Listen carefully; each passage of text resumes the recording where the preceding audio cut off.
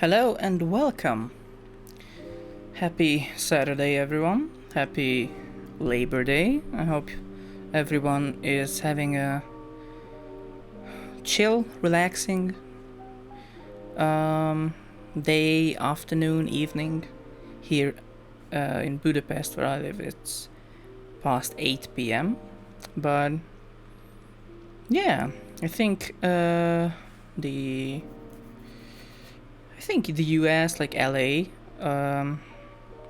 maybe not LA, maybe New York. Maybe I'm mixing them up, but they're like 7 hours behind. So yeah, it's the early afternoon, whatever it is. Welcome, and we are playing WRC9 because to me it's kind of a chill game, even though it's a really difficult one. I don't know. It occupies part of my brain that I don't know. It's like some people relax by doing Sudoku, which is again, it's a brain exercise, but it's a different part of your brain, I think. It's kind of a problem-solving part. Have to put it to... Hello, good to see you. Just messing with the audio. Let me know if it's too loud or something. Let's look at 60. Then we go from there.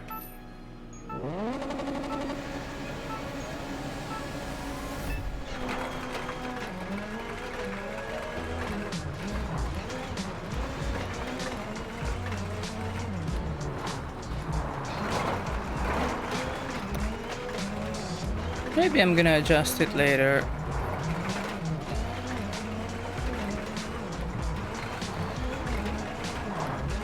Seems kind of okay.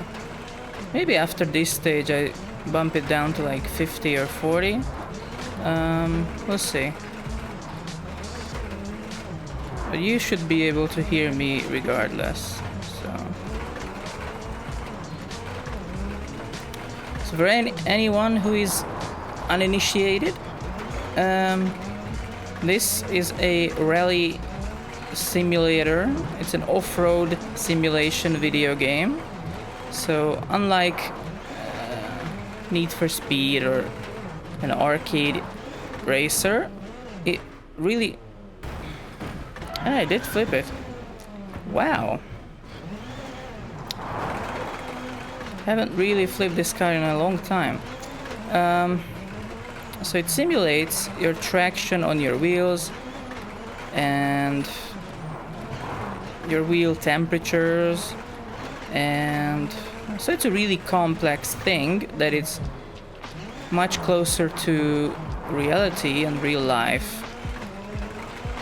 Makes it incredibly hard, but so much more rewarding.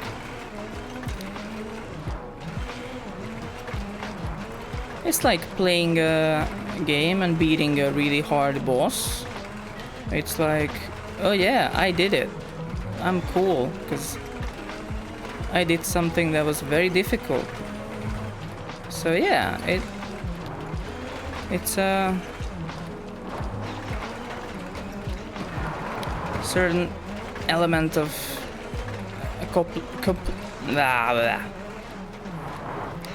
accomplishment there, and yeah, I think it's a really nice thing. Alright. It's pretty slippy, not gonna lie.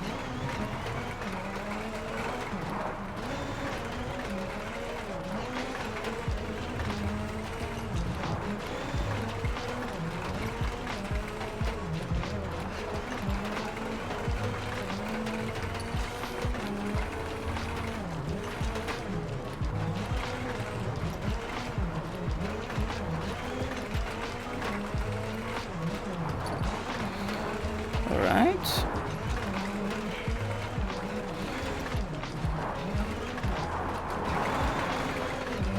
Also, maybe it's gonna take me a little, maybe 15-20 minutes to get back into the groove of it, because it's like warm up before a workout. You just have to get like reacquainted with stuff that's like, oh yeah, sure, this. It kind of differs from car to car, but not that much.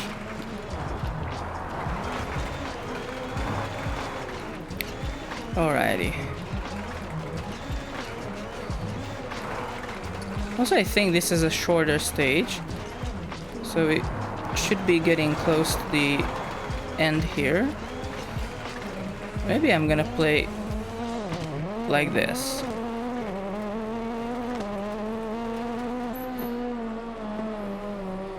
Yeah, I'm gonna take it down to 40 and we'll see. Let me find out my position. 124 out of, I don't know. Okay.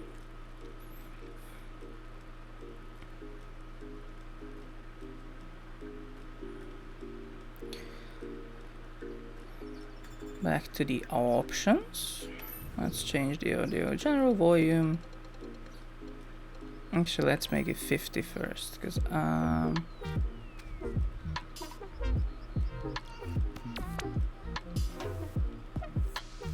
maybe the music is too loud too.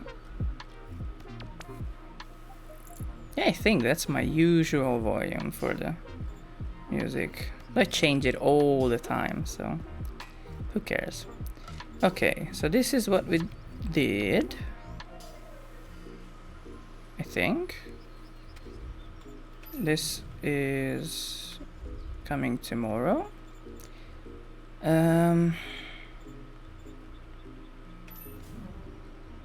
This is the championship. And I have 2 online events. Yeah, this is what I did. This is what I didn't do. Sure. 14K. That's pretty long. But sure, why not?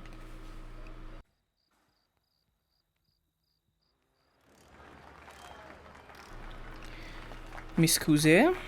I was just muting the mic before, because I'm a polite person. I don't wanna full on burp into the mic. I mean, why not? But you know.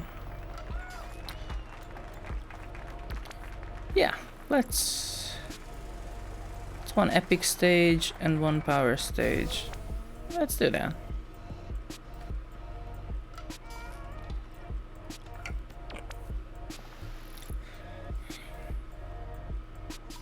Also, Turkey has the roughest, hardest, most unforgiving terrain in the game. Like, Mexico is pretty... It makes you feel like, okay, this is getting something, but this is just punishing, because it's small rocks and it's slippery, because the small rocks slip on the gravel and dirt roads. So it's like, hard to explain, but your car just skids, and it's also really damaging the car. So yeah, let's try.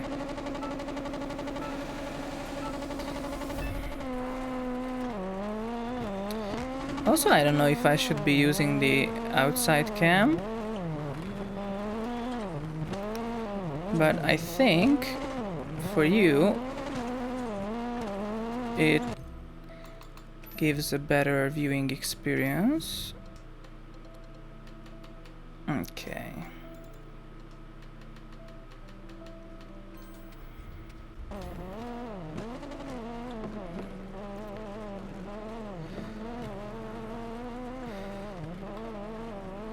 And I'm gonna concentrate a little, because I don't wanna go down those cliffs, and it's very slippery.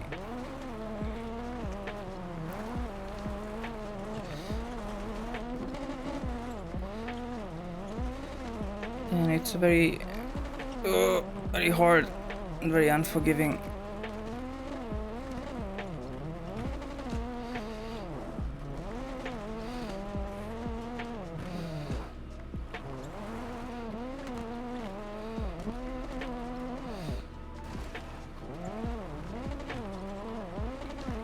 Let's check the... Oh boy.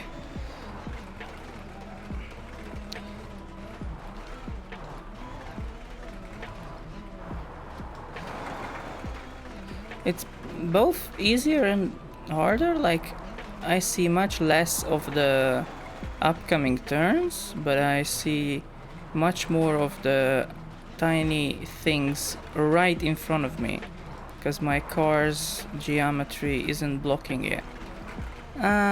Let's go back to the outside cam. This or the... no, it's too close. I think this, yeah. Okay.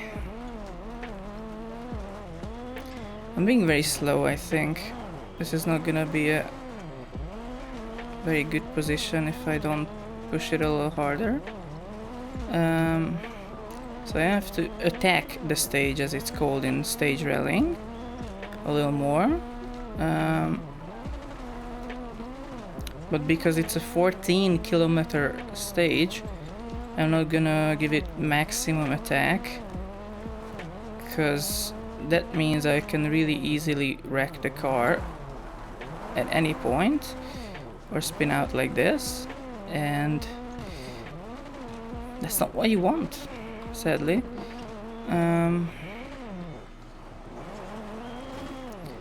That would be great, because that's very easy to do on stages like this. Ooh. Can I restart? Yes, it's not Dirt Rally, you can restart. Okay. Oh boy. Okay, so I have to be cautious and still be brave and fast. So I have to know exactly when to slow down, and don't slow down a nanosecond longer than I absolutely have to if I want a competitive position here. So we'll see. I don't know if you see how much the car is sliding in unwanted ways, but I'm not really jerking the stick, I'm just trying to counter steer. Because it's a simulator, if you're... Okay, so the front wheels are responsible for the turning. So if your front wheels are on an incline or a small bump, that's gonna steer the car unless you counter steer. It's the same in real life. So if you go on a bump and you let go of the steering wheel, your car is gonna go in a direction that you don't want, because your front wheels are susceptible to the bump, just turning them in a direction, and whichever direction your front wheels are pointed, that's where your whole car is going to go. So again, this is a pretty tricky stage, but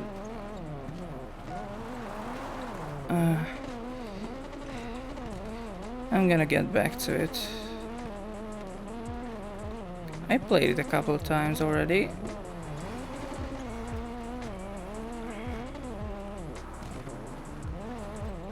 I played this game a lot.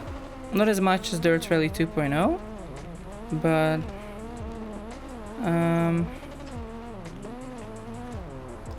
combined with WRC9, its predecessor? I think, yeah, maybe. Somewhere close.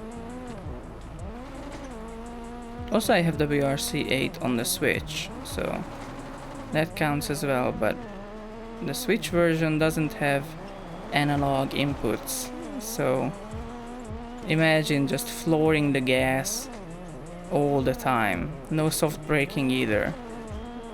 So, nah, it's weird.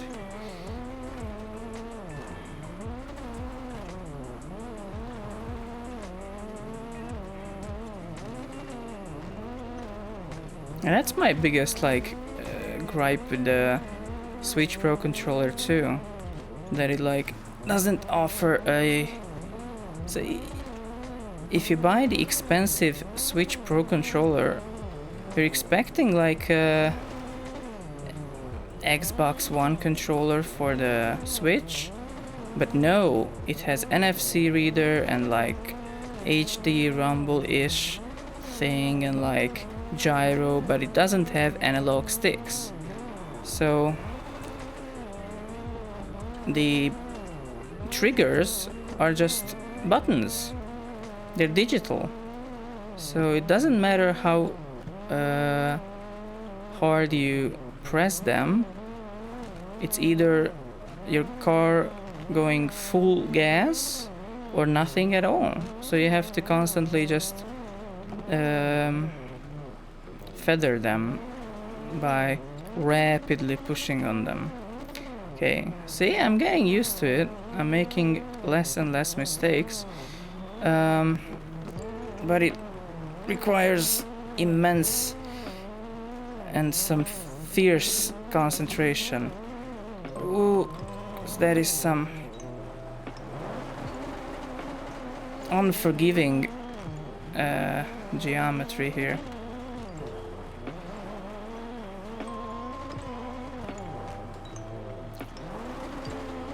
But it's okay. It's a marathon, not a sprint.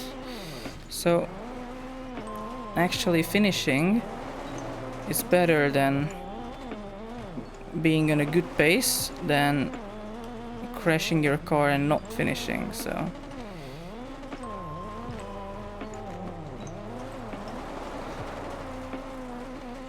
Also, this is kind of an okay pace.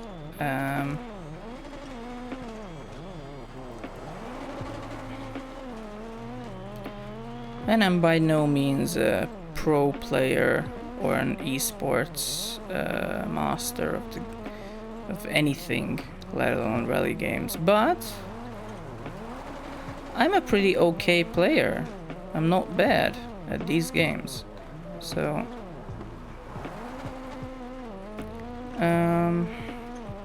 yeah, I'm trying to put in a competitive-ish time, or at least something that I'm proud of. And again, I'm playing on controller. Some people play on a racing wheel, which offers greater control. But yeah, I'm not very good with steering wheels yet. I drive front wheel drive 1.4 liter car in real life, so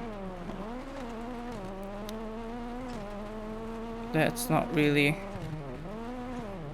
comparable to anything like this. I don't even know how much horsepower my car has. I mean, it accelerates pretty nicely, even though it's an older car. It's from 97 or 99 or something. But yeah, it goes up to 140 kilometers per hour. It's not even without a hiccup or anything, so, or without making sounds of struggle. So yeah, that's a pretty neat engine, I would say. It's really nice to drive. Though again, like, granted that you are aware that you're driving a car that was made before 2000, so it's like a pretty old one. It still works, still goes, and yeah. Like, if I didn't need like expensive cameras and expensive computer gear and studio equipment and shit, I could easily have a nicer car. But you know, you gotta invest in what brings in money, and a car for me would just take away money, so has to wait.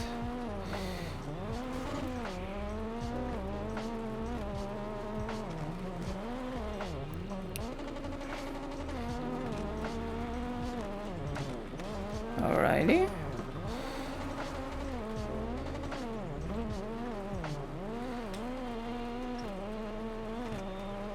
I think we're at least halfway through.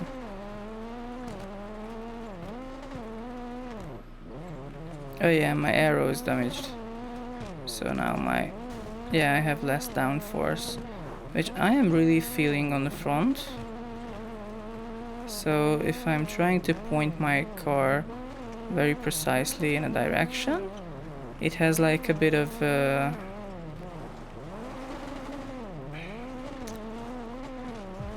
some of that precision has eroded away as my front arrow got wrecked, I think. That's what I said about the unforgiving terrain here in Turkey. Those small rocks and stuff, these, very slippery, and also they just wreck your car like sandblasting. So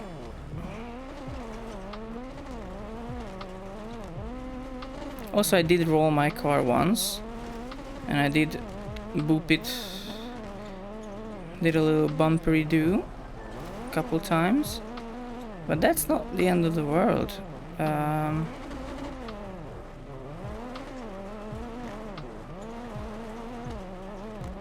Also, I think I'm on hard gravel tires, which I hate, but sometimes you gotta use those long-lasting tires.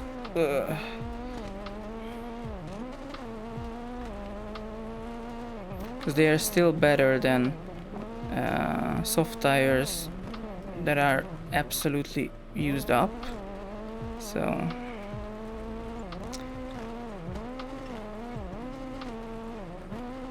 also, I don't know how many of you are following the Goodwood Racetrack's Festival of Speed on either in real life or like I am on social media. They just posted, I don't remember the driver's name, but he did the whole course with a Jaguar, I don't know, Jag, on 2 wheels, alright? He drove the car very slowly and carefully through a whole racetrack on 2 wheels, okay? So that was a ramp, the same that they use for action movies. He flipped the car on its side and somehow balanced the car through the whole racetrack on its side, 2 wheels, Dubai style. And it was like surreal. It was otherworldly. It's some next level shit.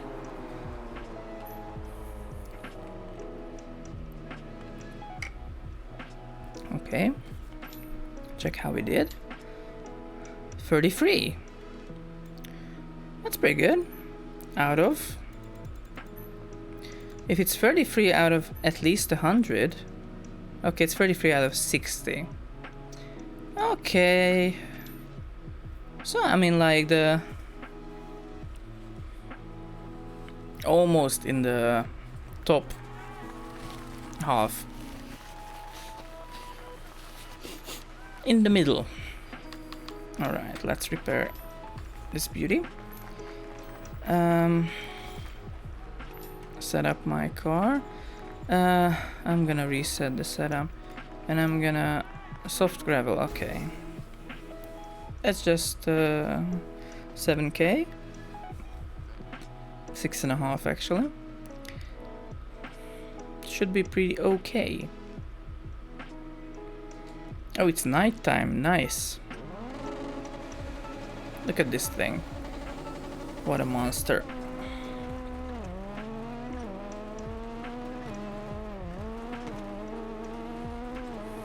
Okay. Because now I have soft tires, I can attack this stage a lot more.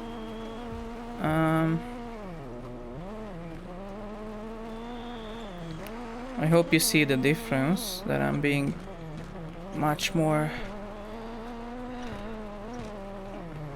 brave, I would say.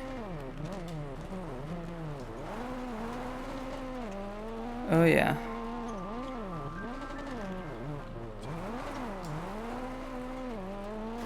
Maybe I should have risked soft tires, but you know, it's very scary for 14 kilometers. Because I think it's like...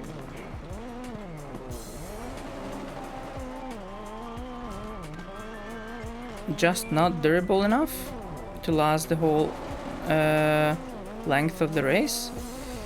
I don't know. Also, these rocks are very close. I don't like that.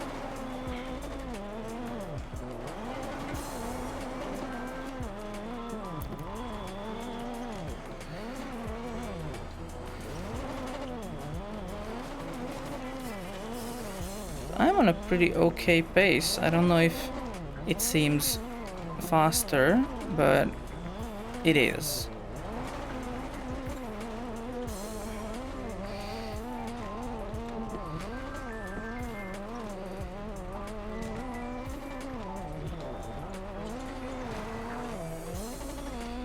You should see my hands. I'm pushing like 7 buttons repeatedly, switching between them. But I don't know. The overlays I tried didn't really work all the time, so I was like, you know what, it's fine. I should figure out a way that is like an executable. Ouch.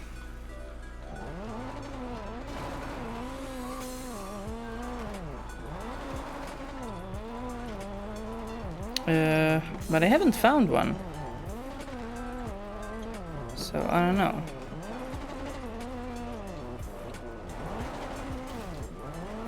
It should be like an OBS add-on, but I don't know. If anyone can recommend me a good way to put a controller overlay on the screen that's not like a browser source that stops working if I turn my controller off, that would be great.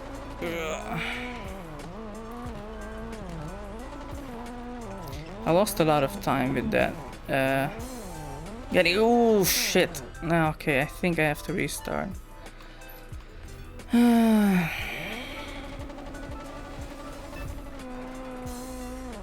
Let's go.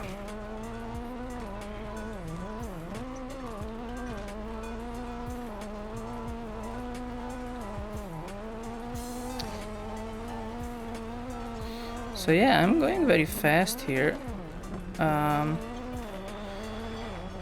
it's scary, because any of these bumps can just send you flying. But it's okay. It's fine.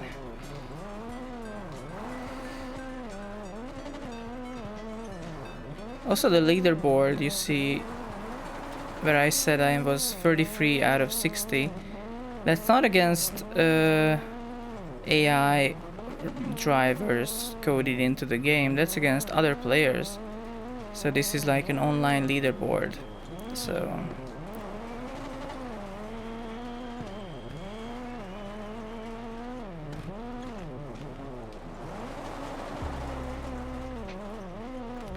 that's pretty okay, I think. That's not a terrible time. And you know what? Someone who doesn't play this every single day or tries to be competitive, playing just out of enjoyment, I think that's pretty okay. Being around or in the top half, that's good stuff. That's some poggers things. Alright. Alrighty.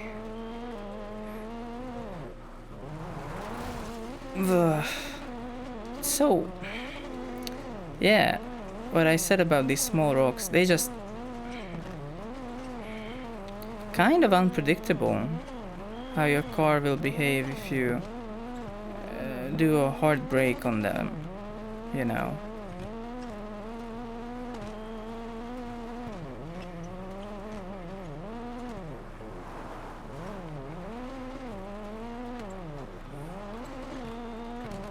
Alright.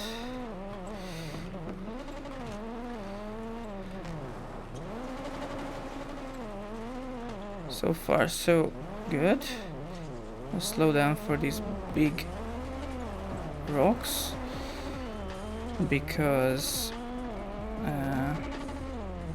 if I crash into them, I lose more time than I lose with slowing down. Oh yeah, oh yeah. It's pretty okay so far.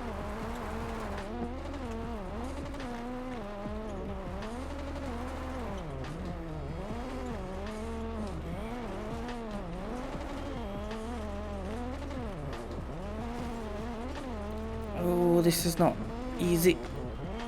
I don't know how difficult it may look, but it's not easy. Not even a bit. Not even close.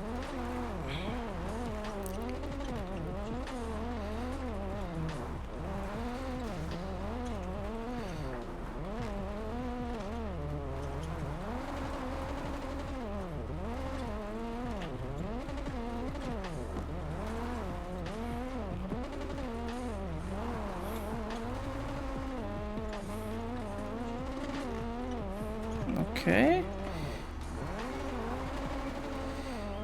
Alright. You just have so little control over your car.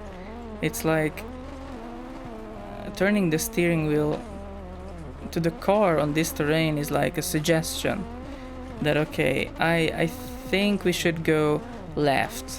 And it's like, okay, I'll try. And then we kind of go left. That's what I'm talking about. All right.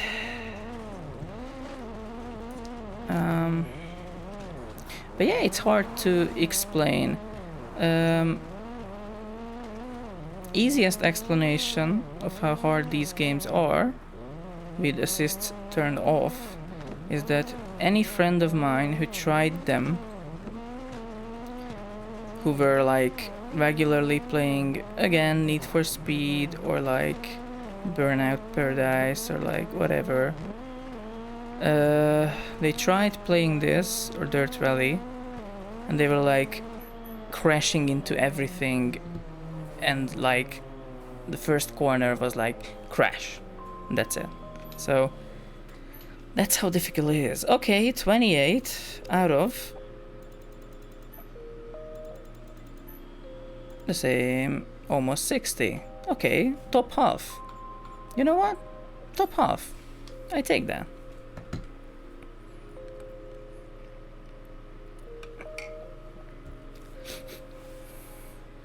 Top 50%. Okie dokie. We have some online multiplayer. We have some online events. We have some clubs. But I think we should just continue our season. Which is... now we're playing against other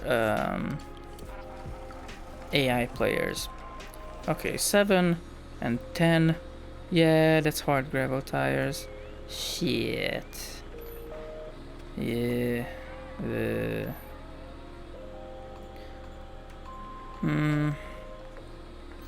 Yeah, let's do this. Let us go. Oh, this is one of the new tracks. Oh, it's beautiful. Portugal. It's one of the new tracks. It's a good looking track. Look at this. And the graphics are not groundbreaking. This is a borderline ugly game by today's standards, but the level design is 10 out of 10. So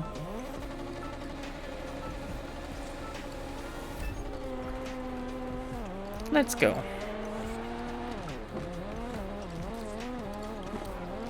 Let's try getting a really good time.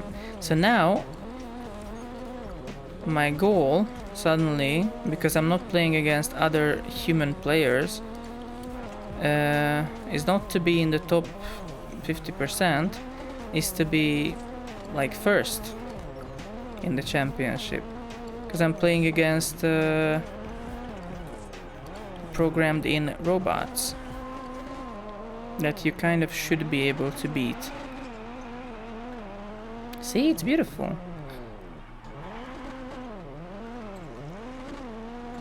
Oh, it's pretty tight too, but it's beautiful. Alright, alright.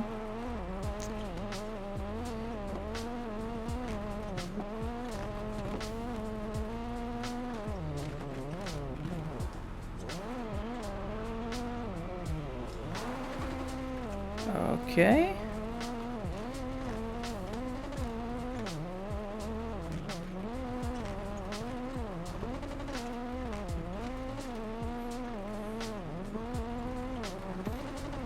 Also here in Hungary, tomorrow is Mother's Day. It isn't in the US or other places, but here it is. So if you're from Central Europe or a place where Mother's Day is tomorrow, then hey, maybe do something nice for her. They usually deserve it.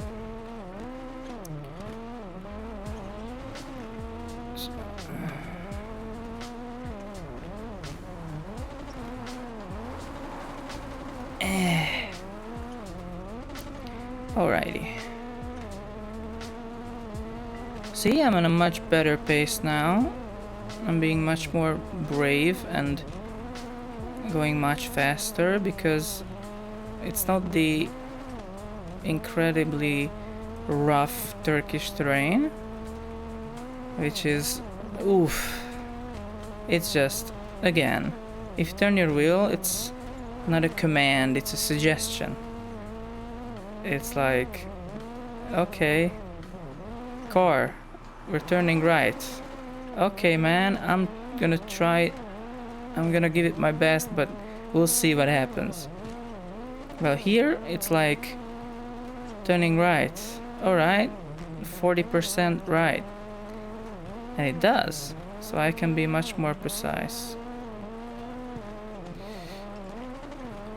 Which it's much closer to the actually scary fast real stage rallying, which, Jesus Christ, looks like this.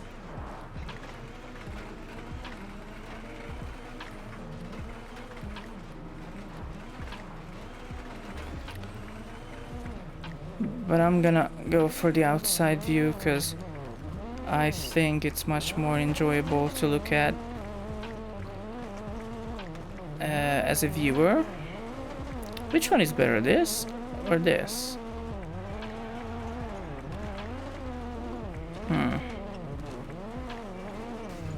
Oh boy.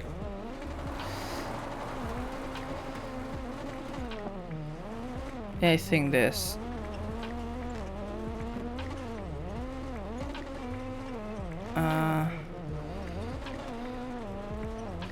Alright. So I think the first one is a shorter stage, and the second one is a 14-kilometer epic stage, if I remember correctly. We'll see.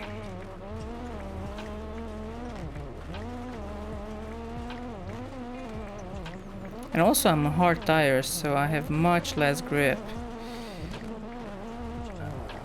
I cannot be as brave and precise as I would love to, because I'm on the shittier tires, because they last longer.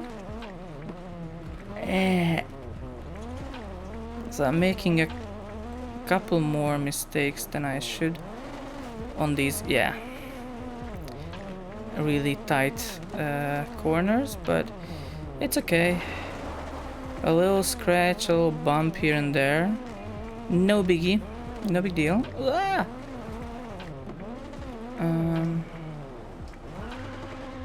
There you go. Boom. 7th? Alright, whatever.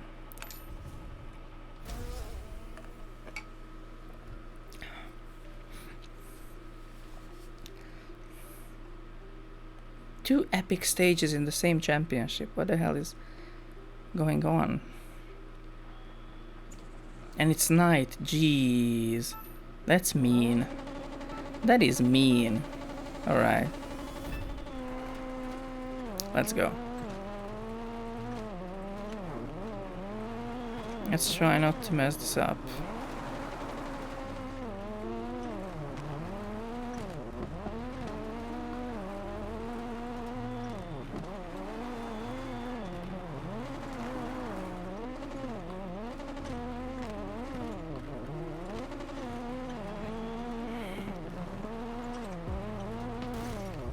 Jesus, that was unnecessary.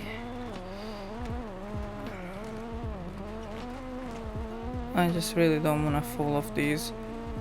I mean, I have 4 restarts, I think. But yeah, you don't want to restart a 10-kilometer stage if you don't have to. That's just common sense, I guess. Okie dokie. Ooh. Okay. Still fine. I overshot it a bit.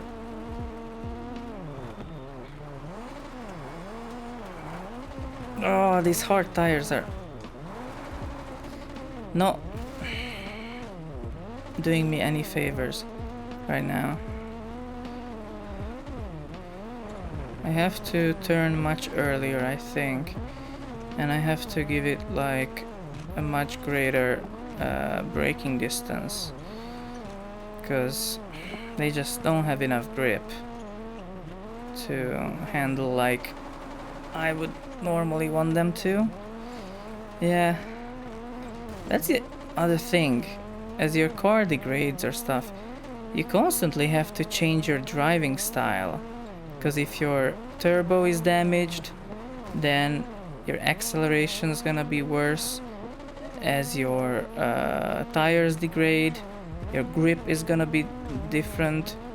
If your brakes get damaged, your stopping distances will be harder to keep track of. So it's a really complex game, and you have to do like split-second decisions.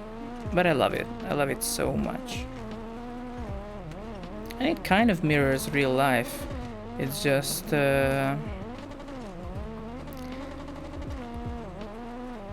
it's not there yet. Like, there's so much differences between this and real life, but we're getting there. Year by year, we're getting better and closer, so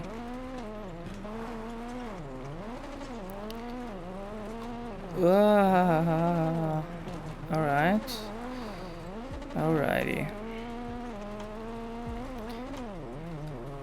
Oh. Okay. Also, like, the visibility changes depending on where you are. This game has dynamic weather and daytime, I think. Maybe just weather. But like, yeah, if it starts raining, then you have to adjust your driving style to like more slippery conditions. And it sounds like a small things, but they add up. And you just have to take a corner at a completely different speed and angle at the end of the race and at the beginning. So yeah, it's pretty neat. It gives you something to do and react to on top of concentrating on the race. So really cool stuff.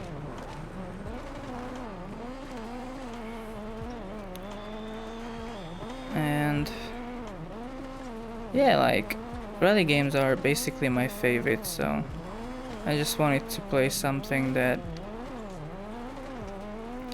is like a comfort game for me. Like, it's skill based and it's like hard and difficult, but I'm familiar with it and I know if I mess up, I know why I messed up, so I won't get as frustrated as like playing a brand new game and getting lost because the game didn't tell me that, oh, you can like climb these things, you just have to unsneak or something. Because yeah, some old games that give you a tutorial, a really long tutorial about walking, and zero tutorial about the actual interacting with the world. And I hated those. I mean, probably most people hated them, but yeah. Oof. Also, back in the day, you didn't really, for a long time, you didn't really need to worry about your PC specs. It was a matter of like, will this game even run? And if it did, then hey, this game runs, hell yeah. But now it's like, micro stutter and like frame drops and no unlocked frame rate, VSync, uneven frame timing, stuff like these.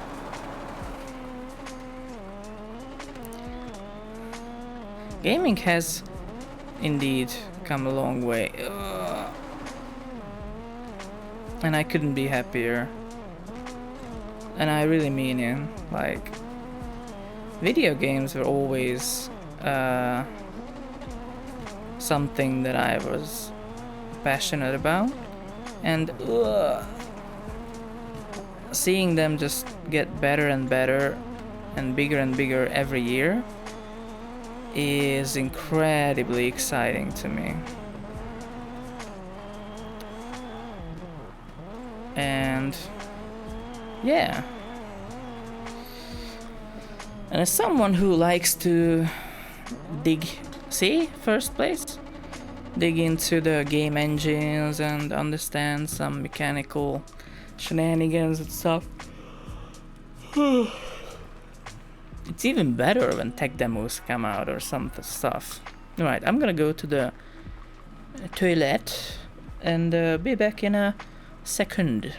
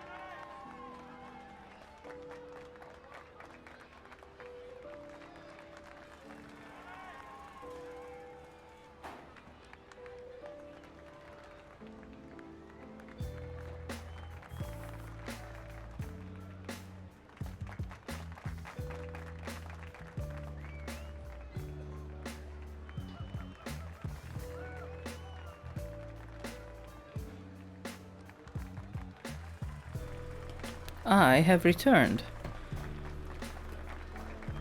And we have another epic stage. Oh boy. Epic stages are the longest in the game, so not exactly keen, but hey, sure. Let's go.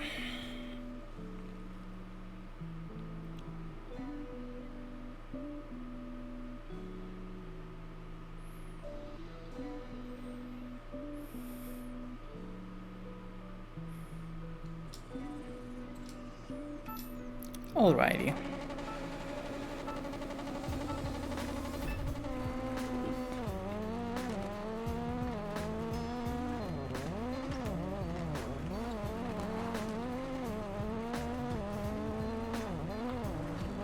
Hard tires again, which I'm not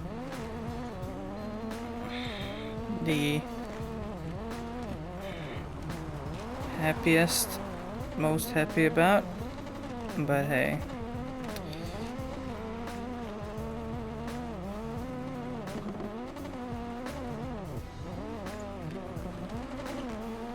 I think I'm still pretty fast, so.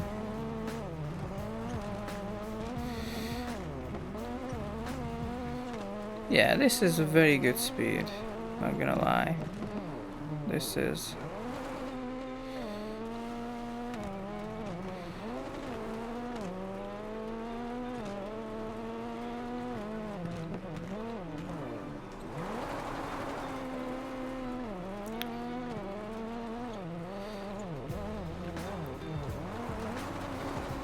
Oh, that was beautiful. That was absolutely perfect.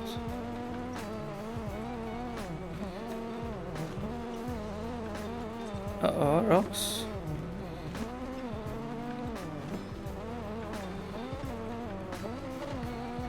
There you go. This is an awesome game. I'm really excited about WRC10 coming in September, I think. And yeah, I think it's gonna do the same as Hitman did with the World of Assassination trilogy, that you can play all the previous words and they just add a couple more. So I think they are going to do that as long as I don't know, an engine revamp is necessary.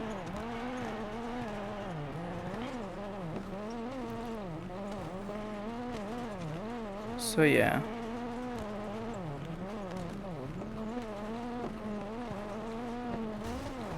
Oh. Shucks. There you go.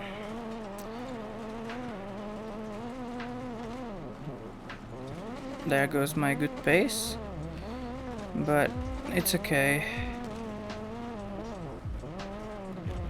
I think I'm still fast enough that if I don't make too many more mistakes, I'm still gonna finish first. Let's see.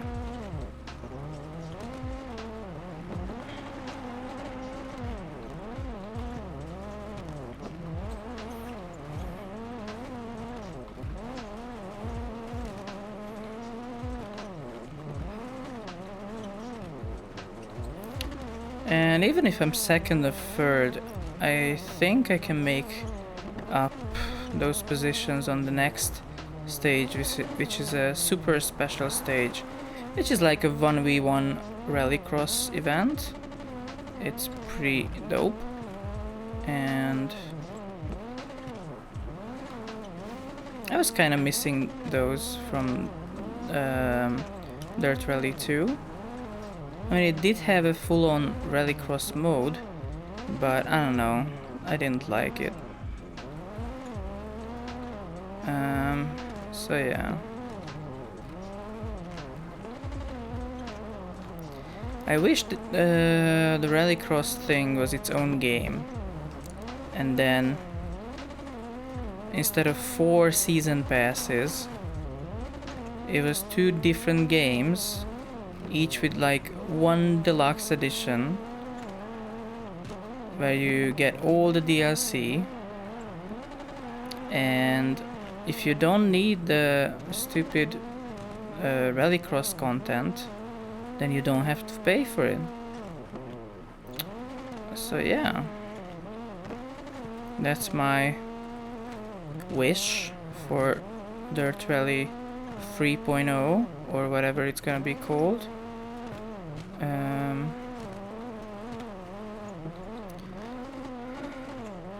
Though again, I don't know what are they planning, because Codemasters just acquired a bunch of studios, so I have no idea. Oh boy, that was not a good... okay. Alright. It's harder than it looks.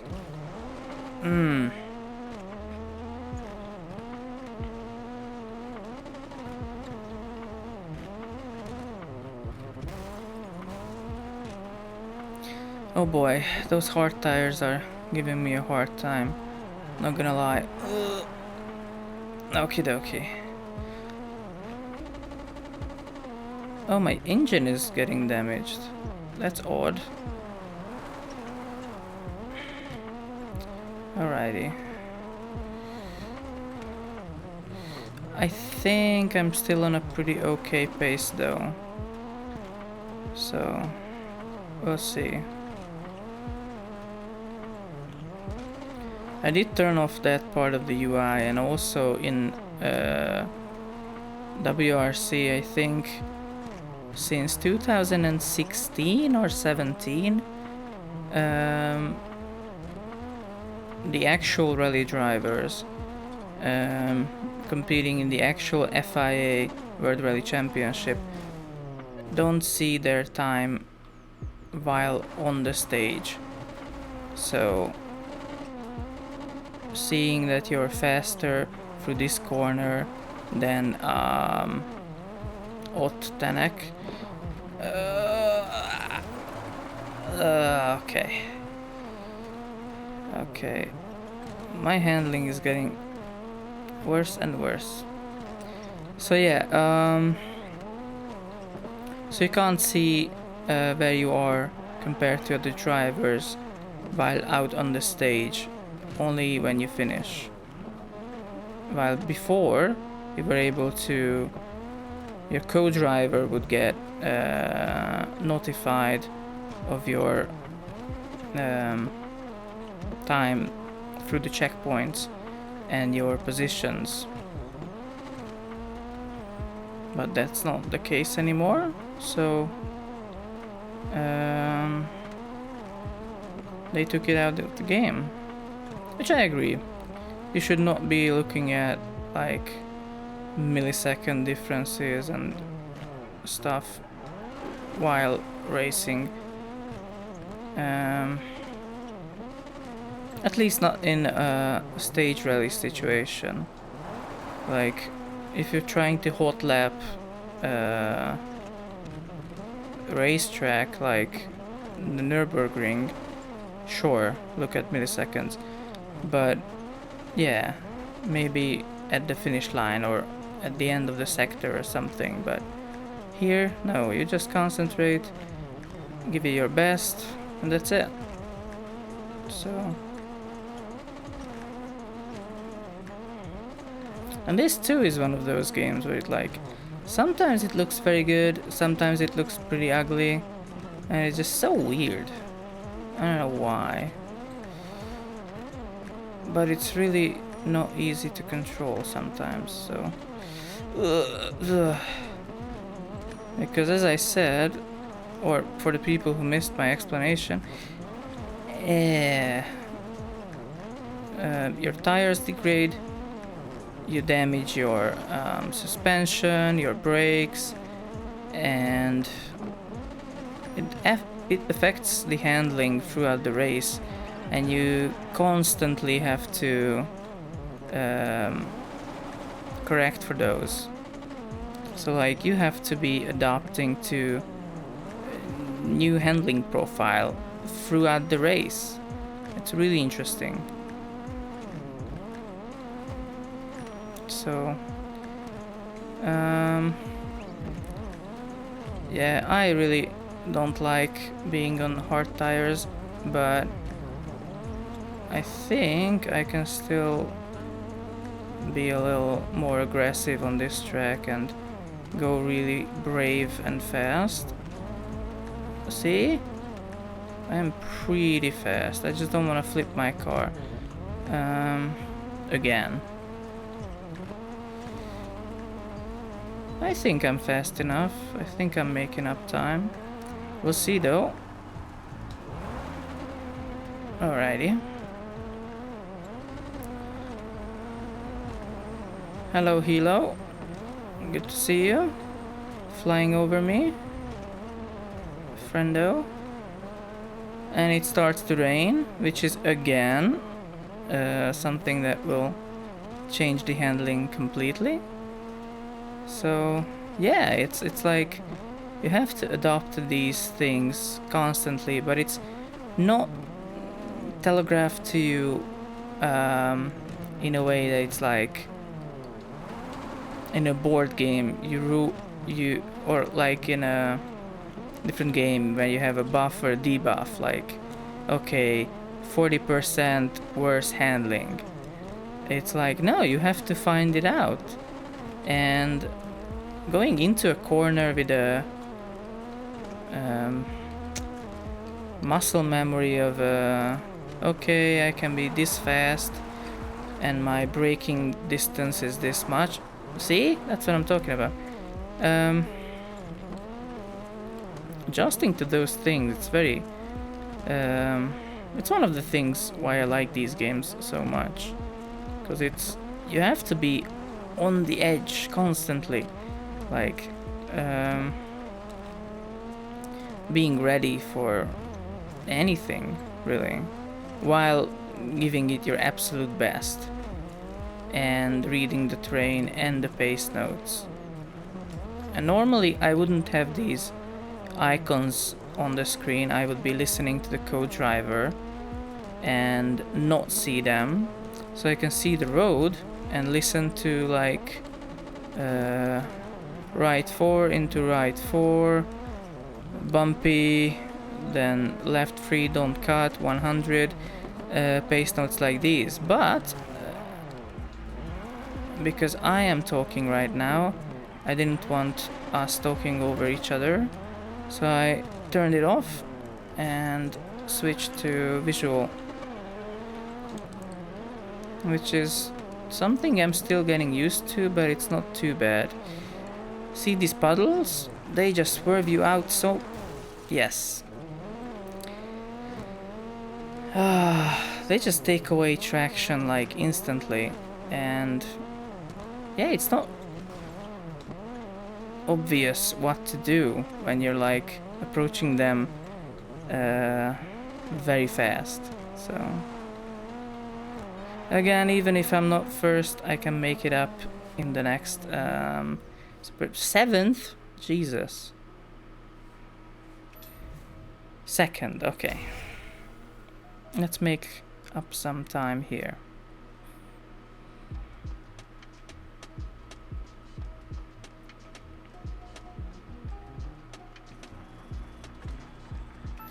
Oh boy.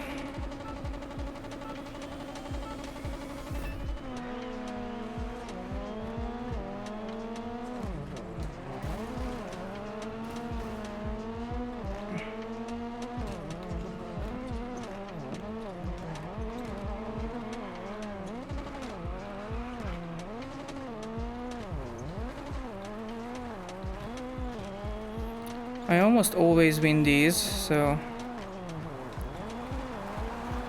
we'll see.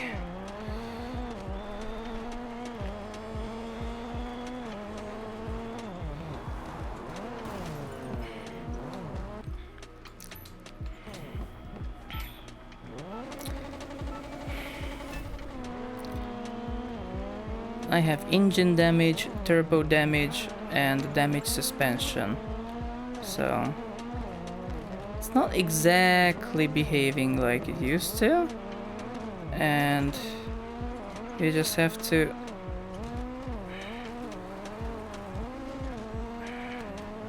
you just have to be ready for bigger, slower turns and like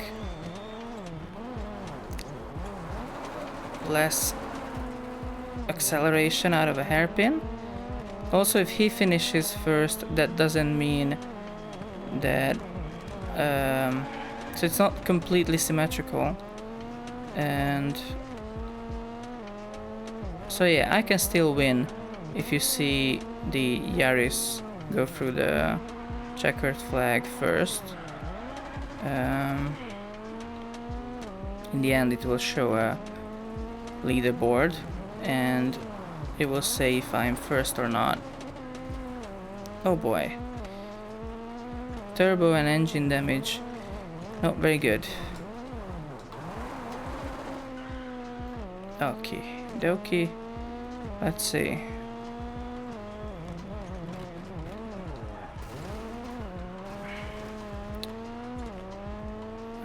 And transmission damage. How neat. It's really hard to... Okay. Alright, okay.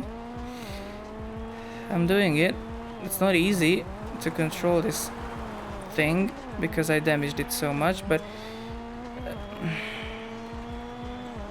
I'm doing it. It's just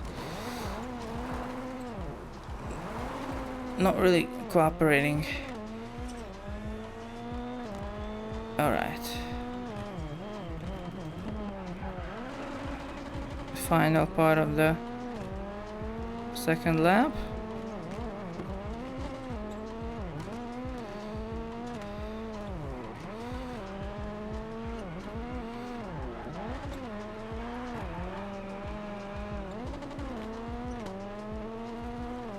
I am very slow because of the damage to my... Oh boy. Okay, maybe I lost here.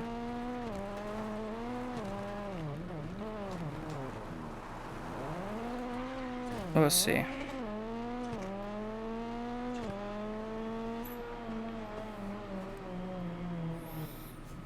No, it's okay. Alright. So I'm currently second in the championship, but I still have 2 more races to make up for the lost time. And I'm finally on soft tires. So like 5k and 5k. Okay. And the last one is the power stage. So that's the more important one. Let's go.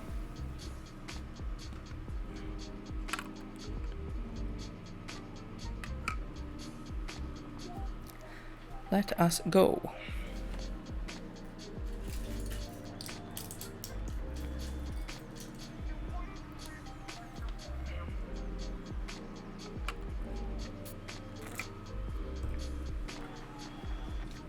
All right. Wish me luck.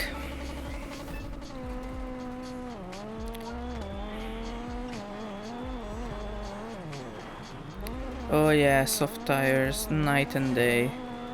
Oh boy. Oh yes. Precision. Absolute precision.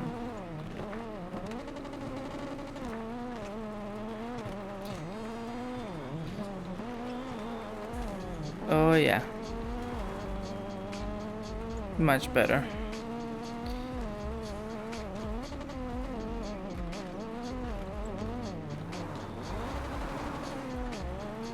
See, I can do these flashy things. If my car is not completely wrecked, I can show off a little.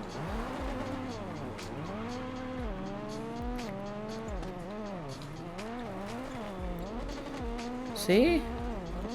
Flexing.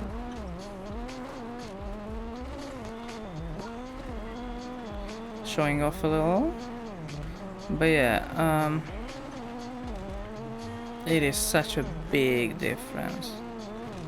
So yeah, again, for the uninitiated, I cannot use soft tires on longer stages because they degrade much faster, but hard tires have much worse traction, so you have to choose between durability or handling. And sometimes stages are so long that you can only choose the hard tires, which again handle like shit but won't get completely disintegrated by the end. So yeah, that's basically the gist of it.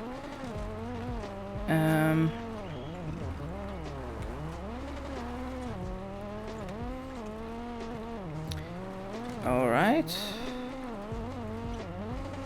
See how much flashier I can drive with soft tires?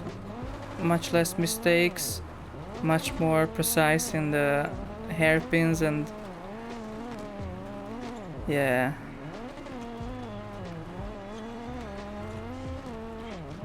And I still have all the assists turned off, so it doesn't do any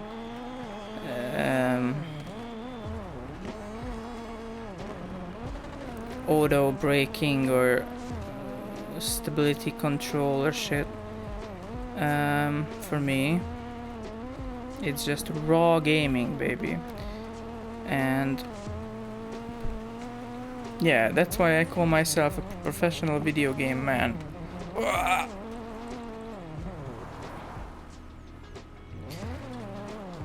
Oh yeah, much easier. Because, yeah, back in the epic stage, I couldn't just avoid a crash like that because my brakes were damaged and I was on hard tires. So it's like, you see the wall, you're trying to slow down, and it's just not slowing down. Oh boy, I'm second.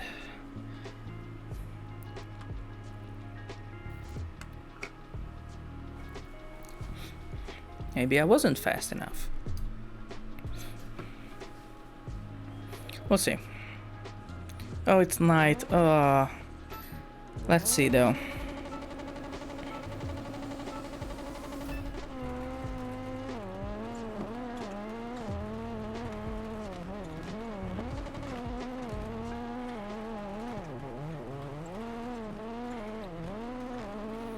So I should give my absolute best here because it's the last stage and it's also the power stage, which means that the judges, I think that's what it said in the campaign, will give bonus points or something. Whatever. So if you're first here, it counts a little more than if you're first on another stage but third here. So like the championship works in a way that every position on the leaderboard gives you a number of points and they add up, and at the end of the championship the person or team with the most points wins the championship and the trophy. But penalties either add time to your time at the end of each stage, or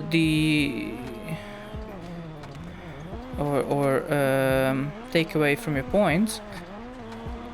And I think a power stage means that if I get like X amount of points, they count like a little more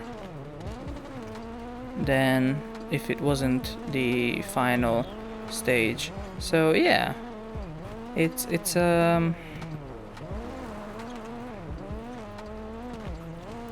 It's just something else to kind of give the game more depth.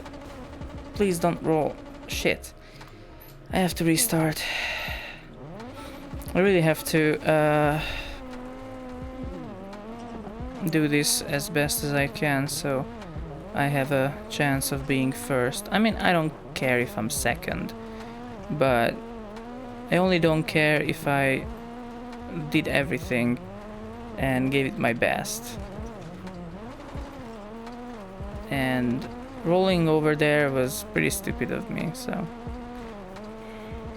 could have been easily avoided.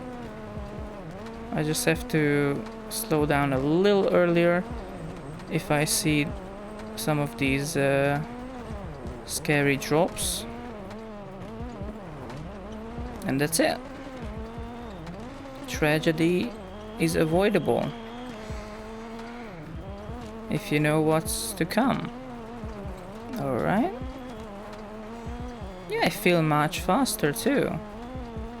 Maybe because I know the track and I'm on soft tires, but yeah.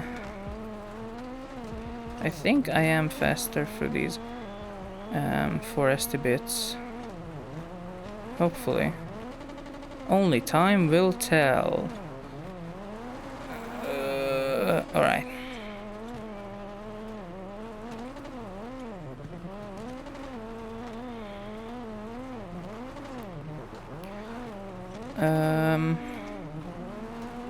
Where was it?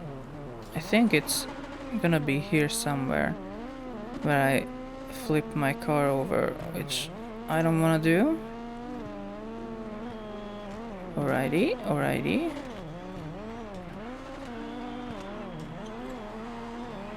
Nice, nice. Yeah, some of these cliffs are pretty scary. I would not really be comfortable driving at these speeds, even in a rally car in real life, because like, even though you have a roll bar, one, rally cars are incredibly expensive, and two, yeah, it's just a roll bar means you probably have a much lower chance of dying, which, I don't know, doesn't sound like a good time. Rolling down a cliff, so I still made a mistake, but I don't want to just restart over and over again. So, and it didn't reset me. So the other thing is, if I go off the stage, then reverse back and start driving again, that's much better than if the game resets you, because then you get a penalty, and that penalty is usually pretty cruel, so it's like much more of a time loss than if you actually drove back to the stage yourself and start driving again. Alright, let's see. First, there you go. There you go. And second in the overall. It's okay. It is a-okay. Second in the overall championship. Yeah, I don't think I can. I mean, so Monaco, I had 0 points because I didn't finish, I think. Sweden,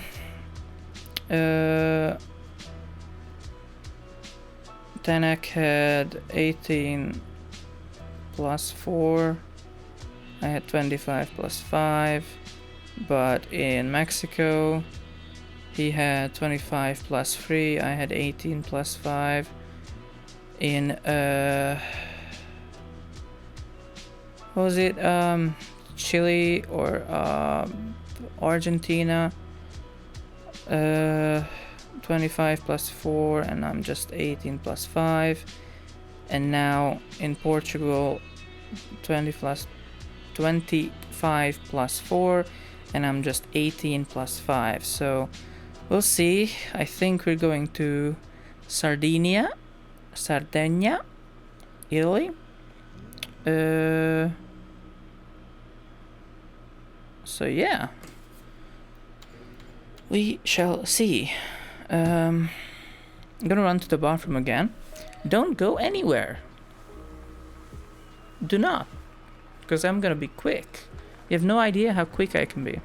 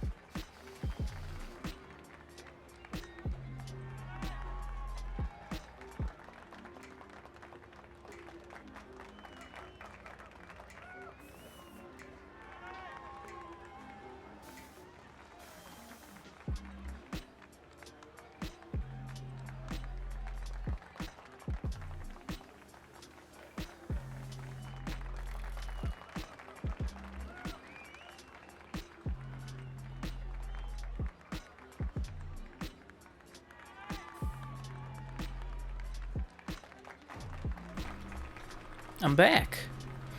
I told you. It was gonna be fast. So, let me just, oh, I have to look up hard tires. Give me a second, because,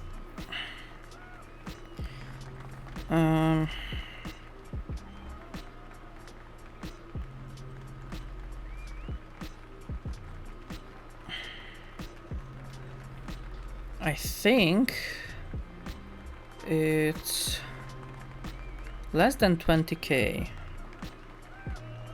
So I don't know, maybe.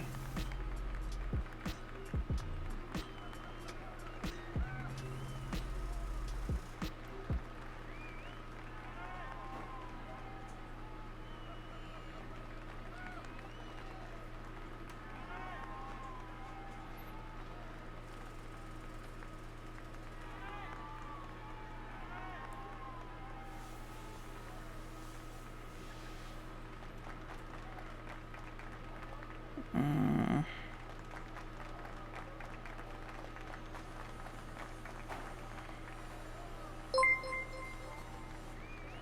Hey!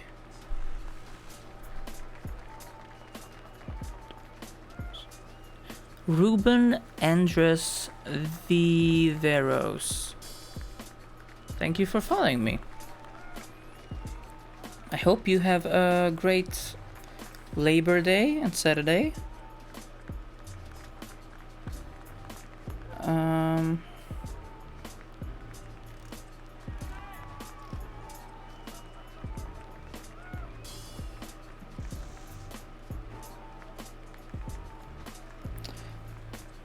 You know what, guys? I'm gonna be risky. I'm gonna go with soft tires. And maybe I'm gonna regret that, but you know what? I just don't care. Let's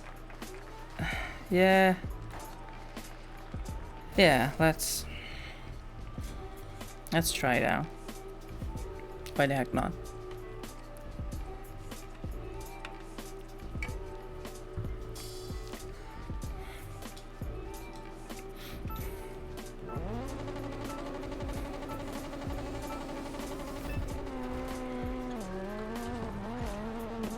Hey yo, good to see you.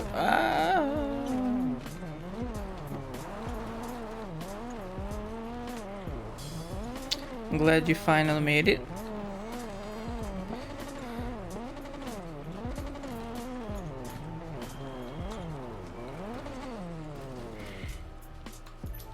That's not what I wanted. Not even close to what I wanted. I wanted to not roll my car there. That was how I could describe what I was going for. Not flipping my car is something that is good for you, you know. Did I say not flipping my car is good for you? I mean, technically it is. Yeah. Don't flip your car, kids. Sounds much better. Oh, that's a lot of rocks. They're very close to the stage. Oh boy. Anxiety levels rising. Also, we are in the beautiful Sardinia.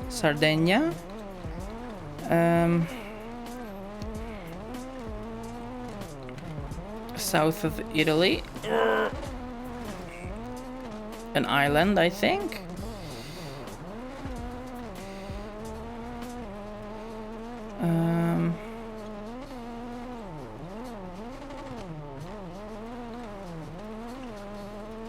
And even though this game has like, I would say, below average or at best mediocre graphics, it can still look good at times. And yeah, just a sunset coming through some of these trees and forests is one of those times when this game can actually shine a little, visually speaking. Alrighty. Okay.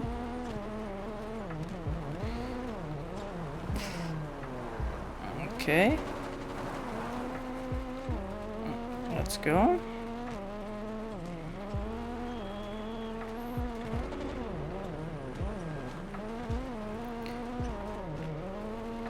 Into the forest we go. Oh boy. As I said, not an easy game. Alright.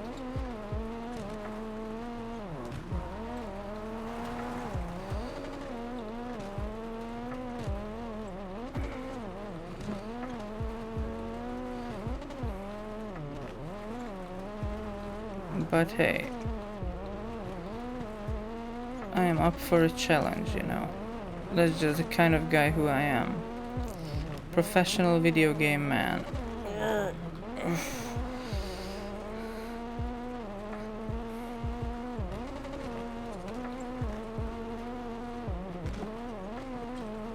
I'm definitely not being careful with the tires though, which might bite me in the ass on the next stage, but hey, we'll see.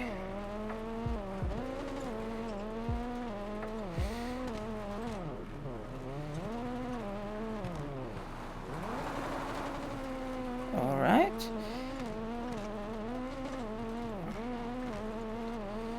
There you go. Finished. 8th place. How? Doesn't make sense sometimes. The AI is just brutal sometimes. Other times it's just like I make 11 mistakes and still win.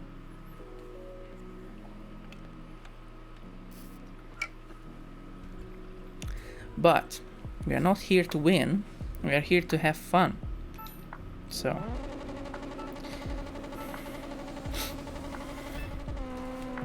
and I think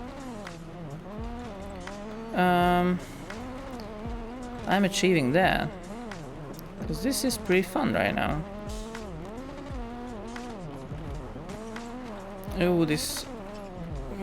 Going downhill is pretty gnarly. Oh, it's pretty scary. I can't see shit. Oh boy. Alright, let's push it a little harder. I need to be... Yeah, I think I need to attack this stage a lot more, because I was very careful on the first run, because I didn't want to crash my car before getting here, because this is a long 13-kilometer epic stage. So, and I hope my soft tires will last the entire duration. Boy, is it hard getting downhill here. Alright. I wish I could see from these otherwise beautiful trees. So yeah, I'm gonna attack this stage a little more aggressively. But yeah, it's a marathon, not a sprint, so I have to last the whole 14 kilometers, because it's 13 point something. And yeah, I shouldn't just give it like a good old flat out full throttle and into the first rock. So I'm gonna try to be fast, but still finish in one piece.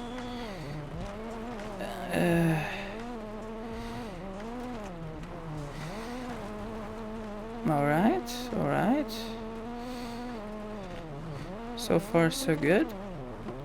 Being a little more risky, because I have to, because the first stage I was like 8th place, which is garbage. But that's how it goes sometimes. I think they have hard tires, all of them, so if I can put in a very good time on this epic stage, then they stand no chance. So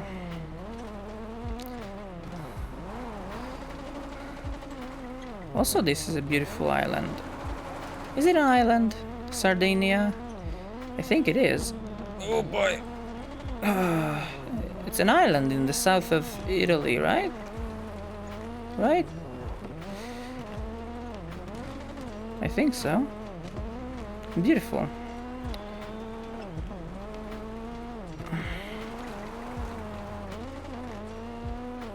Alright.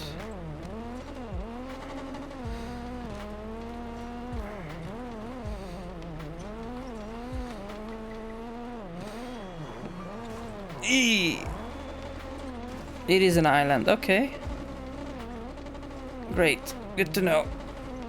That was a gate, and I clipped it quite a bit, but yeah, it didn't really damage my car. I lost like 2 seconds there, which is not bad, so I don't think I have to restart.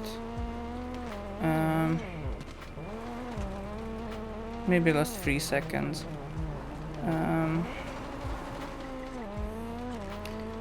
Which is pretty okay on a long stage like this. Alright.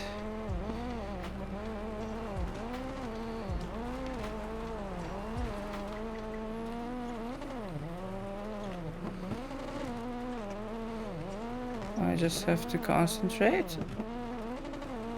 There are some sneaky rocks. Sometimes just being sneaky. Sneaky. Hiding in the bushes and shit. They can completely freak you up. I'm gonna say that. They can mess you upwards. Boy. Alright. Okay. I am being very risky here, huh?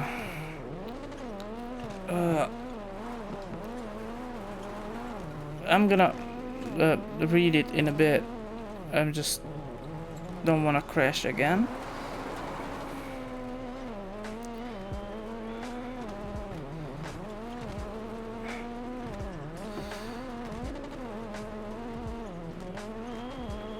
I think I'm like 2/3 through the race, which is pretty okay. And this is a faster section, so I can make up some of that lost time by being brave and driving very fast. Oh boy.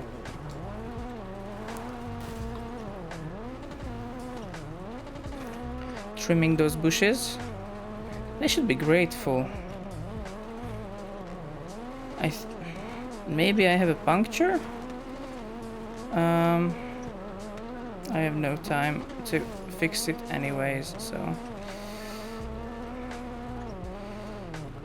It is possible that I have a flat tire on the left rear. But yeah, it's a 4-wheel drive car and I am not stopping.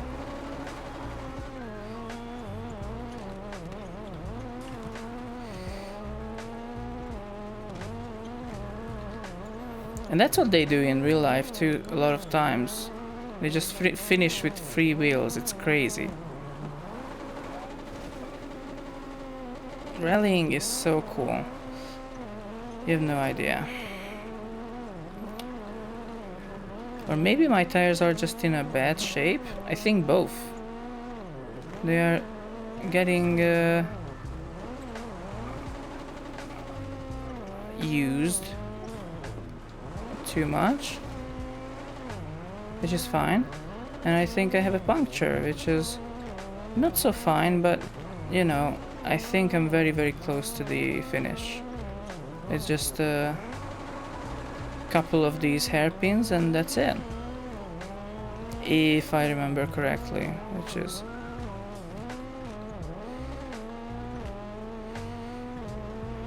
maybe not?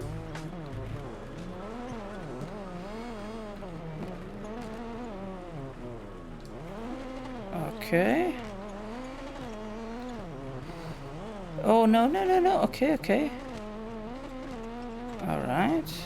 Didn't fall off the cliff. That's a good thing. Okay, maybe it's a little longer than I anticipated, but still. It's much better to finish on 3 wheels than finish with a huge penalty. So, for stopping and changing a tire.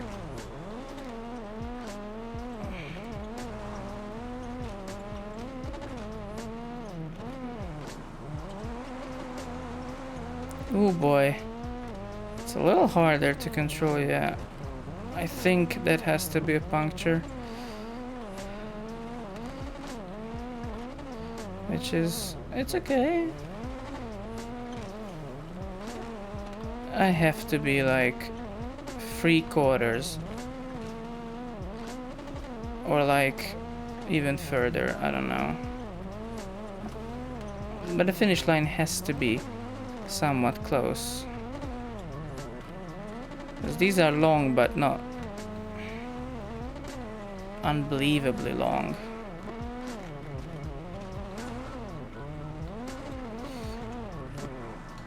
Yeah, up this hill. And a couple more like things, and I think that's it. We'll see, we'll see.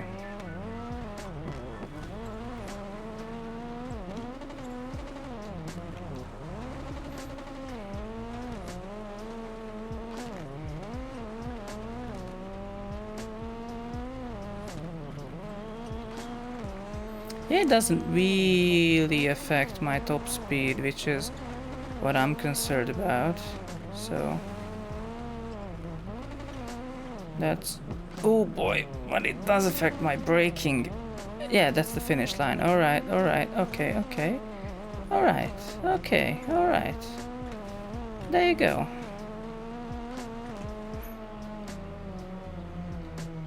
Do I have a puncture? I'm first though.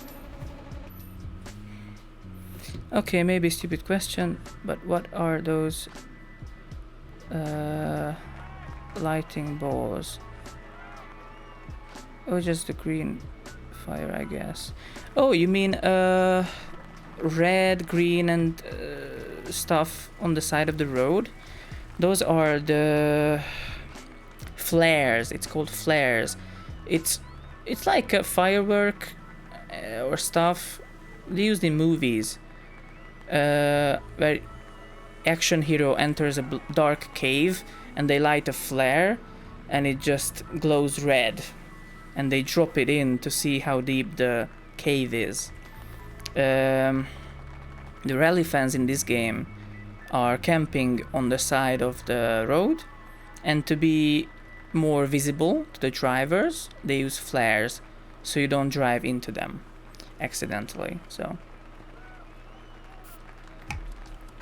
green fire, I guess. Yes, that is a very, very nice explanation. It's phosphor and other chemicals that color the fire. It's really cool stuff. Okay, so I have a special stage and a super special stage. Alright. Let's go. Let's do this.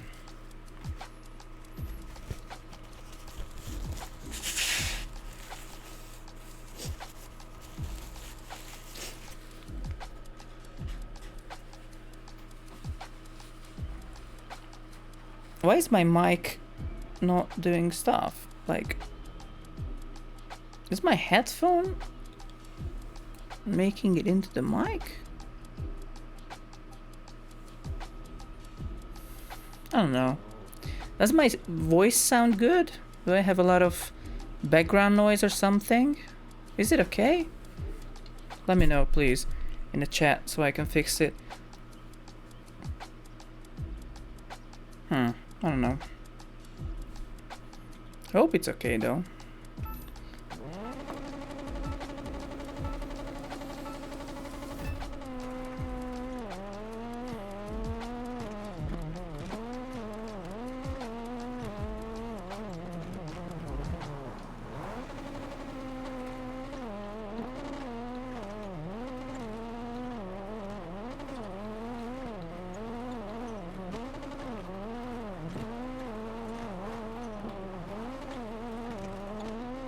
Voice is good, thank you. Alrighty. Cause it said my voice meter in decibel meter in OBS. It said it's picking up a lot of noise, but I wasn't talking, so it had to be the background noise. And I don't want like stupid humming or I don't know, my computer fans getting amplified. But yeah, hopefully it's fine. Like, I know it's fine when I am talking, but I just don't want you to listen to amplified noise when I'm not talking, because that sounds terrible. Alrighty.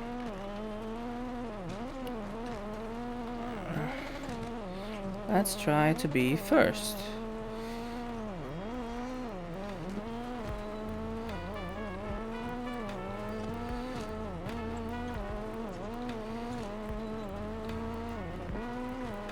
Alrighty.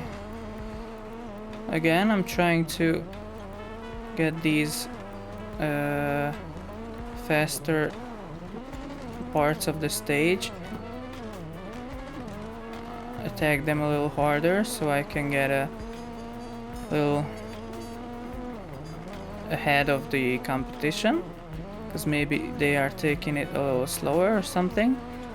And it also allows me to have like a mistake and still not be absolutely annihilated. Oh, I'm going fast though. This is some pretty okay pace.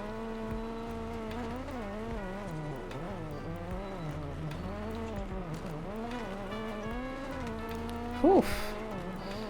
You have to be brave and really trust the pace notes, because otherwise you're just gonna... This wasn't that bad. But yeah, if you hit a rock, it can send you flying. In real life too.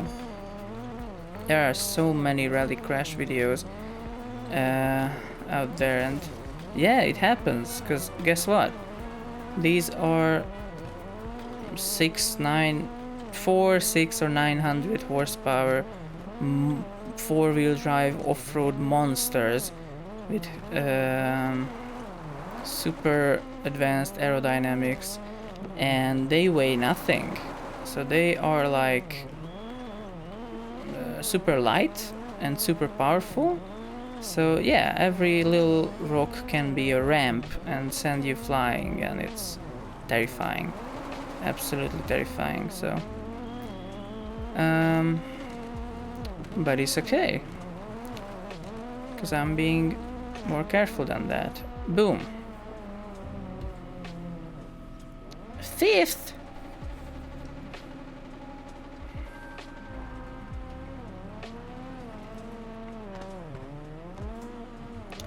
$380 horsepower, 1200 kilograms. Is it? I don't know. Is that the R5 or the WRC category?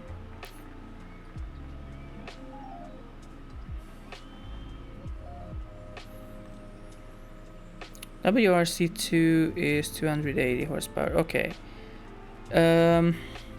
No, the 900 horsepower was like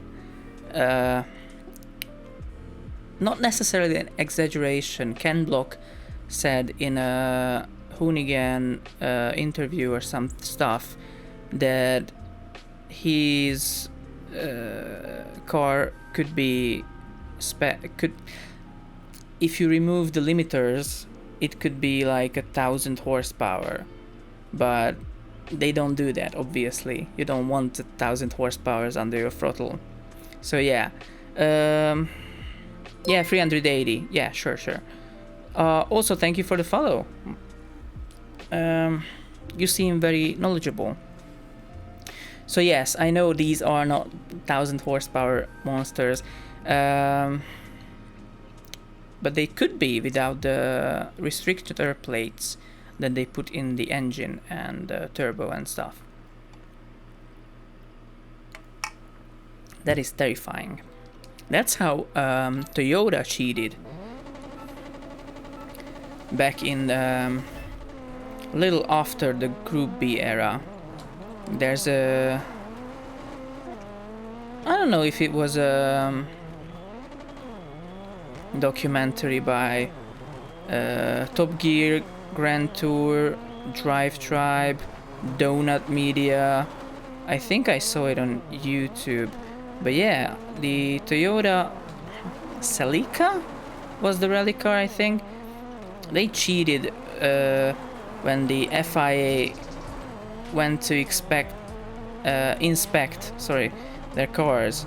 They were like, there you go. And when they went away, they just turned the knob, and the holes on the turbo lined up shit differently, and it was like more power. Yeah, more airflow to the turbo. Yeah, that's the one. It's such a crazy story. It's such a lovely modern Group B. I mean, we're getting like the FIA just posted on Instagram a new picture of the M Sport Fiesta hybrid car for the 2020 season, and it looks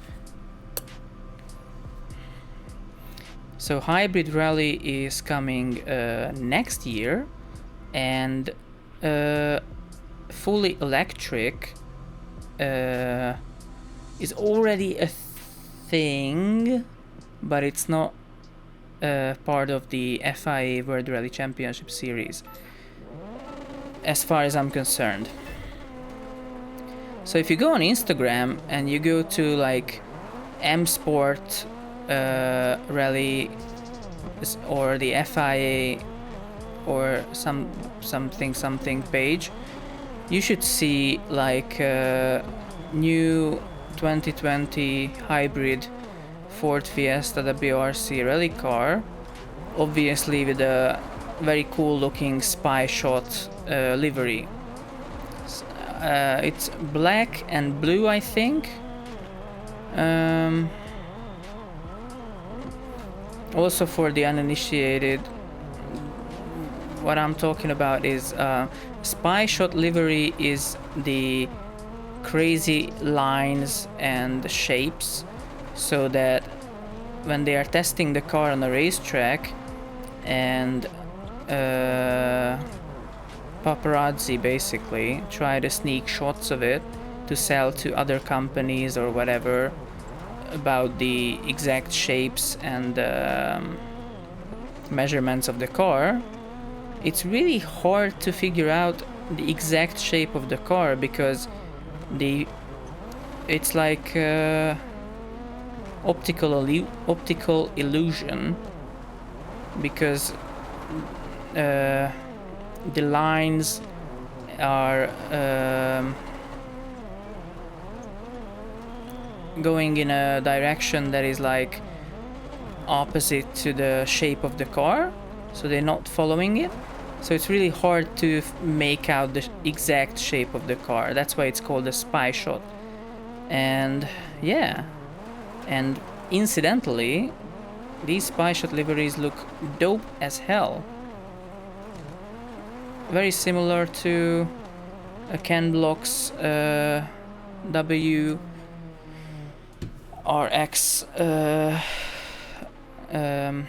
no, Fiesta, the Focus RX RS.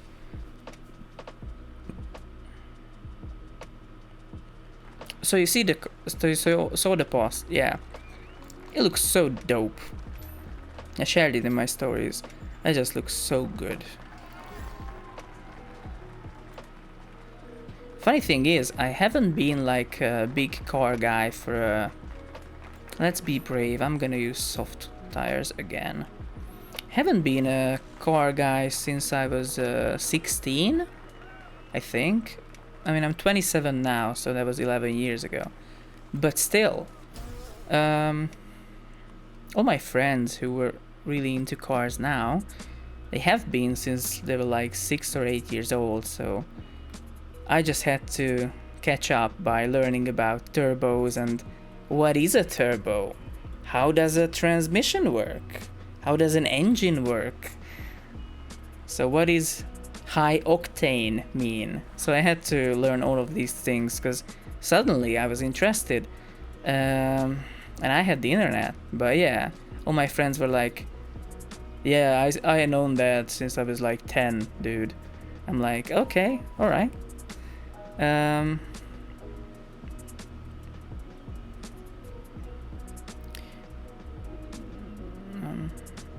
Yeah, right? Maybe one day I will have enough money to modify a small car and take part in a small regional rally championship. But it's so expensive, holy moly. You can buy such a baller brand new sports car for the price of a shitty, not even road legal rally car. It's crazy. Oh, I'm not really into rear wheel drive though, or front wheel drive. So if I'm ever gonna do rallying, I think I have to start with a Subaru.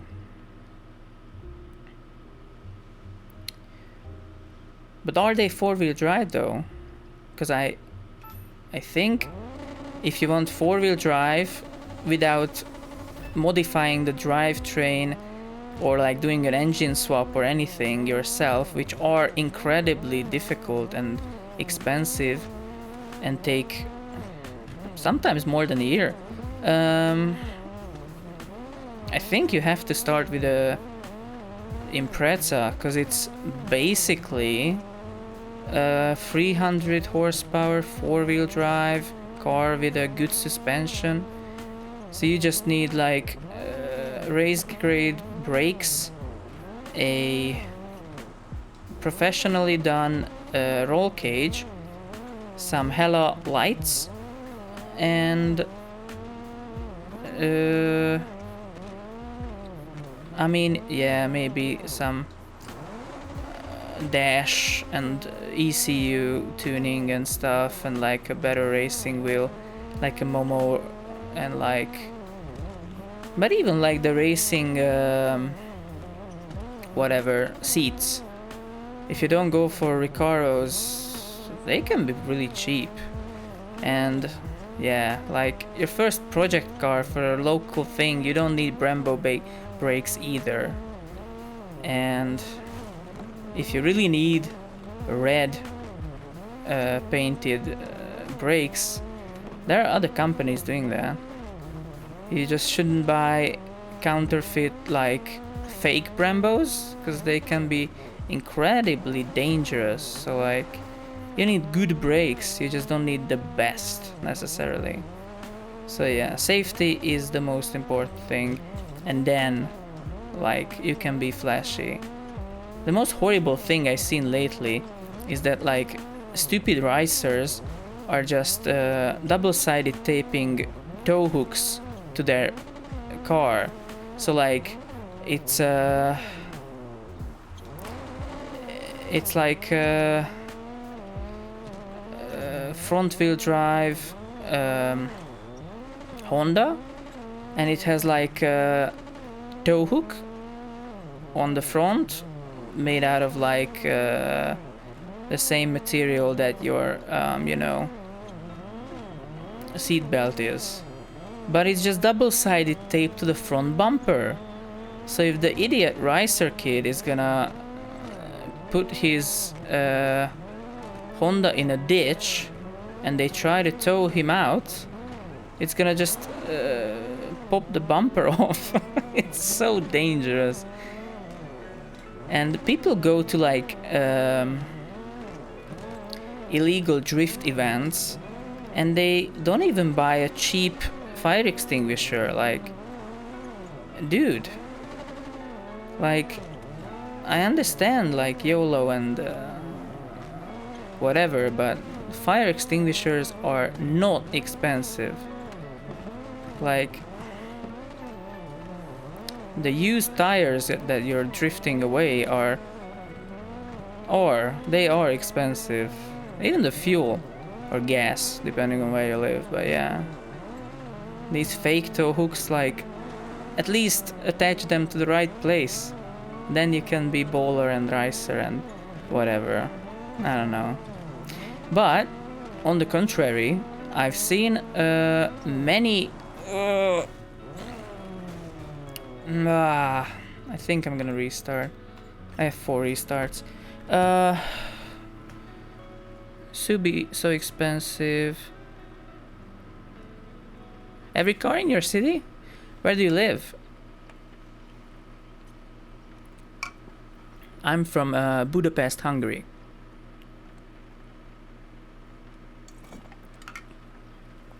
Okay. Yeah, LA is... Man, I wish I could live in LA. I wish. That's my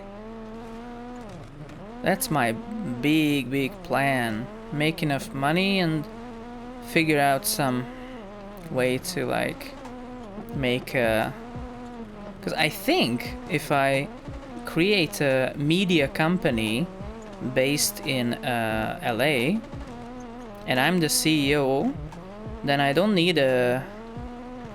Then I automatically have a working visa as long as I don't bankrupt my company, so I can be in the States longer than I would be allowed with a, you know, working visa or like a tourist visa or something.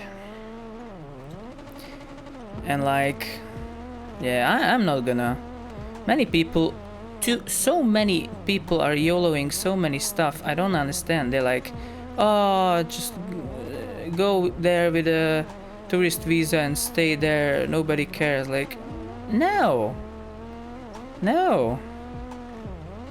Not because I'm terribly afraid of anything illegal. I downloaded movies before. But like, if you're working for something and it can be taken away from you any second, that's sleeping with one eye open, my dude. So, yeah, I don't recommend that. So yeah, hopefully if I can one day, that's well into the future, make a media company based in the States, maybe with a partner who already lives there, and I'm like the CEO or co-owner or something, then obviously I should be able to just live there as long as it's not a bankrupt company. But I don't know if this loophole or whatever it's called actually exists, but I'm not gonna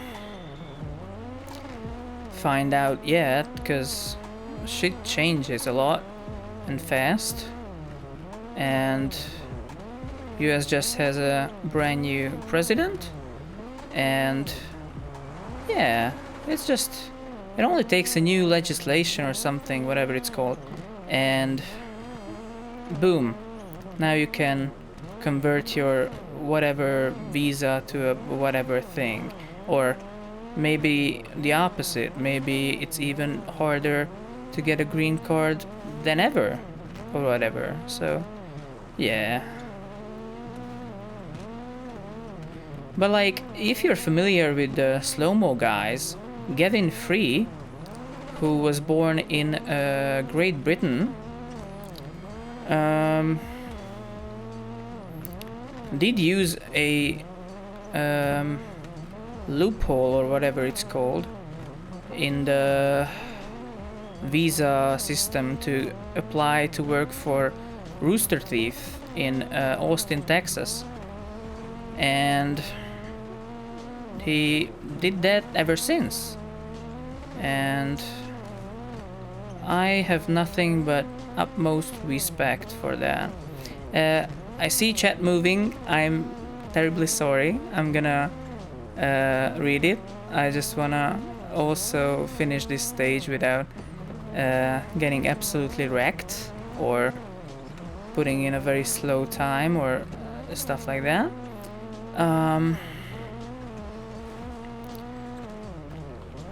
right? And usually that's not how I play. Like, I still play with a controller usually, but normally I have all the UI turned off and I just listen to my co-driver. And yeah, but because I'm streaming and talking, obviously, I didn't want to talk over the co-driver, so I just put the pace notes on the screen. So yeah. I can't see shit.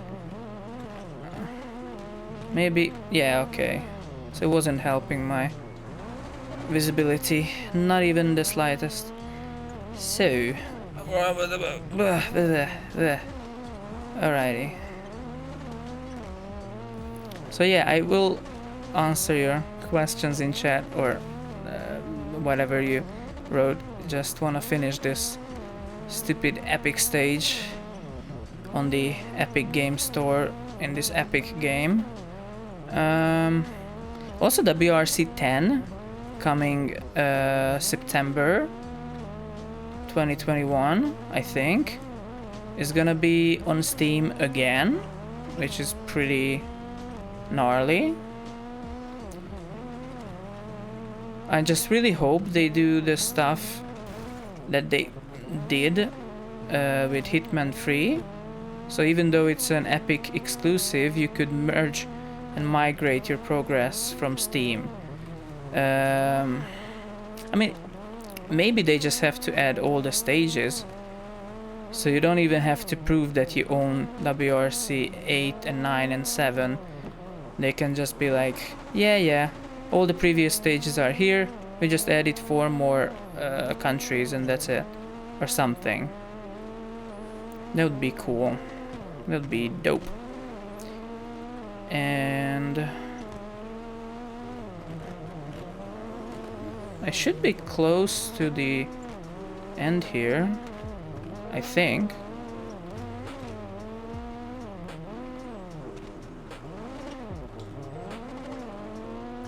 Yeah, it should be somewhere around here. It's a couple corners. Maybe I can attack this a little harder. Give it a little harder, daddy. Give it a little kink. Give it a little push. Up here. There you go. There you go. Up here. Yeah, I think it's a couple more corners, if I recall correctly. Oh, that was beautiful. I lost a lot of speed at the end, but other than that, that was top notch.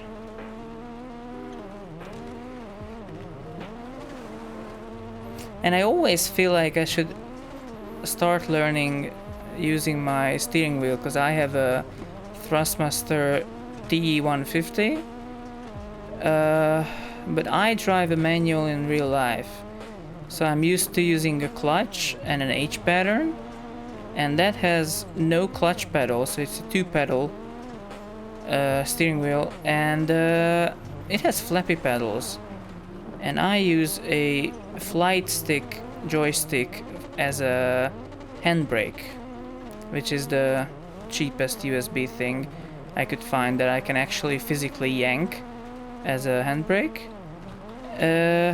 But I'm not even mediocre with a steering wheel, and I'm pretty okay with a controller. So it's really hard to start learning a new input method when you're already above decent with your existing one. So like, it's not fun to suck again. If that makes any sense. So yeah. And I drive again a front wheel drive manual car from 99 and 97, I don't know. That's like a 1.4 liter engine and shit. So it's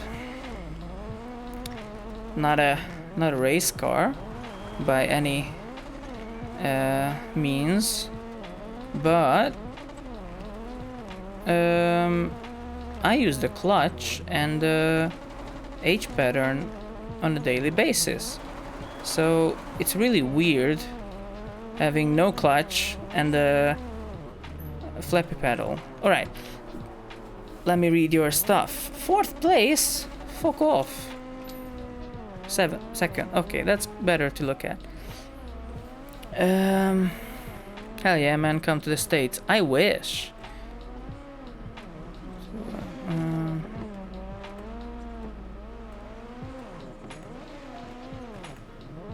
Ooh, they gonna LiDAR scan the things.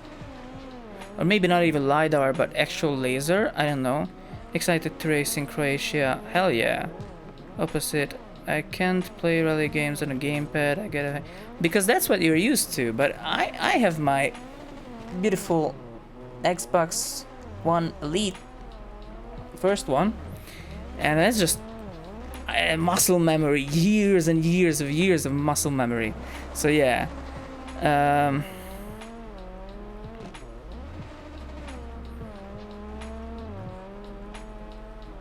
Front wheel drive, 6-speed, yeah. Most people drive front wheel drive cars in real life, I think.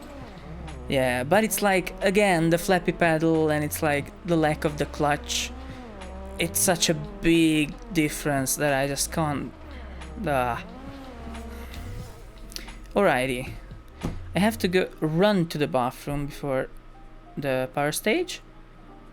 But after that, I'm gonna be back, so don't you dare go anywhere, because it's only gonna get more red and more extreme and, I don't know, gnarly from now on.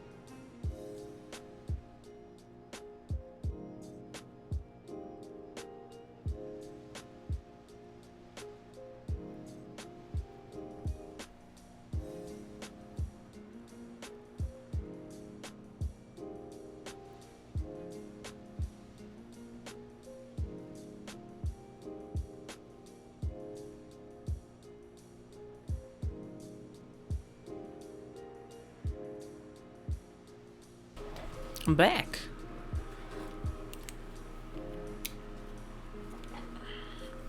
Also, I'm trying to stream later, so I did specifically put my schedule to be like in my time zone, Central Eastern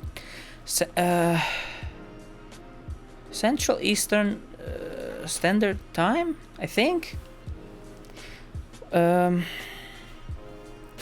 So here it's 10:30 p.m. So it's pretty late, but yeah, I just wanna bit of an overlap with the US audience, because you know, one, that's a really big chunk of an audience, and two, I here and on YouTube I specifically like to like I use metric and Celsius, but I use dollars when talking about money. So it's like the most universal internet measurements, I think. And yeah, so even though I use kilometers per hour, I'm gonna say like $100 when I talk about money. And yeah, I think it's a good compromise, because I can train my mind to use like dollars basically, but you know, I'm not gonna use inches and like, oh my god, I just skid. Alrighty, let's do this again, shall we?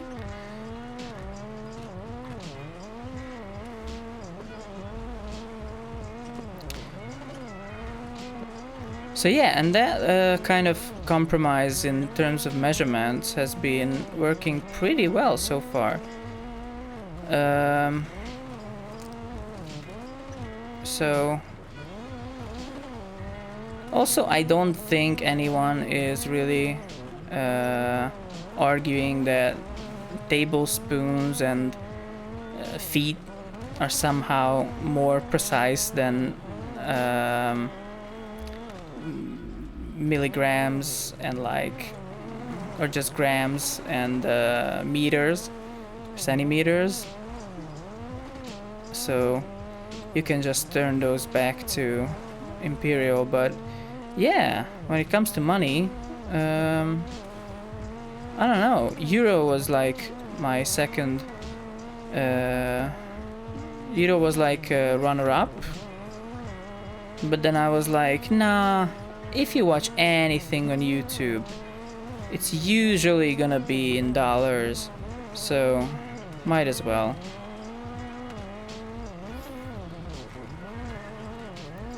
This is slippery as heck. Oh boy. Alright. Okie dokie. Let's not roll this car or let it just slip off a cliff. That would be amazing. Oh boy. Alright, so far so good. So far so good. So people always ask me where I'm from, and I'm like, I'm from Budapest, Hungary. And it's like, oh, but have you lived abroad? Because you speak very good English. I'm like, nope. It's years and years of practice and the internet and movies and video games and music. And it's like, wow. I'm like, yep. Pretty proud of it. I tutor a lot of people who have like a degree in English, but they just can't speak. So they like understand the movie in English, but they just too shy to speak. And like, yeah, speaking actually in a different language can be absolutely intimidating, so I get that.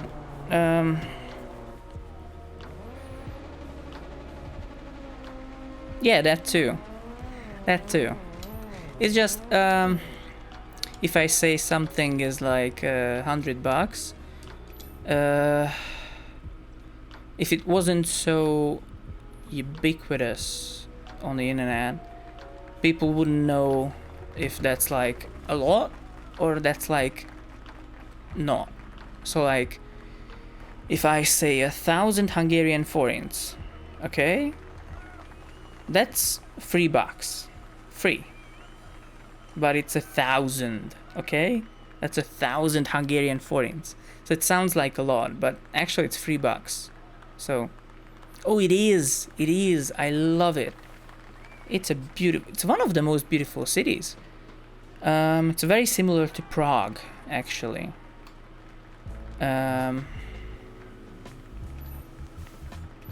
It is a beautiful city. I don't think I can really get bored of it. Rubles? I'm not familiar with their conversion rate. Oh, Kenya! Safari Rally. Hell yeah! Haven't played that in ages. Again, sorry if I'm not reacting while driving, but you know, don't text and drive. Or something. Excuse. Oh, that was pretty nice. That was a really... Alright. Oh, you seem very familiar with rally games and shit. So, I wanted to ask some fellow scholar of off-road racing. Oh, okay. So it's similar.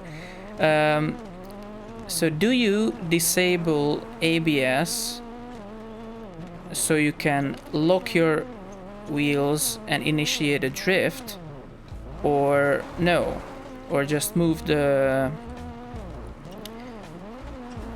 brake balance to the front, or both? Because I find that especially in Jesus Christ, especially in Dirt Rally 2.0, if I don't disable ABS, yeah, me neither, but sometimes some vehicles just like to not stop. They just, without ABS, you just have to, I don't know, play Jedi mind tricks with the car so it has some willingness to stop. But yeah, maybe try it one day, because I don't know if I'm crazy or if that's really what happens. But yeah, I think if you turn ABS on, because it's anti-lock brakes, your front wheels don't lock, so you can't initiate a drift without a handbrake, which is really strange. I mean, maybe it makes absolute sense, but I just noticed that oh shit. Bro. Alright. I'm losing my restarts. I mean, I have 2 more. Should be enough. Alright. Maximum concentration. Or something. Let's go.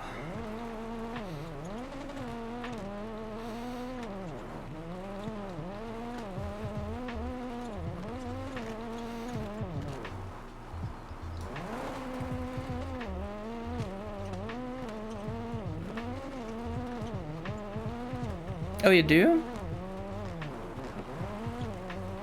And do you put your differential to open, or just not spin the rear of the car out? Because usually both tactics are viable. I see a lot of people liking one or the other. So like some people really do drift, some people really slow down. I think I'm drifting because I am garbage, absolute trash in track racing. So like if you put me on like Monza or like Brands Hatch in like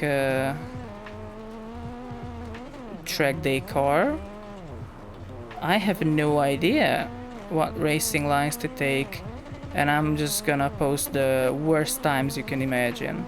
So as okay I am in off-road racing and stuff like that, I am equally as trash in closed circuit track racing. So maybe that's why my Honda, please.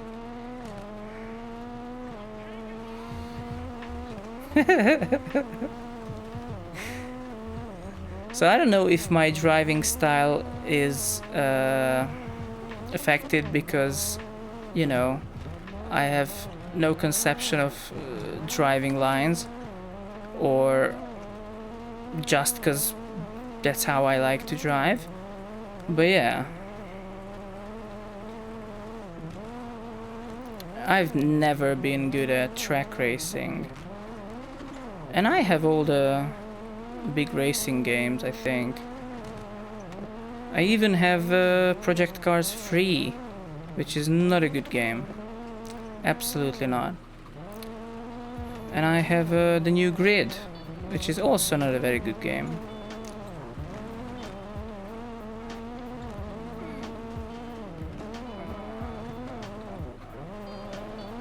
But yeah, I'm like, I always try to play games like Assetto Corsa. I mean, you can mod the shit out of AC and just do whatever, even rally races and stuff. But, you know, I'm trying to learn how to race on a track and be better in corners and overtakes. And the only game that actually motivated me to try was F1 2019. Yes, Assetto Corsa has a crazy amount of mods. You can even do some...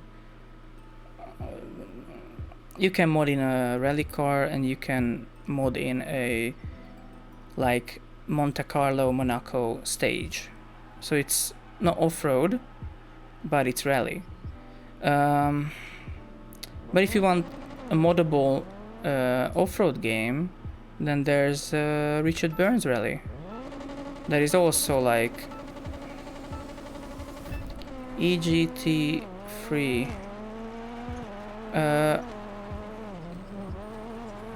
Rally is your favorite? Then we are like-minded individuals, because yeah, rally is my favorite discipline of all time. Elephants, actual elephants, cool.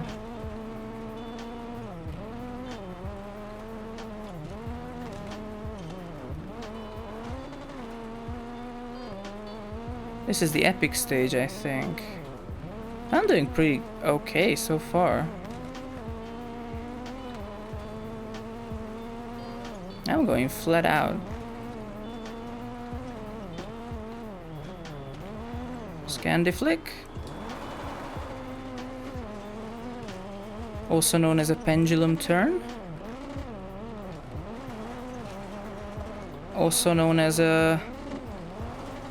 sometimes you have to go left to go right from the Cars movie.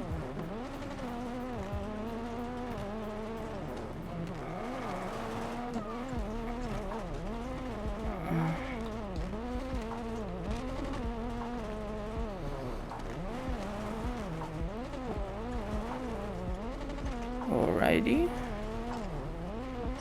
Oh, these are some tight roads.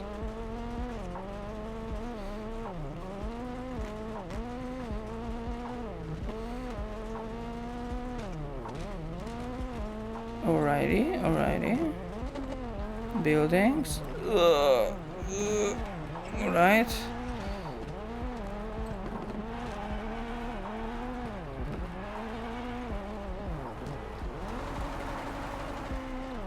That was cool.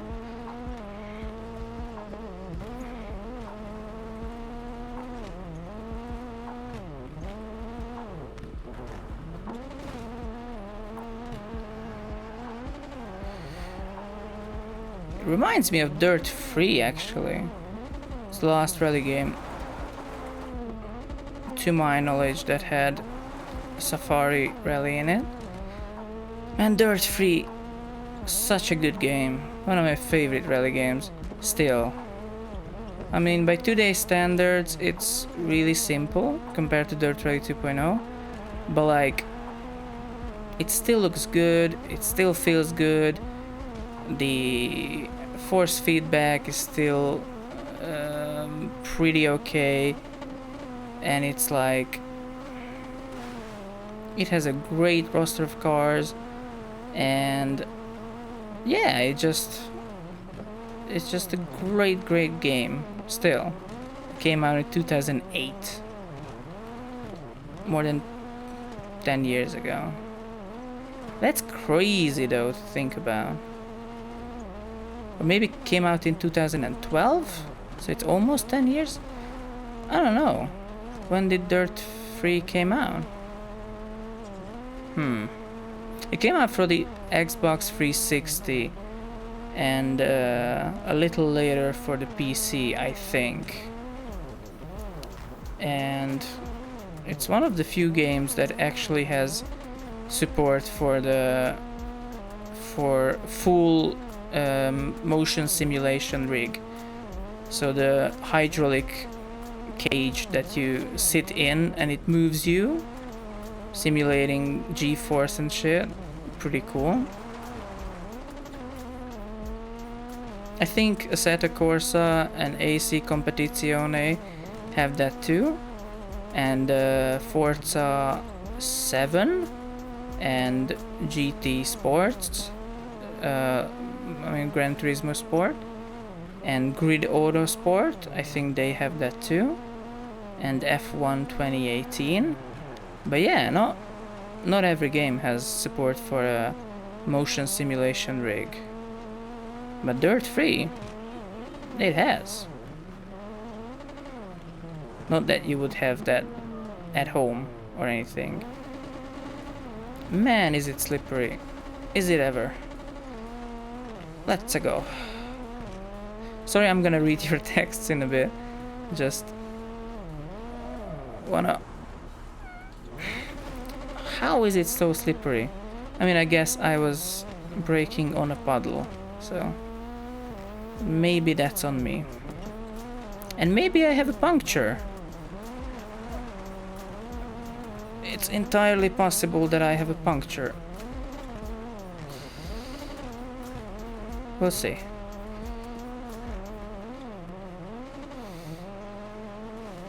Or maybe my soft tires are just giving up on this epic stage. We'll see. I just want to finish now. Come on, come on.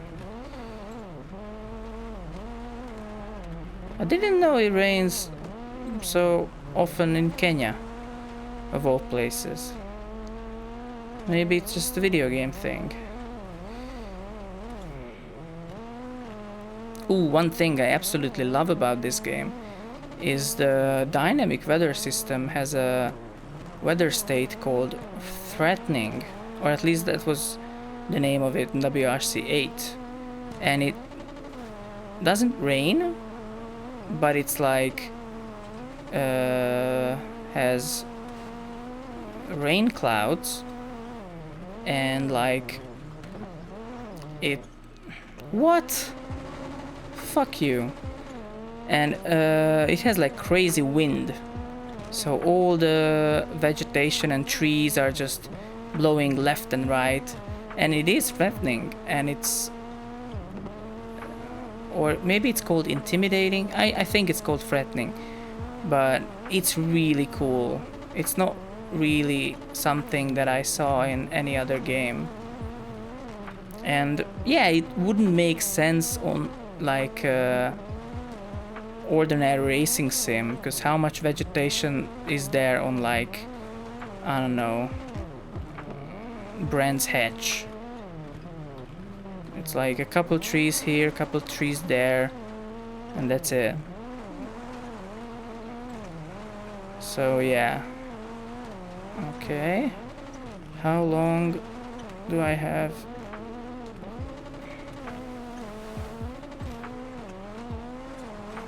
But yeah, I did talk about it before, but no, please. Are you... I guess it doesn't matter at this point. So I don't know what Codemasters is doing for the Dirt Rally series next, because they haven't announced Dirt Rally 3.0 yet.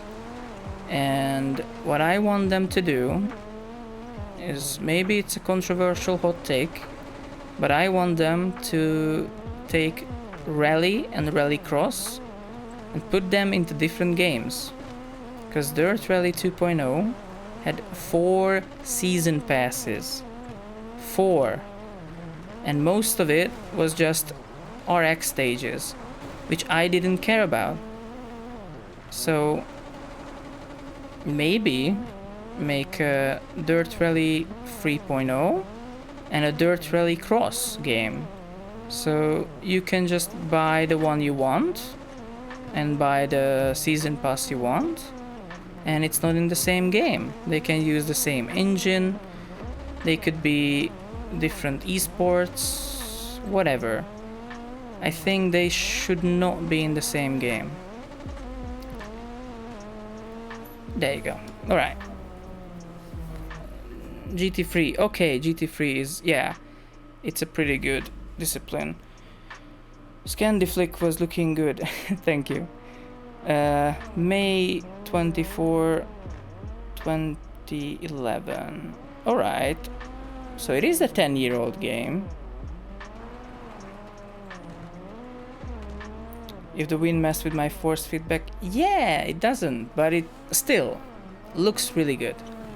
Looks really, really good. So yeah, and Dirt 3 still looks fucking good. It's a beautiful game.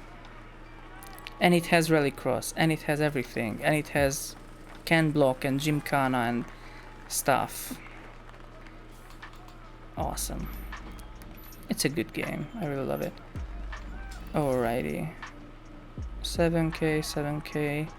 Easy. Hopefully. If I don't mess up too bad.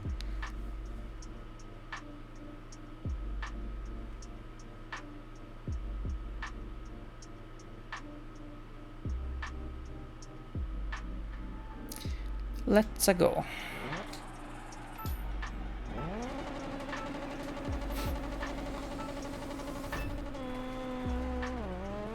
What do you think of the sound compared to Dirt Rally 2.0?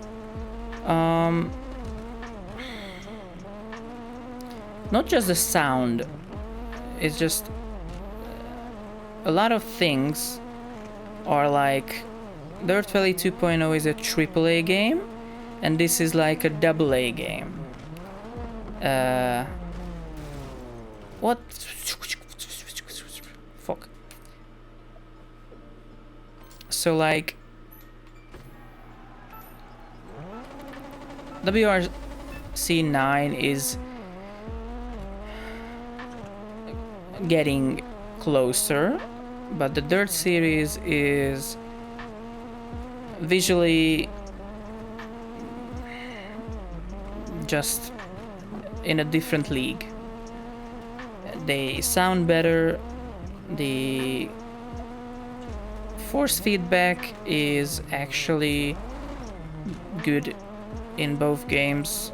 Off-road handling is like a touch better in Dirt 2.0.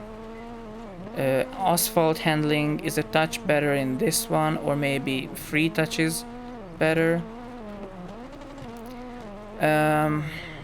But yeah, this game is straight up ugly compared to WRC. Sorry, Dirt Rally 2.0. It sounds like a swarm of bees. Though a bunch of cars sound very weird in Dirt as well. But yeah, this game just doesn't have the depth in the audio mixing, I think. It's like, I don't know, 3 audio files mixed together, and it's like 10 in the other game, so it's just much more interesting to listen to. But yeah, it's getting there, and competition is good, and I got so bored with the Dirt 2 tracks that I'm playing this now. So, and this was $60 plus the DLC Legends pack and the DLC Barcelona Super Special Stage. So let's say like $75 or something. That's still better than buying Dirt Rally 2.0 and 4 season passes. 4. Ugh. And most of it is just like, oh, it's another rallycross stage that I don't care about. And it's like, I don't want that. So yeah. I really hope they do something with the monetization, because everyone was flipped out about it. Everyone. Everybody hated it. But again, daily challenges, monthly, weekly challenges, AI challenges, still much better in... Are you fucking shitting me? Whatever. Much better in Dirt than this. And the fact that you cannot restart them gives you a rush, where here it's just like, it's a leaderboard, you can practice it, you can restart any amount of times, and it's just 1 or 2 races, and it's like, okay. What is cool though is, for both games, WRC9 released a DLC called Rally Star, though I think it's coming to an end, and I'm already too old for that. But if anyone bought the Rally Star DLC and was under the age of 25 years, I think, they could compete in like an esports league, and the number 1 winner is going to be racing a real life rally car, which is amazing. The other thing is that Dirt Rally has their own Codemasters Dirt Rally team now, which is a junior WRC2 team, and they are winning right now, which is also very cool. So yeah. Alright. I'm really losing this, but whatever. It's just practice. And I think I'm second in the overall championship, so whatever. And I could like restart all the time, but I think it's less important that I finish first than that I have fun and like don't stress about it. And as from the viewer's perspective, restarting all the time is also, I would imagine, not so preferable. So yeah.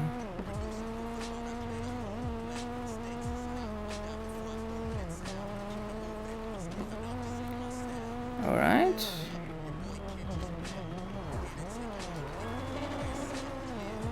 Trying to do some clean stuff, but yeah, it's really slippery and just... What I also really appreciate about both WRC9 and Dirt Rally 2.0 is the vertical bumps and ditches in the tracks, and the small puddles and like loose rocks, how much they affect your handling in a realistic manner, and how much you can feel it in the force feedback. And yeah, it's amazing. And that's something that was absolutely not present in like Dirt 3. They started it with Dirt Rally 1, where they had like a little bit of verticality in the stages, so it had like bumps on the side, and it wasn't like always a flat surface, and it was huge. But yeah, Dirt Rally 2.0 has much superior handling compared to Dirt Rally 1 or Dirt 4. But Dirt 4 is ugly as shit because they tried to make like use these Trackmania building blocks and let's procedurally generate you a track, which is like the same 6 corners and the same 6 trees, and the lighting is baked and it looks like garbage.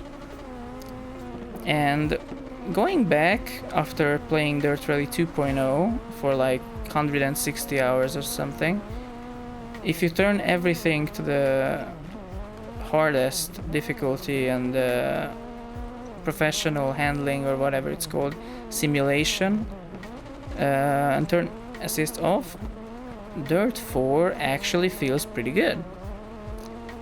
Pretty okay, much better than Dirt Rally 1. But Dirt Rally came out before and still looks better because it doesn't try to procedurally generate the maps, and it's like a handcrafted map or stage is always gonna look better, always. And it would be possible to make AI procedurally generate a map like this, but the AI would have had to be more sophisticated for that, and it would need much more data and machine learning even to just avoid repetition and like stuff like that. And maybe, yeah, some dynamic lighting, some screen space ambient occlusion, ray tracing would help. Both great games. I don't care of the jumps in WRC9. Stay away from Finland. Then you're like the famous Lancia driver who got featured in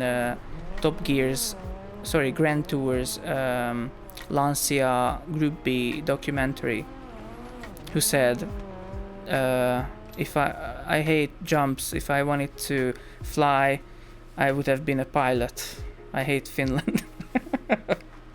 Which I understand. Oh yeah. Couldn't very bad with names, but yes. Sounds about right. Let's go with hard tires. Well, no. Let's go with soft tires. And let's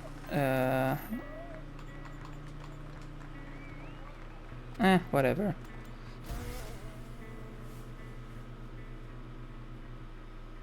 Yeah, it's crazy. Crazy. That documentary was like mind-blowing to me. It's really well conducted too.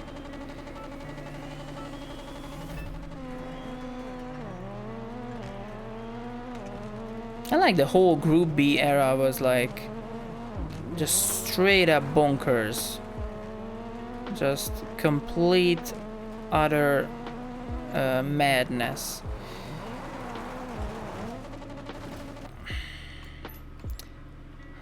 Spectators too, like the jumping away from like a car. Yeah, I love that documentary. There's a movie called Group B something something Golden Era of Rallying on YouTube. It's like an hour and a half. Still haven't watched it. Apparently it's pretty... Come on.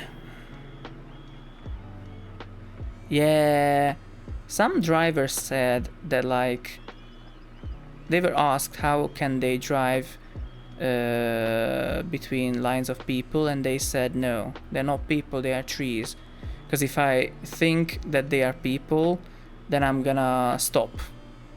So they said no. There are trees, driving between trees, and that's it. Which is the great mindset, but I'm a big fan of not having to drive between just the sea of people. Ugh.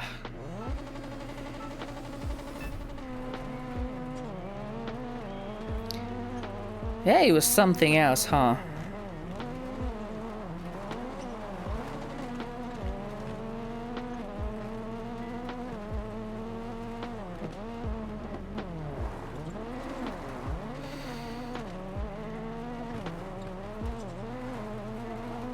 But like, I think we have some pretty interesting stuff still. Like, people are bitching about Group B gone, but it was just... it was too dangerous. So like,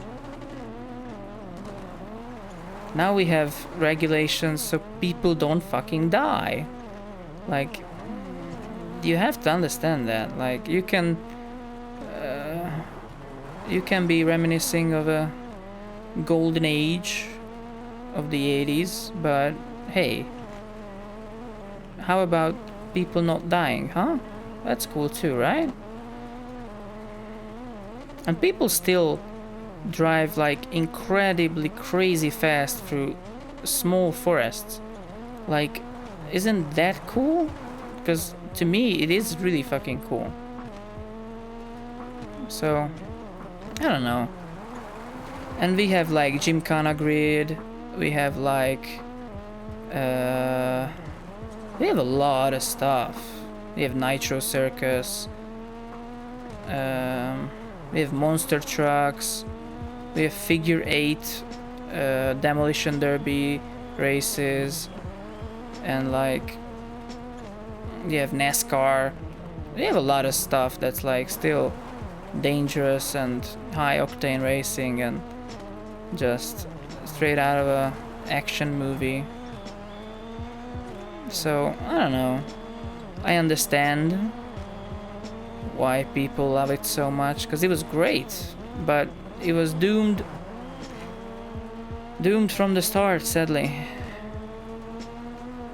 It was destined to fail, because guess what? No regulations and putting incredibly powerful engines and turbochargers, or in a case of a Lancia, putting a turbocharger and a supercharger in a car.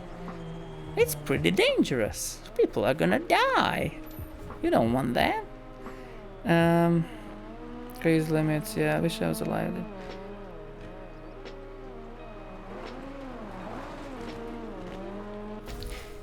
Yeah, but like, how many big steel ball drivers you think should have died before they shut it down? Yeah, everything was made out of thin aluminum or carbon fibers predecessor, basically, or like crumble zone or whatever it's called was non-existent. The whole car was an engine. Like, if you look in the S4's rear view, it's like that's the car and that's the engine, and you can sit here and that's it. Half of the car was an engine. It was bonkers, absolute madness.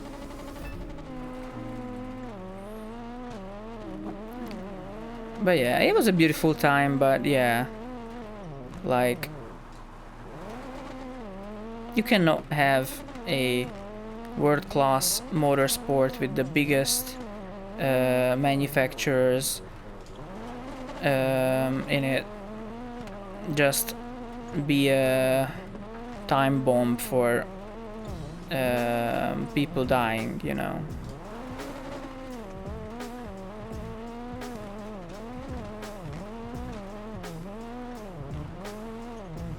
So I absolutely understand why it had to go.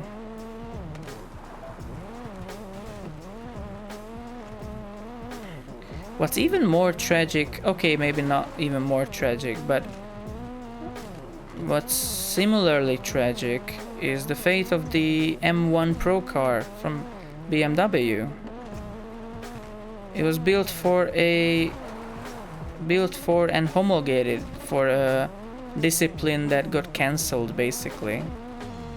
And it's one of the best looking BMWs ever made. And it doesn't even look like a BMW. It looks like a Lamborghini, basically. I love that car so much. It did like half a season, and that even wasn't the World Championship. It was like something. It's crazy. Man, this... Oh boy. It is slippery in like the worst way. Like, it's just slippery in unexpected spots. Like, all right. Yeah, the RS200. That's some magical thing. Ken Block is selling his, the black one. I don't know if it sold already, but yeah, Ken Block selling his Ford RS200 Group B rally car of the only 100 that or something. I think they only made 100 because what's the homologation requirement? So yeah. Ooh, the other great story, also covered by Grand Tour or Top Gear, is the Audi Quattro S1. It's like they waited at the end of the FIA conference or something, and then like, hey, does it say anything about a four-wheel drive car? And they like, no, I don't think. And then they made the Quattro, which handles like a shopping cart because it's like 50-50 weight distribution and differential distribution. So it handles incredibly weird and twitchy, but it won everything, every single thing. And ever since, stage rallying has been mostly dominated almost exclusively by four-wheel drive. So that's crazy. That's another great story. That's just, I don't know. I mean, I'm pretty sure these things happen still. We just, because it's in our time, it's just they just don't surface for 10 years. So like, we have to wait like another 20 years to know like how Hyundai cheated against Ford or something, or like how Toyota tricked the FIA to homologate the Yaris or something. I don't know. There must have been some crazy stories. We just don't know about these, I think, because people are still working there and they're keeping these a secret or something. I mean, F1 has great stories. F1 is just something that I'm still trying to force myself to get into. There's a documentary on... Yeah, my wheels are really fucked, huh? I have no traction. There's a documentary on Netflix called F1 Drive to Survive, or Driven to Survive, or something. And I want to watch that and play through F1 2019 again. And maybe after that I can and watch a couple like Donut Media up to speed videos on YouTube, and maybe I can get into following F1. But it's just without knowing the history of F1 from the past, I don't know, 50 years or 30, you just can't get into it, because it's just, from the outside, it's just a boring thing. Like, they do laps and they overtake. Why won't they overtake more aggressively? I don't know. Maybe because it's like the cars are fragile or something. So like, it's weird. You just can't start watching F1 out of nowhere without any background info going into it. So, but I do want to get into it because it's like the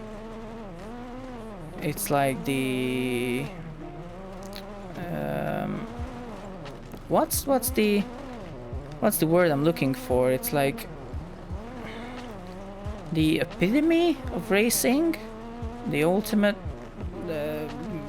whatever. The epitome, is there a thing? I don't know. Yeah, but it's like the, oh boy, oh boy, oh boy.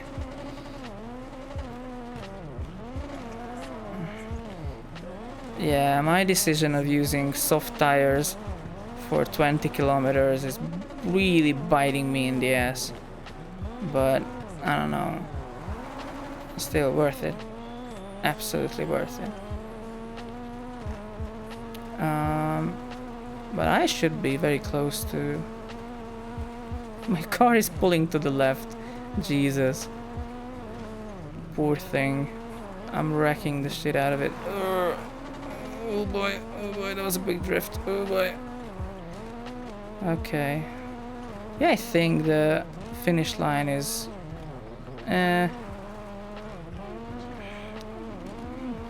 kinda close. Kinda. Just don't wanna flip it again, because I'm gonna... There you go. Here it is. Boom. First. Worth it.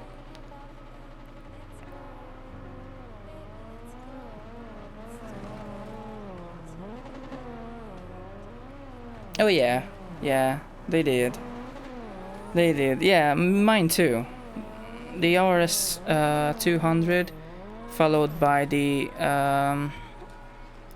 I think the Audi Quattro S1, which let me show you.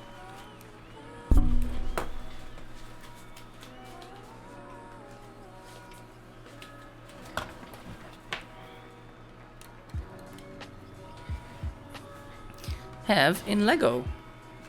Look at this thing. Look at how cute this is.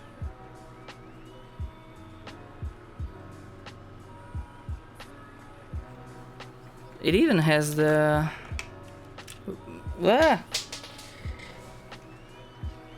rally lights. I'm gonna put those on.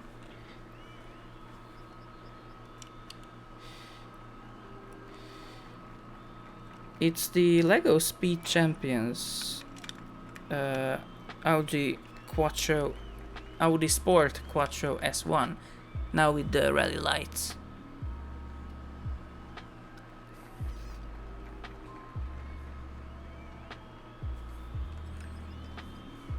It's just adorable.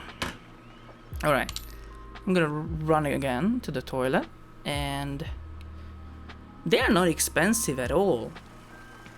Because they're very small. So, you should be able to pick it up. I think mine was like 20 bucks or something. And they go on sale pretty regularly if you have a Lego store. So, yeah, pick one up. They have the Ford Fiesta M Sport too, but it doesn't look close enough for my taste. Be back in a second.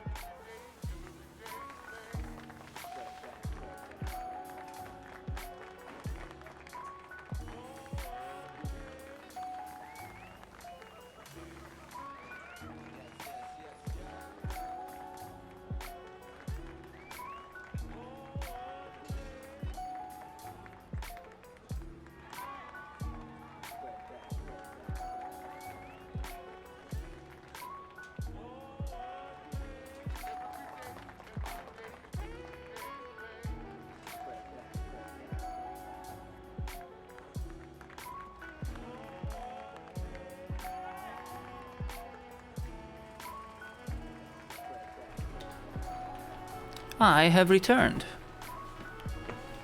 I think this will be the final rally I do today or tonight, depending on where you live. Cause yeah, I think it's gonna be around midnight when I finish this, and I still have some stuff to do, so I don't wanna. Maybe I go into something chill after this. I don't know. Haven't decided yet. But it's probably my final championship. Let's go.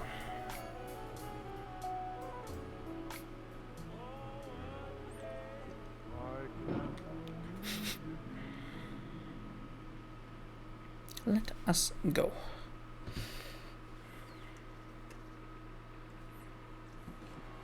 There you go. Your least favorite stage, Finland.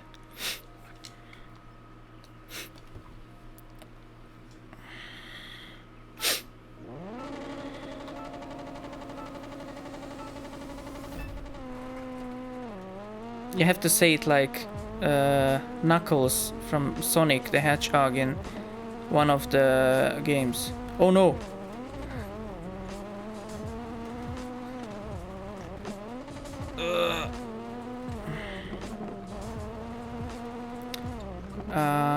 Yeah, flat out.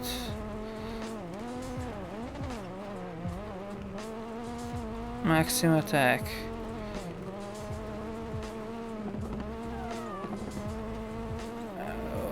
Oh, no fear. Oh, yes. Hey ho, good to see you. You made it. You made it. Hope you're having a good day. Ah. I can't read chat because I'm going like crazy fast in a Finnish forest, but jumping big time. But yeah, I really hope you had a good day, and I'm gonna read it.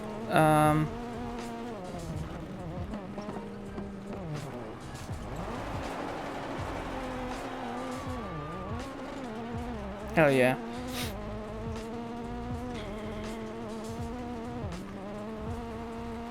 I would make a heart with my two hands, but they are a bit occupied right now. So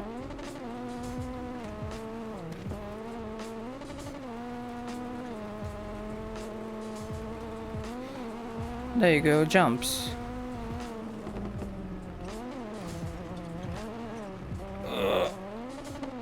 Scary, always scary. Oh boy. I'm going pretty okay though.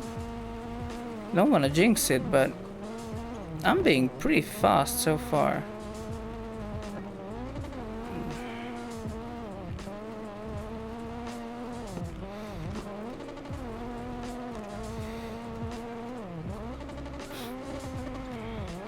Though with rally games, I often feel like guitarists feel like with Japanese 8-year-olds who like play just infinitely better. That's how I feel sometimes with these games. That there's gonna be a guy on YouTube playing it with Donkey Kong bongos and just driving perfectly backwards, and I'm just gonna feel very self-conscious about it for a week. That I'm like, okay, I thought I was pretty okay, but now I feel like trash.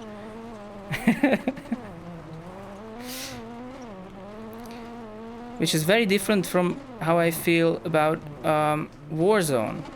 Because in Warzone, everything that I die to is bullshit.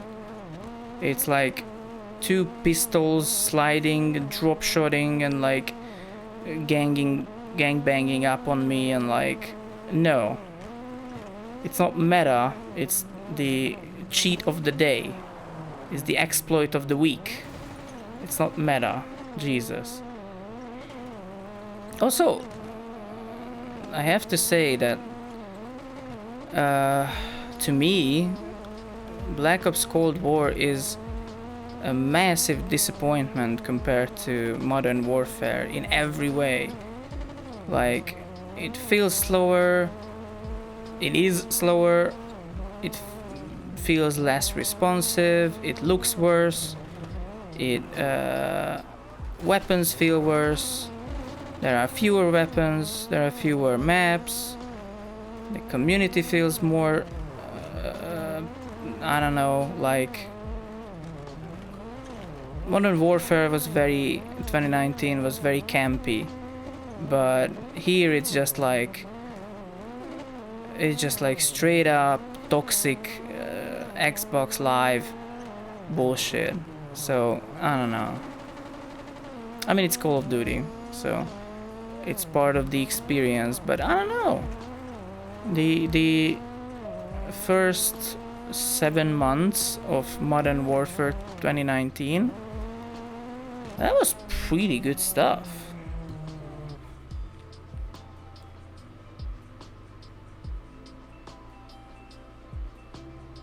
Yeah, way better.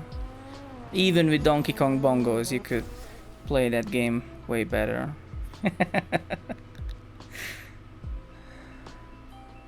Which actually brings me to a good point. I'm gonna have a series on YouTube, youtube.com/bordybalin, where I play with weird ass controllers and shit. So if anybody wants to see when it comes out, then go to my about page or links here on Twitch, or just type it in on YouTube and subscribe, because unlike Twitch, subscribing on YouTube is completely free and you can undo it anytime. And yeah, I don't just play racing games, I play a bunch of stuff. But oh, someone followed me. Oh, that's a very generous cheer, my dude. Thank you very much. You are a pretty poggers guy, my man. Or I assume you're a man, but that's just a big internet assumption. like whatever gender you identify as. Thank you very much.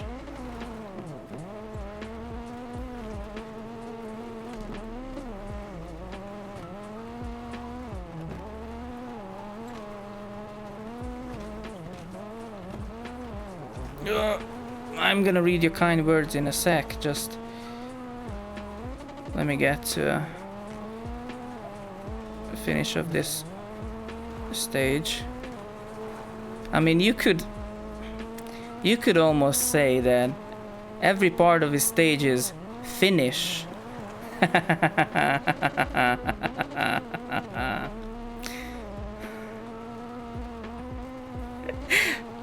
I'm so lame, but you know, if I laugh at my own jokes, then they're not bad jokes.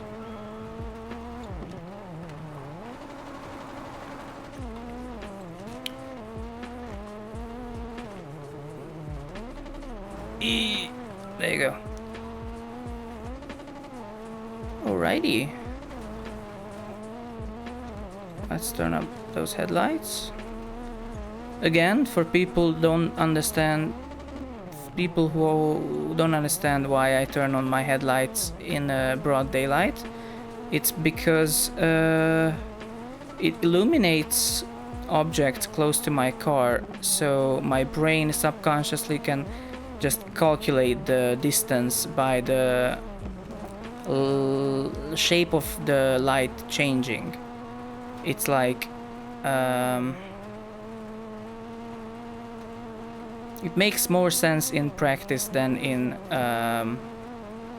this explanation, but trust me, if I turn my lights on, I can see how close things are without thinking about it, just because I'm used to the cone of light the headlights produce. So yeah. Alrighty.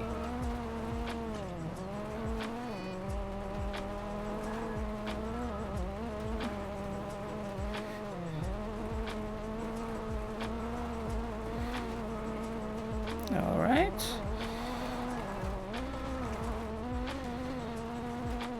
So weird. Sometimes I feel like I'm going very fast and I get like 8th place, and sometimes I'm like, I made 1100 mistakes and boom, first. So it's like, alright. But it's every AI in every rally game, so.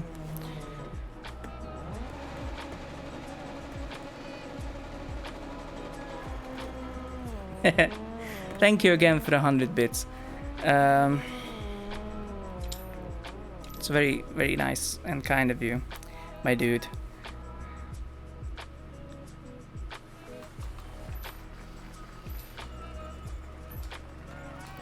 And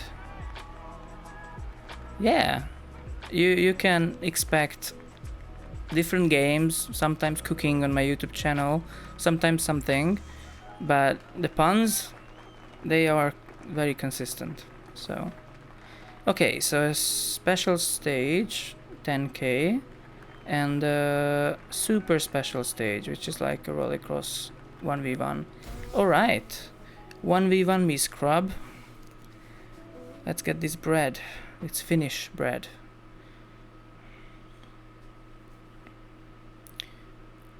Oh yes.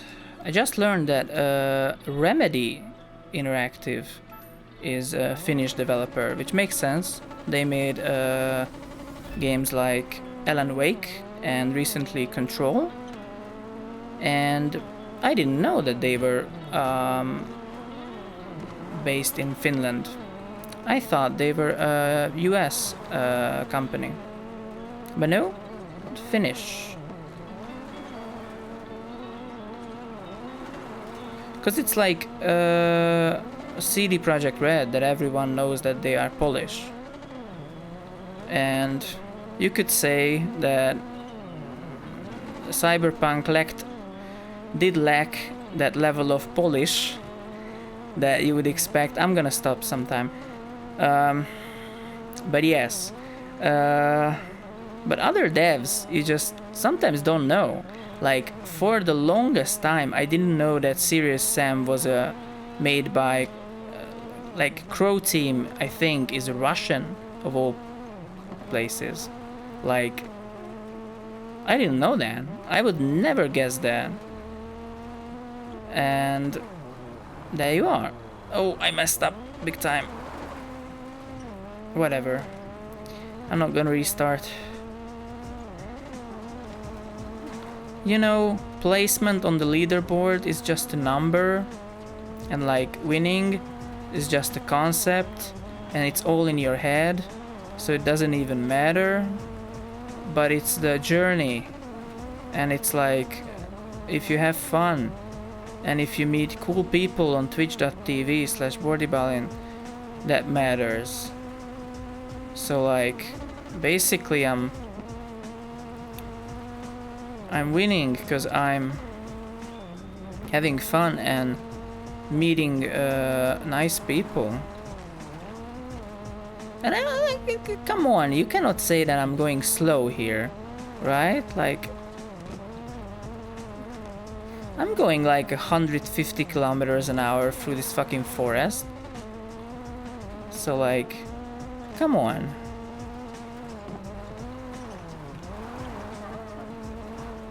I don't think if I was blazing through this forest like I am now, anyone would say that's a slow moving car.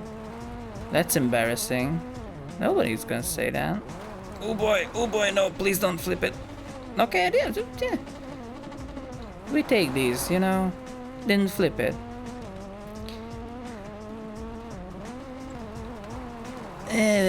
Alright, good.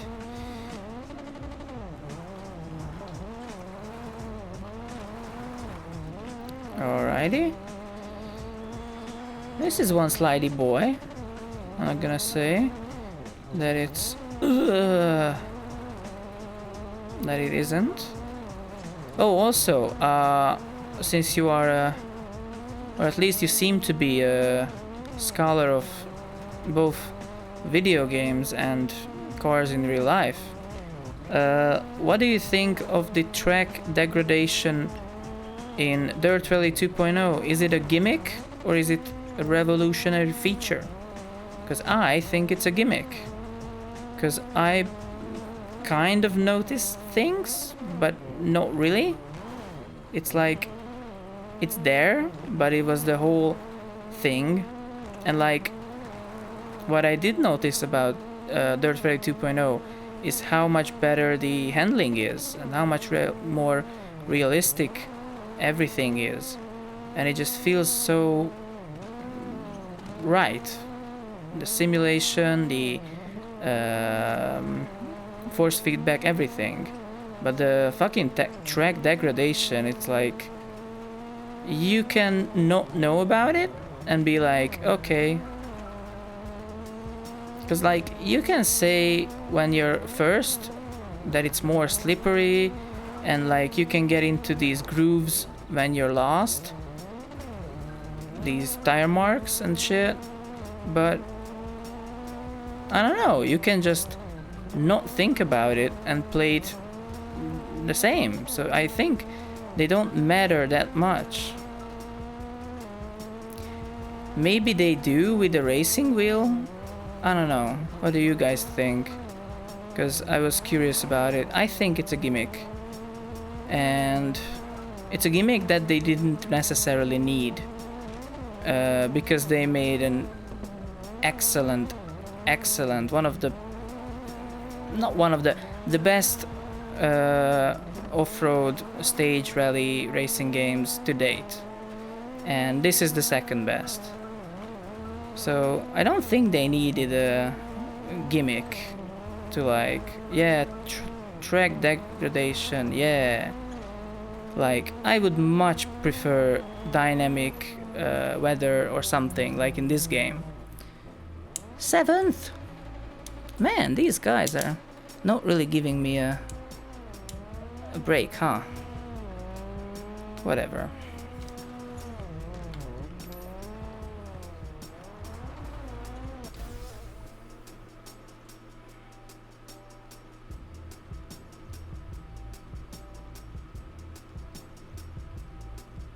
Oh hey, how do I pronounce your name? Gauk Gauk 3000. Guak? Guak? Or just 3K? Is that cool?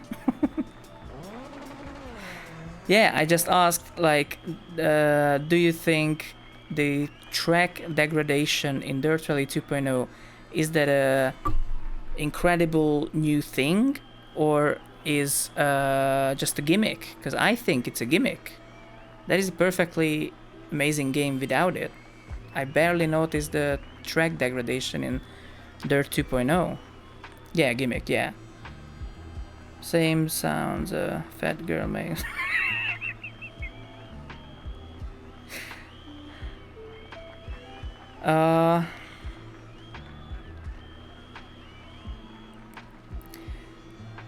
So, what would you...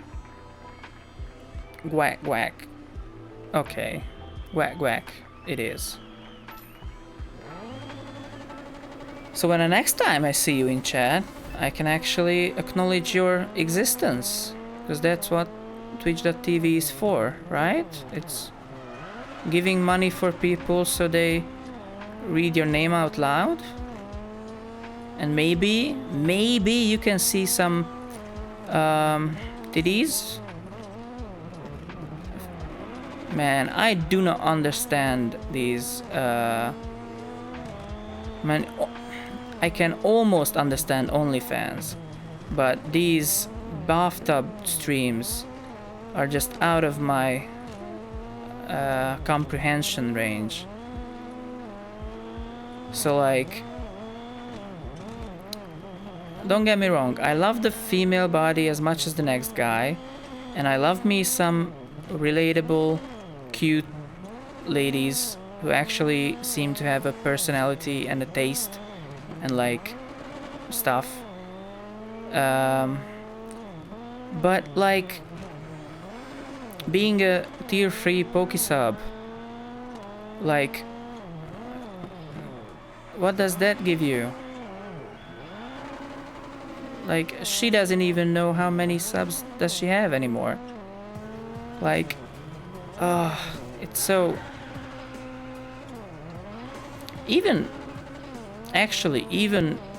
going to a prostitute and paying them to pretend that they care about your day, that makes more sense, because they actually are just focusing on you and asking about your day, and you're getting something for your money. I just don't understand simping on Twitch. Hot tub meta. Yeah, it is the meta. I should get some boiling water in there. Man, that's pretty. Half of those viewers. I don't yet. Maybe in a couple years. But yeah, it's like, I don't understand what people get from simping for Twitch ladies. I understand why they do it. I just don't understand why is it actually working? Because, like, if there's a market, sure, do it. But why is there a market, you know? Like, what the hell? Alright, epic stage, 17 kilometers and 21 kilometers. No, that's gonna be hard tires, for sure. For sure. Finland. Let's go. Yeah, most people are confused, and it's like, there was a good point about OnlyFans. That in Japan, there's like cafes, and it's like, in Japan, it's not socially, like,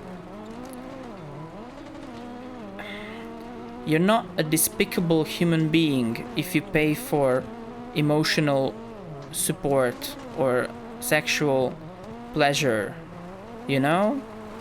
It's an understandable thing. It's a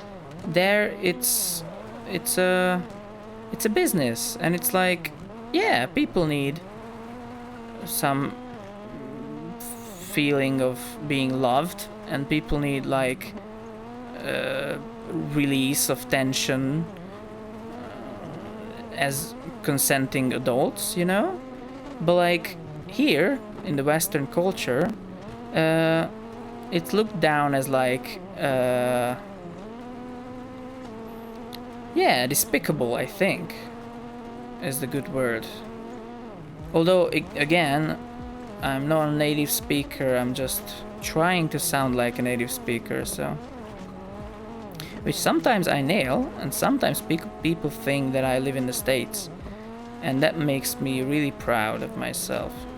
But yeah, so I don't know. So OnlyFans again, it's like, yeah, it's like P-Hub Premium, but like more cute and personal or something, and with cosplay and stuff. So that's okay. But like paying $100 for a girl to write your name on her thigh with a Sharpie, like what kind of like, what do you get from that? Because I talk to people, because I'm 27 right now, and I used to work for more than 10 years as a professional photographer, and when I started my career I worked as a party photographer. So I did work in the underworld of nightclubs, and we've been making electronic music with a friend who's a DJ for more than 8 years now, and we did some gigs on festivals and shit. So yeah, I did work in the nightclub and underworld of like nightlife quite a bit. So I did talk to a lot of people who go to strip clubs, because I didn't understand that. Because like, why would you look at like naked or almost naked women dancing but just get sexual frustration? And they told me that it's like sometimes it's about that, but usually it's just where they hang out. So like they just go there and like talk to each other and like drink and like look at the eye candy that's there, and it's like a whole thing. And yeah, and I was like, okay, maybe if I had the right mindset I would, okay, yeah, sure. Because you have to understand, I was either a photographer, so I had like a stage pass, a VIP pass, I could go anywhere, or I was like an artist in backstage, or I was like both. So I was talking to like sometimes the club owner or manager or something, and yeah, they told me that it's like it's a whole thing. It's a meeting place, and you just hang out there, and it's like ladies that are good to look at, and they like you. And if you give them more money, they like you even more. And it's like a power fantasy thing. And yeah, I could almost comprehend that. But then the Twitch simping, it's a whole new level of like, I don't get it. I just don't get it. And I mean, I guess it's not for me. Like, it's like fursuits. Like, okay, some people like anthropomorphic furry creatures, and they find out which animal they should be relating to. That's their persona, and they pay a lot of money for a suit. Shit. Okay, I didn't mess up too bad. It's just not for me. Okay, I get that, but it's like, I don't know. Maybe if I saw the furry numbers as much as I see the Twitch trending numbers, I would be equally just I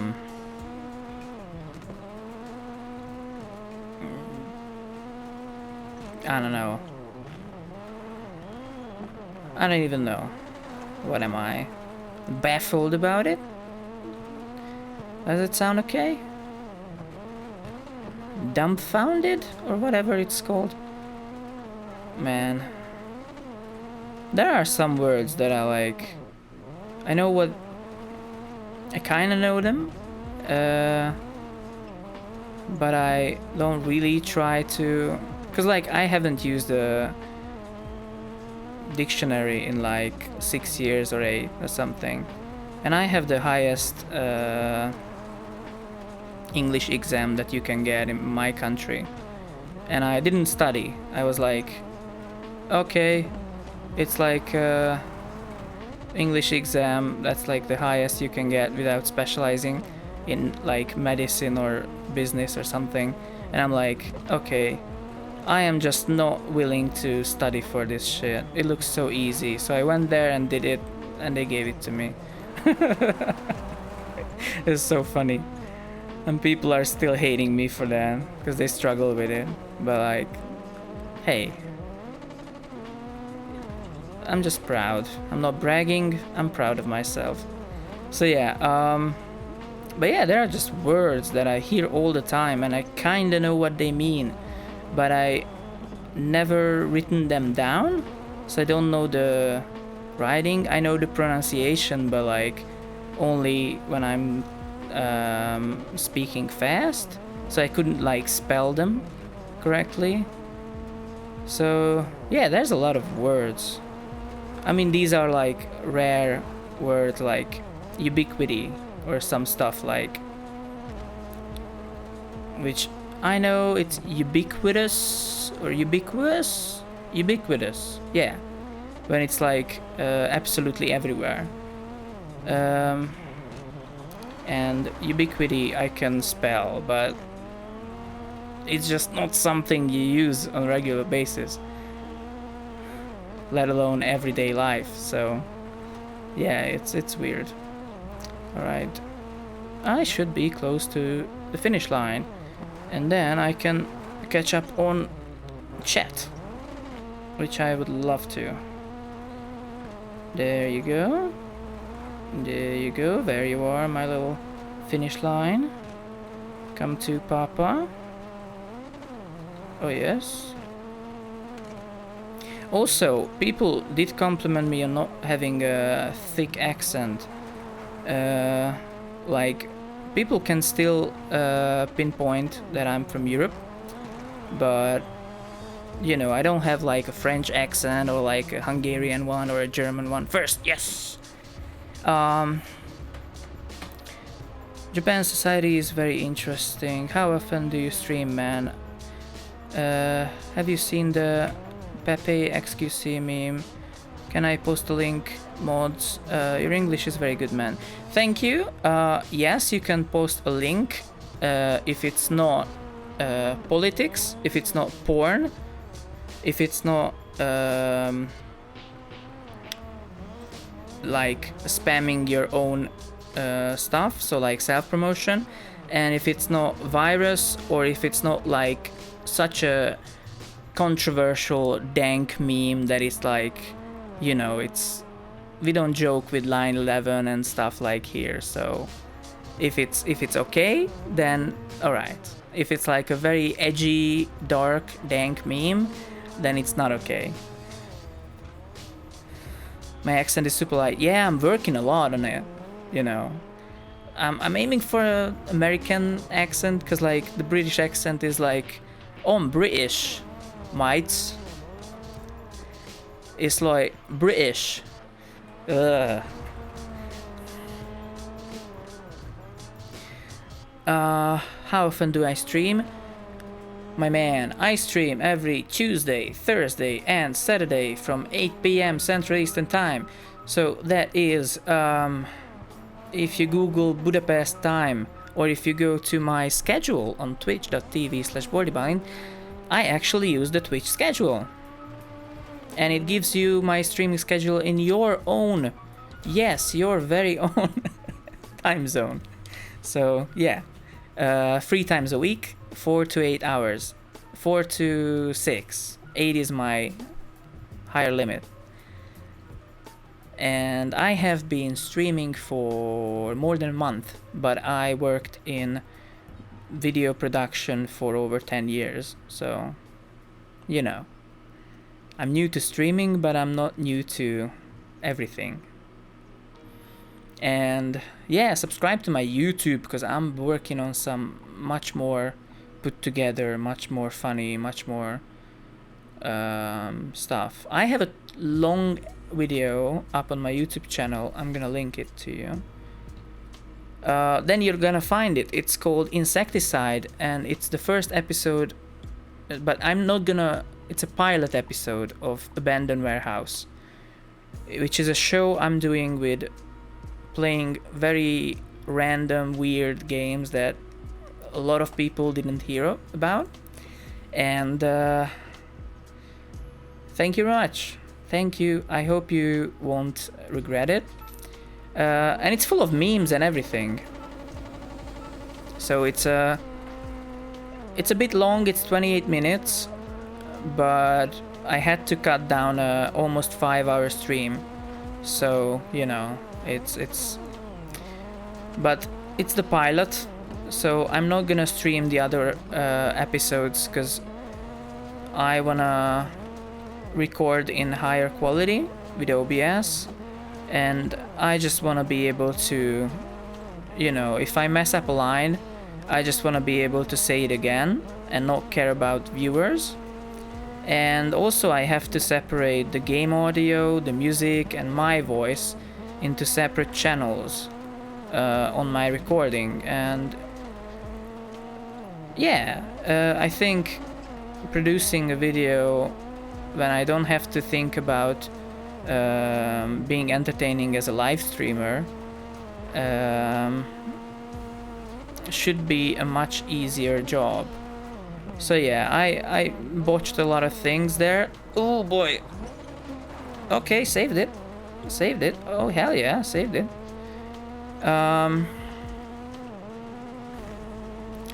So yeah, back to your question. I stream 3 times every week, every Tuesday, Thursday, and Saturday from 8 p.m. Budapest time. But you can use if you go onto my Twitch page, twitch.tv/BordyBalint, there's a tab called Schedule, and it will give you my stream schedule in your own time zone, and you can even set some reminders for yourself. So yeah, cool stuff. Also, if you're following me and you click the little bell icon, it will notify you when I go live. But yeah, you can set reminders. Also, we have a subreddit where you can post memes.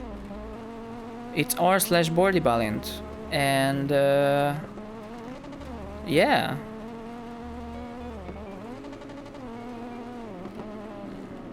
That's the community building place, because I don't like Discord servers. So I chose to have a subreddit instead. And oh yeah, the last thing is I have it's BordyBalint Live on YouTube, where I upload every single Twitch VOD.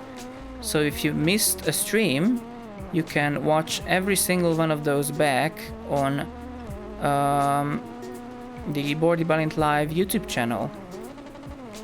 And if you don't know or forget the links, you can go to bordybalint.com/landing, and it will give you a bunch of links. It's like Linktree, but since I have a website, I was like, hey, I'm gonna use my own domain because it's cooler.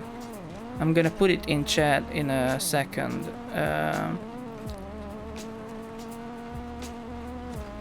But I think I put most of my links in my Twitch bio. But yeah, so it's bordybalint.com/landing, like a helicopter landing, or like King's Landing from Game of Thrones.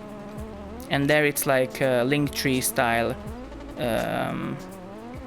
link dump with my Instagram and shit.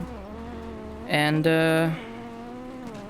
I would say check out bordyballing.com, but it's like a business freelance website, so...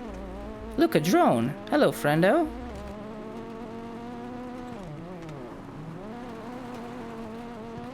So it's usually about my photography and graphic design shit. That's not very interesting if you're more into the gaming, entertainment, and online content creation aspect of things. So yeah, I'm gonna catch up in a bit. Just let me post a good ass time here without really messing it up. Also, you mentioned Japan. We have been talking about Japan in a weirdly in the last WRC9 stream, and there's a video on YouTube that was basically banned by the Japanese government. And it was made by a Japanese girl, I think. It's called The Strange Country, and it's about, yeah, suicide rates, and because yes, Japan has the highest suicide rates in the world. And as much as I love the country, it's just, hey, it's a fact. You just, if you're interested in another culture, you just have to be objective about it and learn the good, learn the bad, and appreciate the good. And yeah.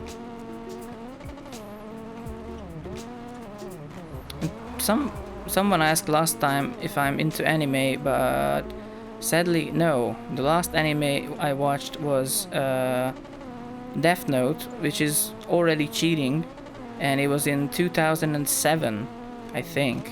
So no, I'm not really into anime, but I love Japanese culture, architecture.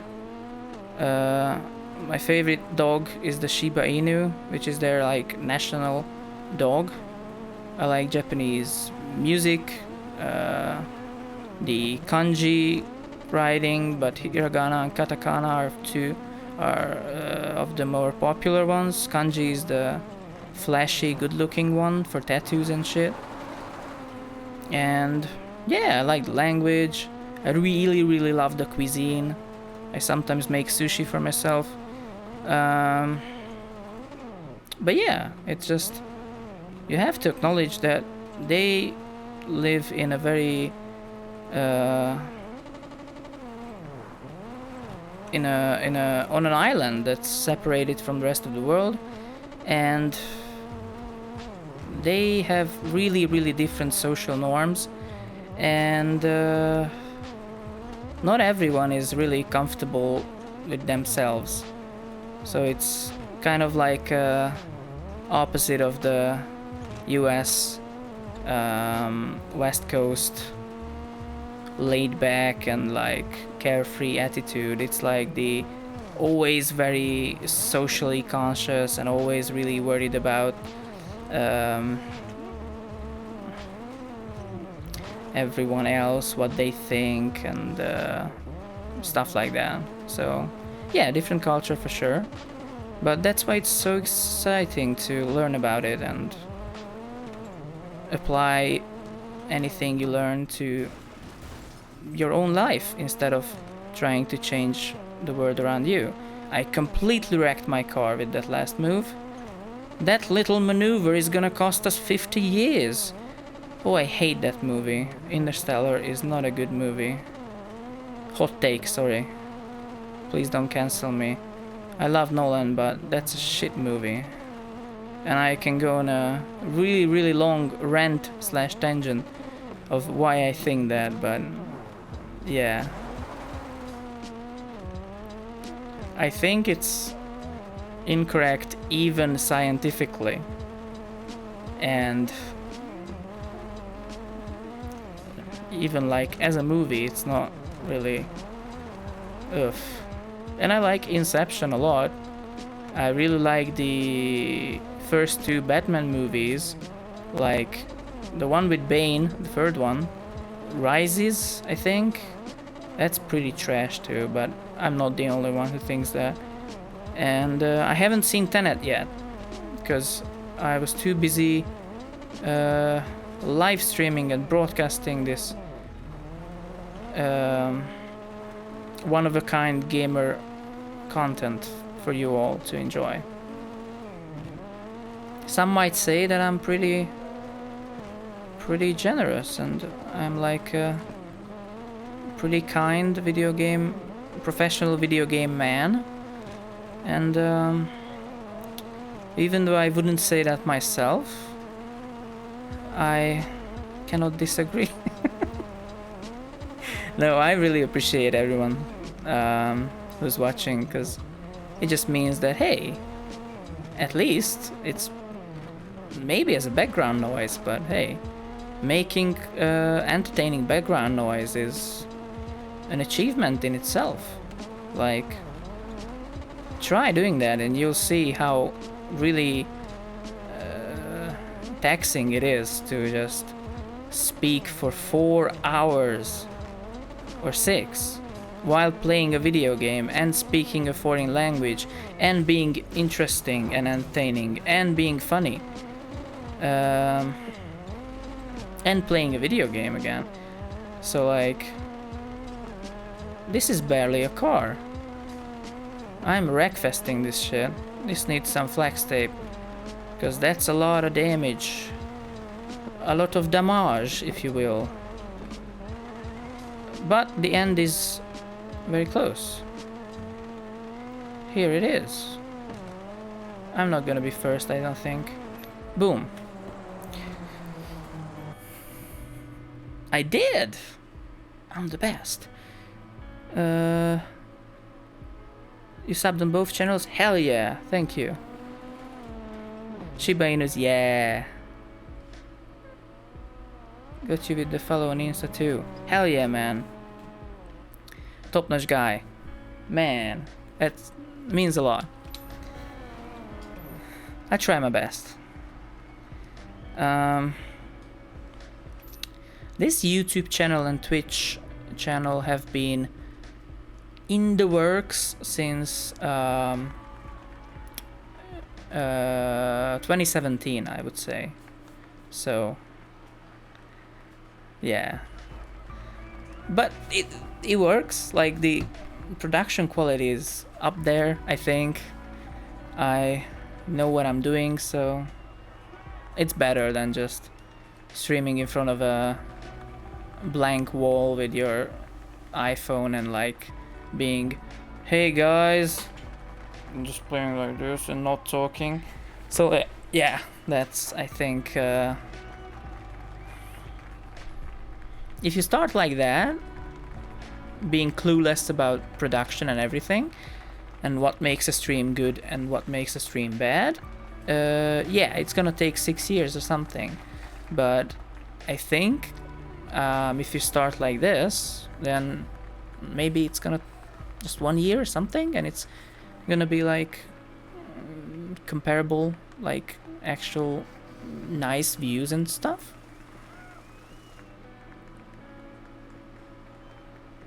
Yeah. And thank you very much for encouraging. It means a lot, because again, that's the thing about Twitch streaming. Like, it's the viewer interaction and it's the feedback, because like, you're doing it live. So if I'm streaming for 0 people, which I did, then I'm just imagining it's a podcast and I'm just speaking out of my ass for 4 hours, and then I call it a day, upload it to my VODs channel, and hey, it's content or something. But yeah, yeah, but I think it's a different audience. It has to be.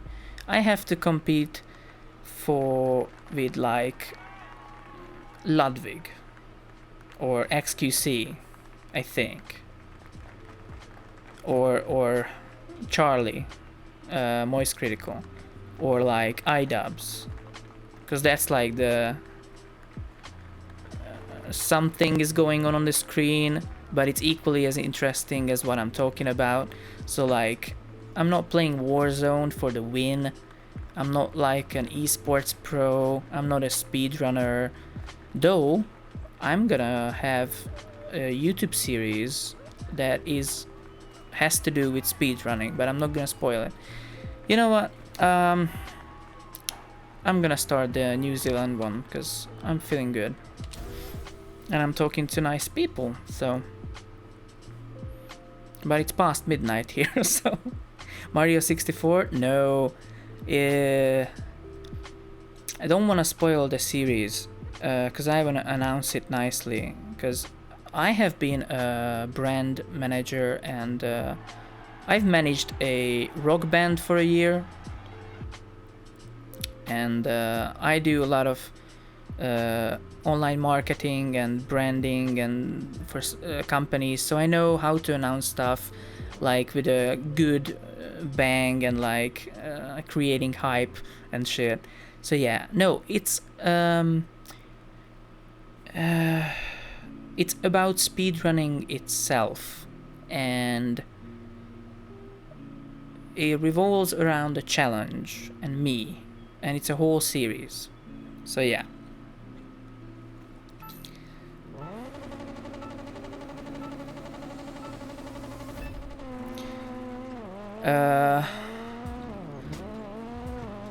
So no, I'm not gonna just randomly attempt the most popular speed runs like so many people are doing right now. Just, hey, I'm becoming a speedrunner, hahaha. It's like, I'm doing a Reddit recap, hahaha. Content.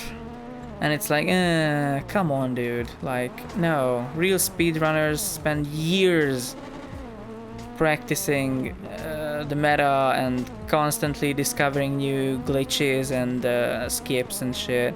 And they, like, compete for... basically for their own fulfillment and glory. Because, you know... if you hold the world record on, like, I don't know,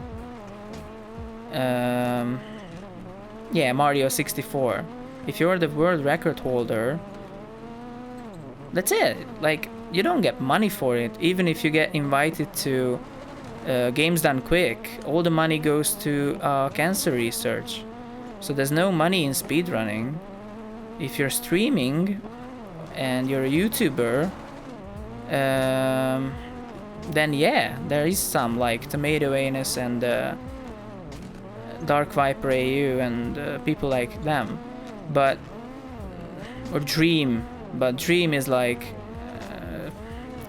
it's a curious case. Let's just say that Dream is it's a weird situation with speedrunning. So yeah, or if you're like an absolute unfriendly person called Friendly Baron, then yeah, you can make money out of speedrunning, but usually people don't do it for the money. It's a very beautiful, usually, but it depends on the speed game, but it's usually a very beautiful, welcoming community. That's why so many people are drawn to that and like coming out as trans and stuff, because like, oh yeah, being trans is like a big thing. It's like a common occurrence in speedrunning communities. That's why you see so many trans people commentating on GDQ, Games Done Quick. And yeah, it makes sense, because if you're like feel like the whole world is hostile and you don't feel comfortable and you're just at home playing video games on your own, and you don't even play against other people, you just play against the computer, to be faster and faster, and you suddenly find a very welcoming and nice community, then sure, you're gonna be pretty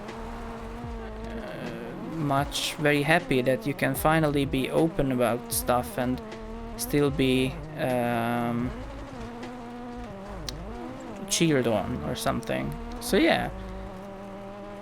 But yeah, that was weird for me. Like, why are there so many trans people in such a comparatively small community? But yeah, if you think about it, it makes sense. Because it's just positivity and encouragement. And yeah. Also, I don't talk about politics on this channel, on these channels. People were thinking about what do I think about this and that, and I'm like, nope, because it doesn't go anywhere. Like, if we have different views, most people who are very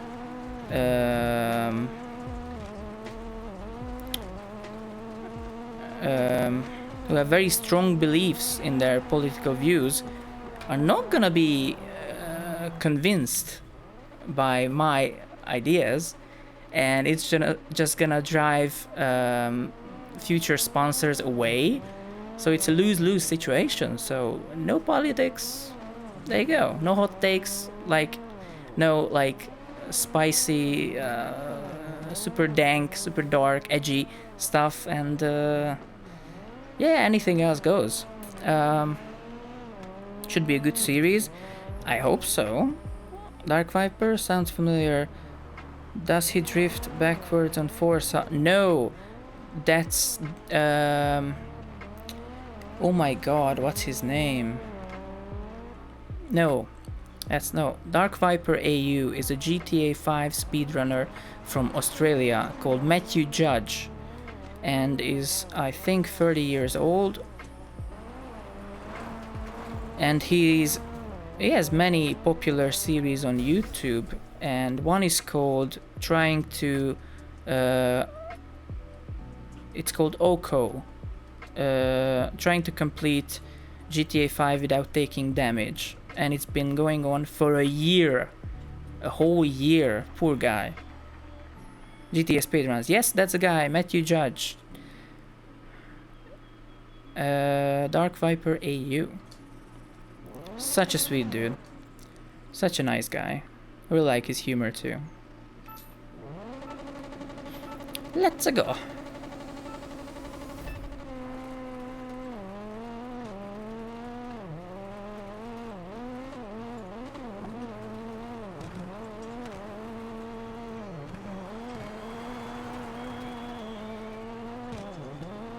And yeah, the other thing, the weird thing is, which I guess only time will tell, but I had some people tell me that, hey, it's such a stupid idea that you're mixing like a sociology, psychology, open conversation, gaming, and cooking on the same YouTube channel.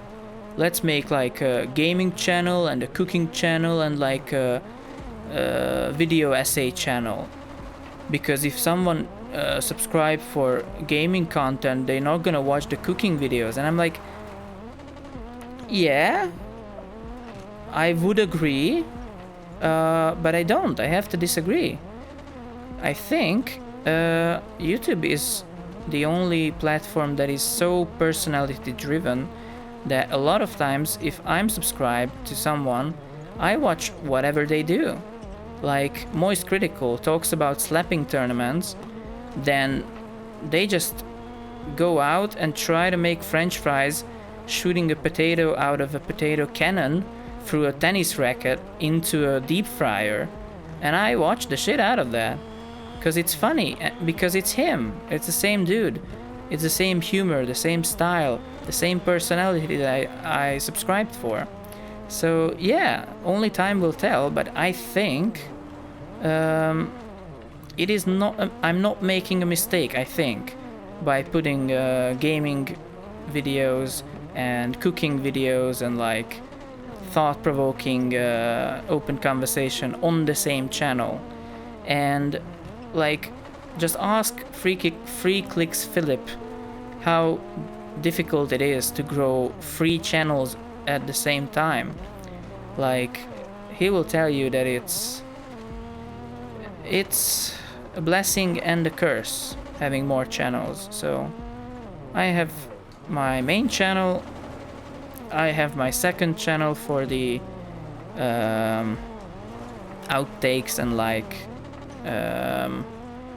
longer, more boring stuff for the more dedicated people or whatever I don't deem worthy of the main channel.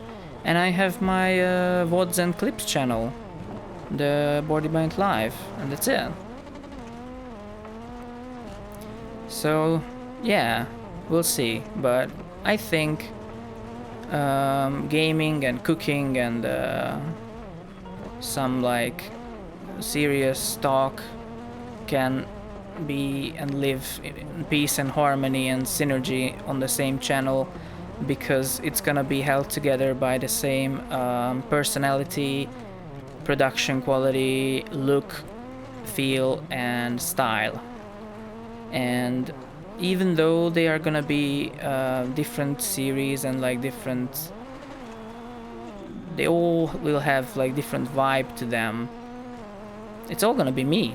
So and again, if you subscribe and you just wanna watch the gaming stuff, you're just gonna skip the cooking stuff, and that's it.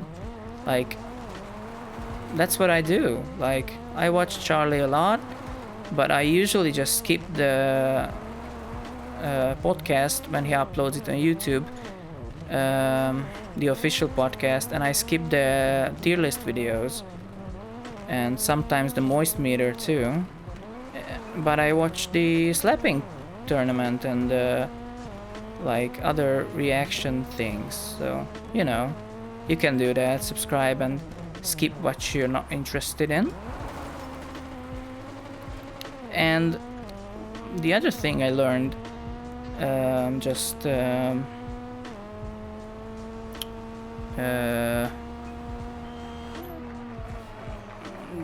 searching how to make a YouTube channel like as good as you can, is that yeah, you have to make series, because like then it's like something to expect, something to wait for, something you would subscribe to, familiarity, and it's like good for community building, and yeah, it's good all around.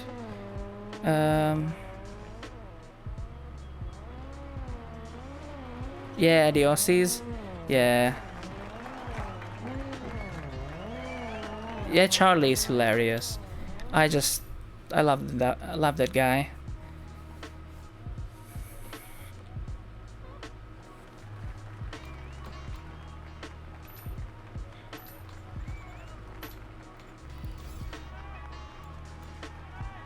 All right. 22 kilometers. Jesus Christ. All right. Look at those sheep. Have you heard of me? That was one of the weaker puns, I admit. But it's past midnight here, so maybe that's a good excuse for the... Well, yeah, we'll see. I'ma take it as a challenge. My superpower is I can cook minute rice in 58 seconds, so maybe I can speedrun this. This is my time to shine.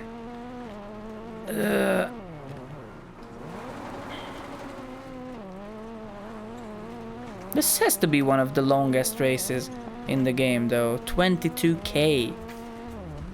That is lunacy. Madness, even. Alrighty.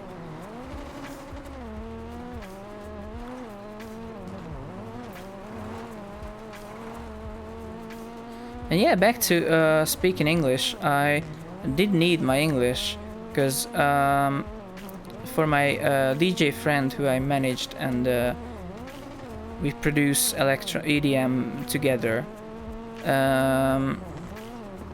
I had to manage and put together 3 Australian tours for him. So like I was constantly talking to Aussie tour managers and like booking agents and like club owners and stuff, so we can have enough gigs to just to make it worth going there. And we somehow did it 3 times. So but then, you know, the worldwide outbreak happened, which just fucked everything. So no gigs for anyone, no festivals, no nothing. And we had one for Northern Ireland and Germany and Hungary.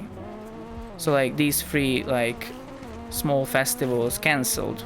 So that was 2020 though. And yeah, 2021 is really uncertain. Just nobody knows how festivals will go, because they say they will be festivals, but most people are like very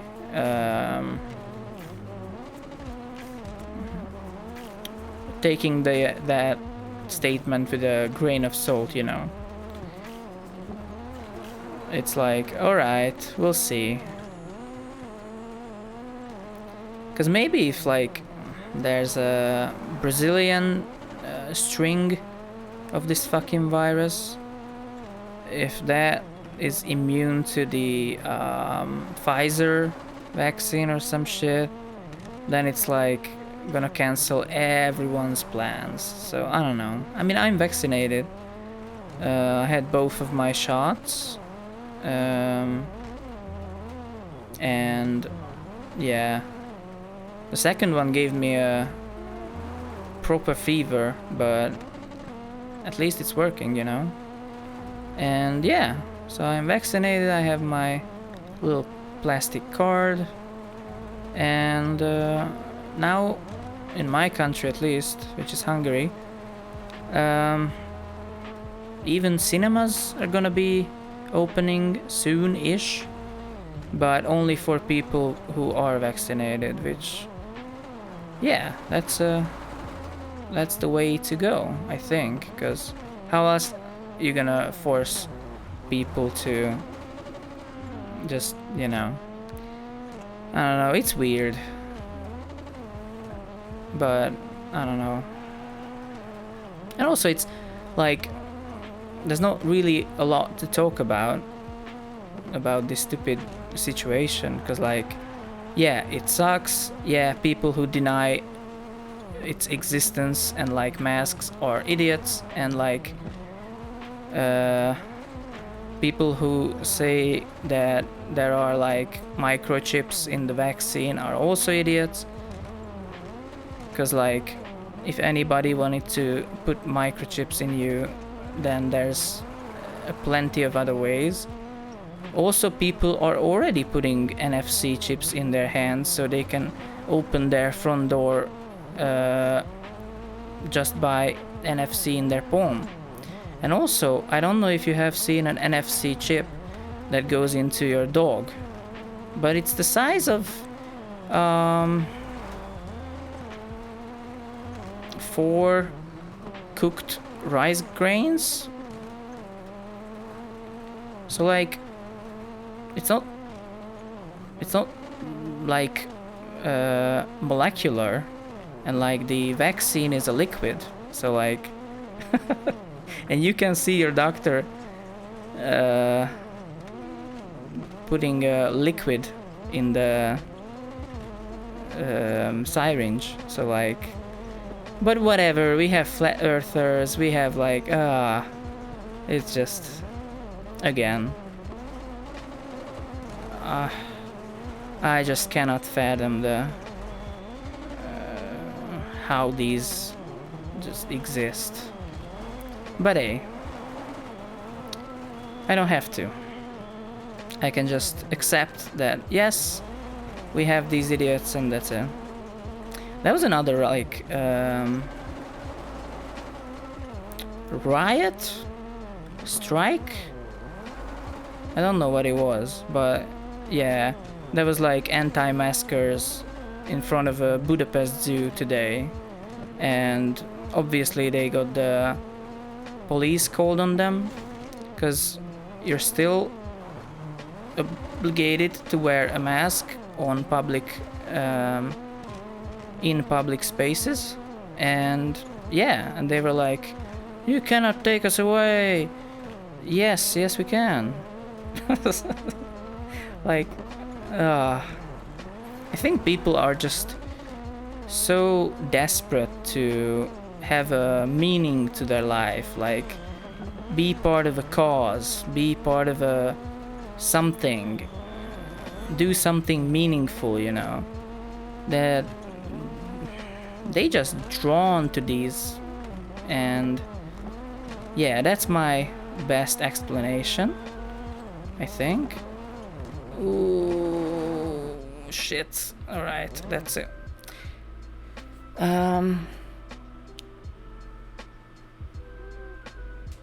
Oh, you're the second then who's saving up for the Xbox hat. It's a beanie with official Xbox branding. And it's a joke, but I think it's really good, because like it's so many channel points and it's so meaningless. I think it's any more dangerous than the flu. Movies in the US Open for people without anti-mask because it's special. Yeah, exactly. I mean, you know, stuff usually, like even food regulations, more strict in the EU, and not like just in the continent of Europe, but like in the European Union, which Hungary is part of. So like Germany, France, you know, the whole 9 yards. And like, yeah, it's taken a little more. Why is my game choppy? Do I have to alt tab back into the game to make it not choppy? Alright, I can do that. I did that.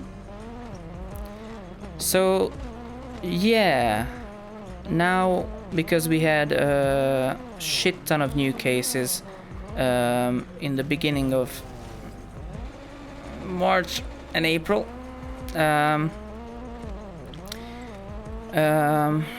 they had to extend the curfew and mandatory mask regulations on public transport and spaces and stuff. And yeah, like I think the UK is the most relaxed about it. And yesterday the news broke, or maybe today, that like India has it the worst, with 400,000 daily new cases. So like, but yeah, it is more dangerous than the flu, sadly, but not for everyone. So like, why we had to have a curfew and shit is because it wasn't the daily new diagnosed cases that went up.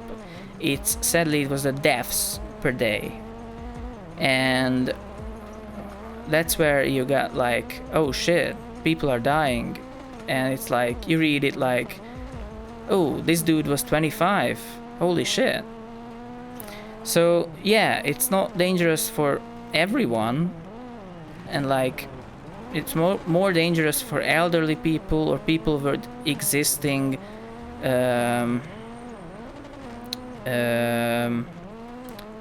what's the chronic illnesses. But guess what? That's why I got mine early, because I got a letter that, hey, because your history of showing chronic illnesses, you are deemed more in danger than your fellow 27-year-olds. So you get the Moderna vaccine early. So I did, and I am vaccinated. And yeah, there you go. Health goes brr or something. So yeah, sadly it is more dangerous than the flu, but for the average healthy middle-aged or young individual, it is exactly as dangerous as the flu. It's just for the people that are, again, more in danger because of their like medical history, or more susceptible to not surviving maybe a complication that it can do, because it can do complications with your lungs, and regular flu cannot do that. So, you know,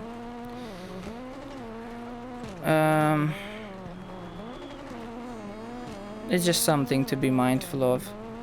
And yeah, like, people don't wear masks usually to protect themselves, it's to protect others. That's why people in Japan have been wearing them for decades when they were ill, because they didn't want anyone else to catch it.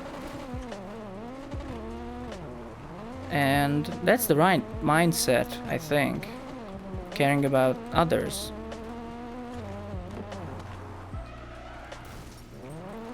Wrecked.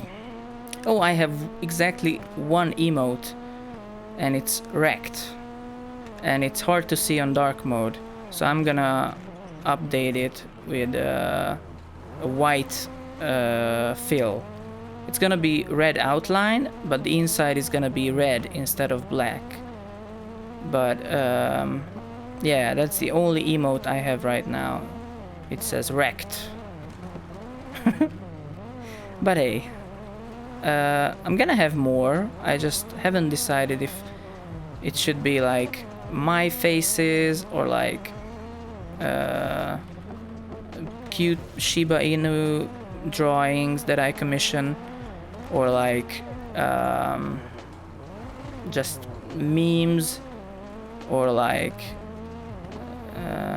inside jokes when the community gets to that point, or like, so yeah, I haven't decided, but I wanted, since I'm an affiliate already on Twitch, I can have emotes. Yay. Because I'm an affiliate. Not a partner, but an affiliate. So yeah, people can sub, which is also very cool. So I have just one emote, and it says wrecked.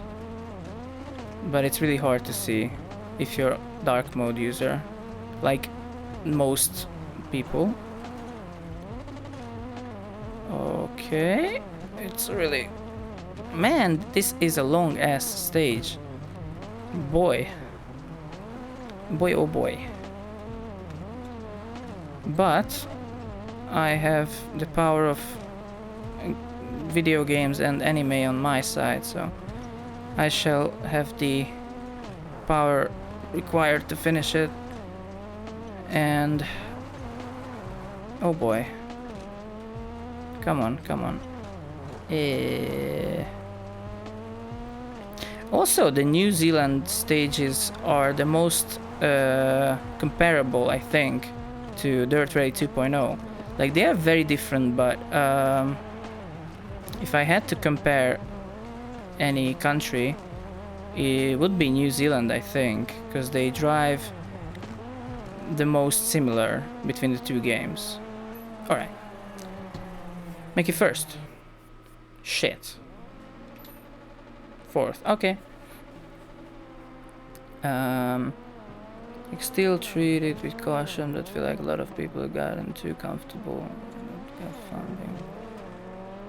Yeah, people are getting a little too comfortable, I agree. mad lazy. I mean, you're also on the west coast, my guy. You're on the chill coast. You're on the laid back coast. Like,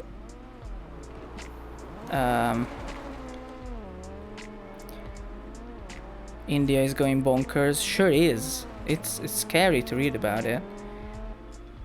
Right mindset. Yeah. Sorry that I'm like 10 minutes late reading your comments, but that's just the nature of the beast that is called WRC9.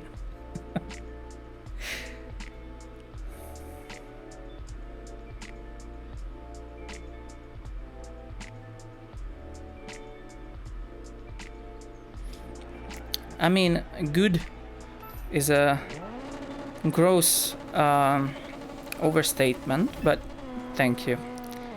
I got 6th place on the long ass epic stage, but yeah, gotta try. It did look fast, and that's what matters.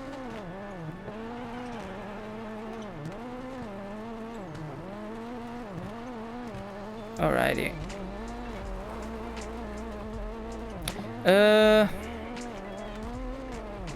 I don't know if I can check right now. I think default, normal? Let's see. Yeah, medium. I am on a medium. 100%. Difficulty, medium damage. Anything above this is just I don't know,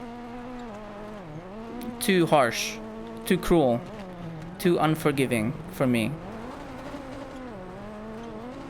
So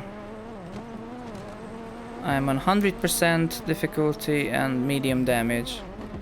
I tried realistic damage, but it's not realistic. It just accelerated downgrade of every part of your car. So like, oh, you've been driving for 6 kilometers, time for your engine to fail, and you're like, okay baby, you know the meme. And that's what realistic damage is in this game. It's just like sped up damage. I didn't enjoy it. Man, difficulty in video games is such a weird thing, because like in Far Cry, it just makes the enemies unfair because they are bullet sponges and like they spot you too easy and like they are too accurate and they find you too easy. But in like Rage 2, if you play on hard, you actually have to use your things. And in like Doom Eternal, if you play on Nightmare, you have to use all of the game's systems to survive. And yeah, so like, I like difficult games when the difficulty means a greater challenge and not a greater amount of frustration, because it becomes unfair or like more of the same but like harder. So enemies take more shots. There you go, hard. It's like, no. So yeah, Doom Eternal is an excellent example of scaling in difficulty, because it forces you to use every single system the game gives you.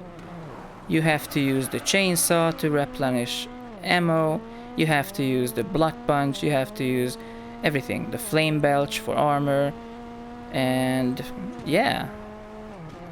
But like, again, in like Far Cry 4 or 5, it just makes the enemies spot you, so you can't use stealth, which you should be, and you have to use an LMG or a sniper, because otherwise they don't go down.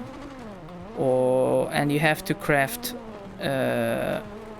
all the time, because the enemy bullets do more damage, or like they are more accurate, so they land more shots.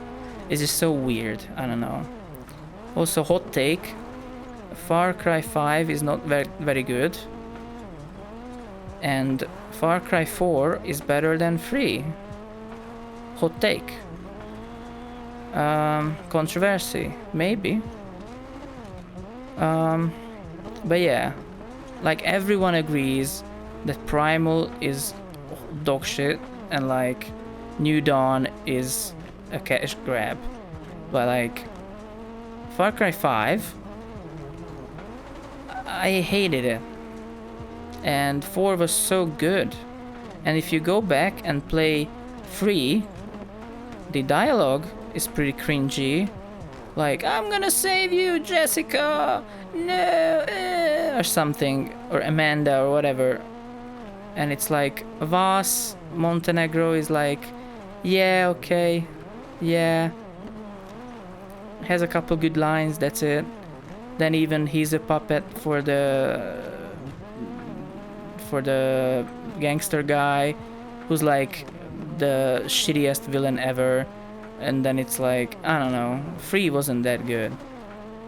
It was revolutionary, but yeah. And it has like fucking rail shooter sequences where you're in the back of a Humvee and you're just using a machine gun and shoot down the boats. Okay, I guess. And that's it. Oh, and has Skrillex and Veed. That's pretty MLG compilation, I guess. But yeah, 4 is much better, I think. First, yes.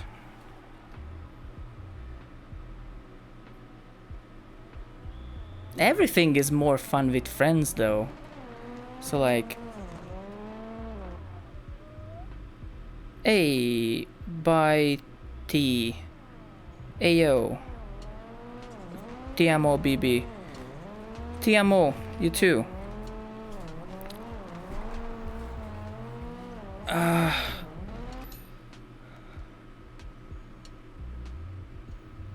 Yeah, Primal was... Also, Primal used the same map as 4. Which is like the laziest shit ever. And New Dawn used the same map as 5 because it's the same place just after the nuclear apocalypse. Alright, sure. Whatever.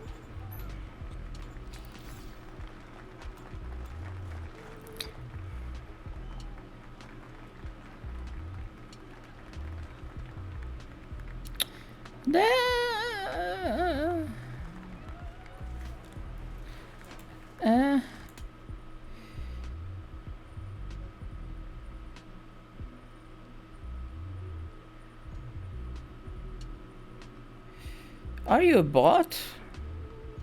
Gonzalo Mix?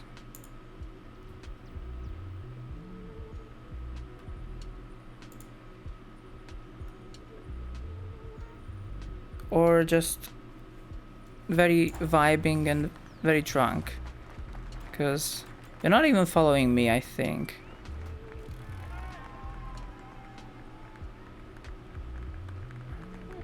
And I appreciate if somebody says love you so much, but it's a little out of place, you know. It's a little fast. Just take me out to dinner first or something. Hablo español? I sadly don't. I wanna learn Spanish. I just can't bring myself to it. I speak, like, my native language is Hungarian. I speak English and German because they are the ones that you learn in school, in high school. And in the States, you can choose between Spanish and French, I think. But here, Spanish is like, not really. What's Hungarian similar to? Nothing. That's the funny thing. It has no relatives in terms of languages. So it doesn't. So like English, Spanish, Italian. Okay, so like Spanish and Italian spring from Old Latin, while German and English come from Anglo-German whatever thing. So, but Hungarian is similar to nothing. It has influences by obviously Latin, German, and Turkish, but other than that, it has no relatives. So, yeah, people speculate that it's somehow related to Finnish, but it's like maybe in terms of history books, but like, you know, I'm Hungarian and I can't understand a single word of Finnish. The pronunciation is different. There are no similarities between modern day Hungarian and modern day Finnish. So yeah, it's like people say it's a theory. It's not proven yet that they are that Finnish and Hungarian are related. It's a working theory in terms of history. So yeah. Also, Hungarian sounds very, very weird. So like, if I say, what is something that sounds really weird? Like angel is angyal, and it's like it has y sound, which is not very easy to pronounce if your native tongue is English. Or like, if I say this is what the Hungarian language sounds like in Hungarian, it's like így hangzik a magyar nyelv. It's pretty weird. That's why a lot of sci-fi movies use it as like a weird alien language from like 2099 or something. It's really weird. It's in Blade Runner, the new Blade Runner movie that was also shot in Hungary in like a CGI studio because it's cheaper than Hollywood. So yeah, Hungarian is weird, man. Yeah, right? Race car in Hungarian is versenyautó. It sounds really, really strange if you're unfamiliar with. So yeah. Yeah. Because race is verseny in Hungarian and car is autó. Like an automobile, but just auto. Also, it has weird, it has much more letters in the alphabet than the English. So we have like a shit ton of characters. We have an A that has like a stroke on the top, and we have like letters that contain 2 characters. And what's great about the Hungarian language is that it's pronounced as it's written. So like for you, obviously, because you're used to the English pronunciation of certain things, it's weird. But if I write something down in Hungarian, it's the same pronunciation, so there's no rules like, oh, if it's an A and a U after each other, it's pronounced that, or if it's an this, then it's pronounced that. No, nothing. It's written as it's pronounced, so there's no rules like pronunciation like in English and German. It's really cool, but it's one of the hardest languages in the world to learn. I think the third because I think the first one is Chinese, then it's Finnish, then it's Hungarian, but I could be wrong about that. So yeah, Hungarian is... Hi Hawk! We just racing. We just rallying in New Zealand, Auckland, talking about the Hungarian language. How is it going over your side? Are you having a good Labor Day? Are you having a good day off? Hopefully. It's Labor Day every day, right? Everywhere, right? Wish I could speak.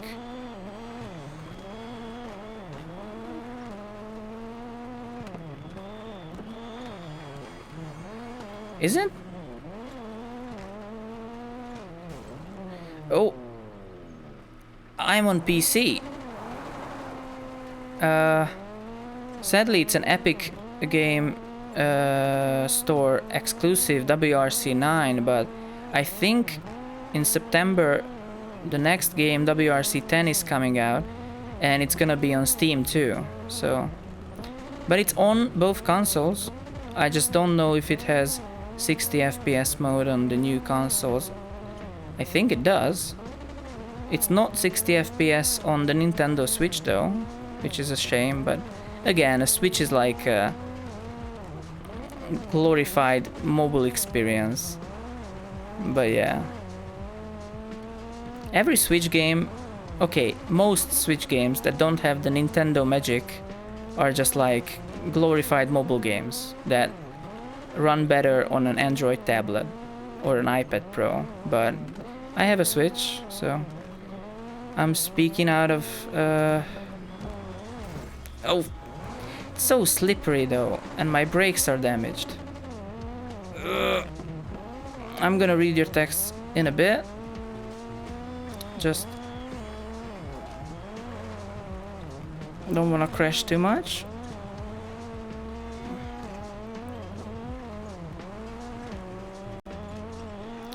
Also, I turned off follower only mode, and I think I'm getting some bots texting in chat like, hello, insert username.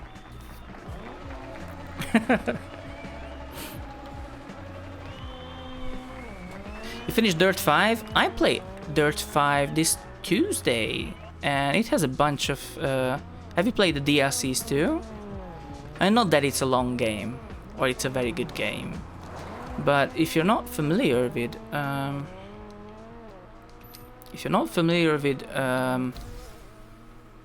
hardcore rally sims, I would not recommend this game. I would recommend Dirt 4 as like getting into on simulation mode, and then like Dirt Rally 2.0 or this. Richard Burns is really hardcore and really PC modding nerd shit. I would not recommend that to anyone who asks what console. If anybody asks what console are you playing on, then no. RBR is a big no.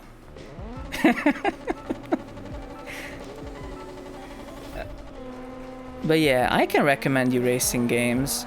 The Crew 2 is incredibly good since it had a bunch of updates. It was very poo-poo when it got released, but now it's... once you get over the rubber banding and the grinding in the beginning of the game, so if you give it enough time, the Crew 2 is really good. Really good now. And it's on all platforms. And I think it's very cheap now. I think it should be like 20 bucks or some shit. I love that game. But yeah, it was garbage when it came out. It was over ambitious and under delivered. But now it's very good, because they patched everything. And they added so much content for free. Like, holy shit. Because basically the season pass only added, I think, one discipline and a bunch of cars, and that's it. And most of the cars you can buy with in-game currency. And that's it. And it has boats, and it has planes, and it has hovercrafts, and it has you can unlock a helicopter, and it's like it has tons more customization than Forza Horizon 4. And the only bad thing about it is, I mean, like, it's really grindy, and the first couple races you're gonna be met with crazy rubber banding AI, and if you want a drift car, then you have to buy the same car in a drift spec, and you cannot customize it. So it's like the hypercar and the street race class that you can actually customize. If you want like a rallycross car, it's already customized, and you can just buy it. But it's still such a good game. It's so good. I really recommend the Crew 2 to anyone, because it's like, it has a huge ass map, a small version of the whole US, and it has fucking planes and boats and customization, and it has a half an hour race from coast to coast with a hypercar, and it's like, oh, my handling is fucked. So it's like such a different racing game that it's like, if you're really just hungry for a new racing game, I would say, and you haven't tried it, I would say go for it. Other than that, there's not enough racing games. We gamers need to rise up, right? We need to go out and strike. We need to cancel our Game Pass and Amazon Prime subscriptions and strike, like, demand, we need more racing games. And then those big corporations will finally listen to the most oppressed group of all, gamers. And maybe we'll have more racing games, you know. Those big corporations not understanding what we need. It's more racing games. And we need them now, and cheap, and without crunch. So like, developers get money and only have to work 4 hours and somehow still make a game that's not buggy, and it has to be like $20 or free with Game Pass. But we also hate subscription models, so like, figure it out. That's it.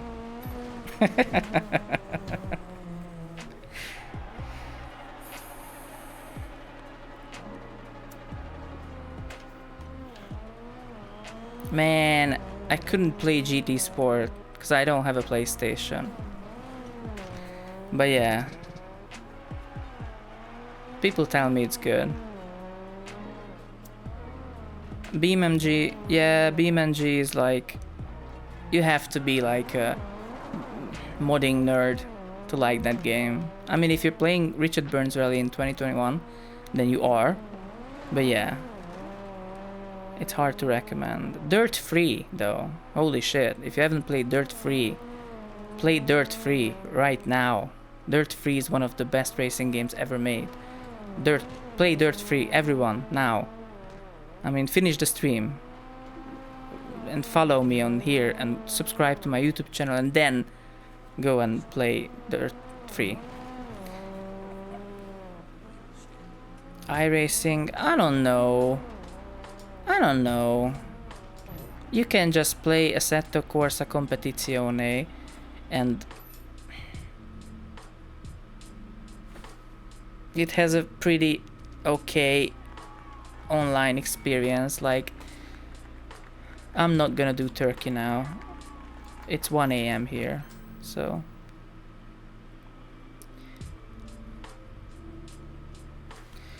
maybe I'm gonna go into just chatting with you guys a little, and then I'm gonna call it. Yeah, people tell me that iRacing is the best, but I don't know. It's just, I'm not into track racing, so it's like, but yeah, I need to give you guys the link to my shit.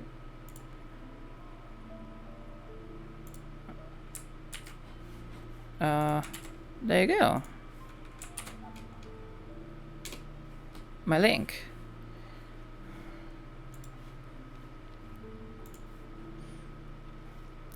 And where is my schedule?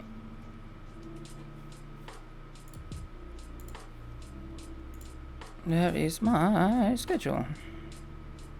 Channel.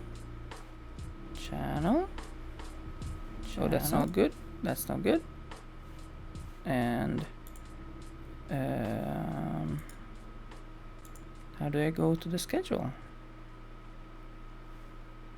So weird. Creator dashboard.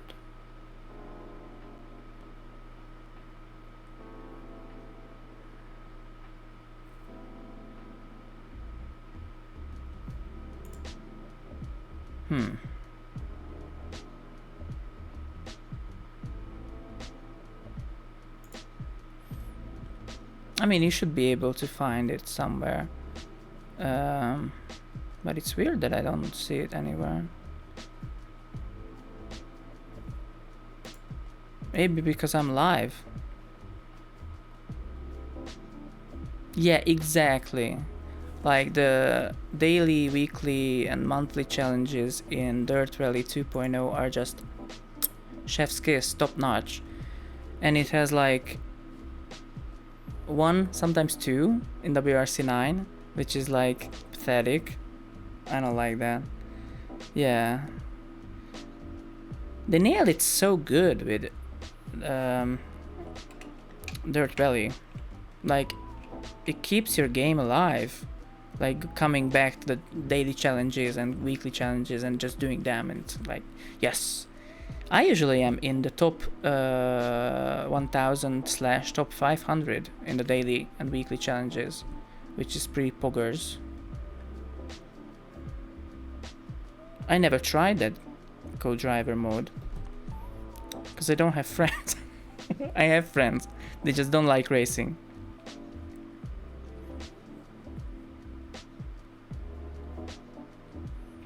Yeah, Dirt 5's online is it's not the best. Yeah, absolutely nailed the shit out of the replayability. It's so good.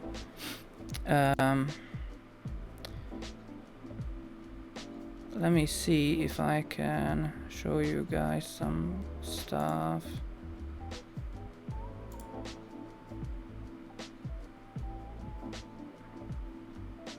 Also, the weird game is coming out called the new Test Drive Unlimited Solar Crown, and we know nothing about it.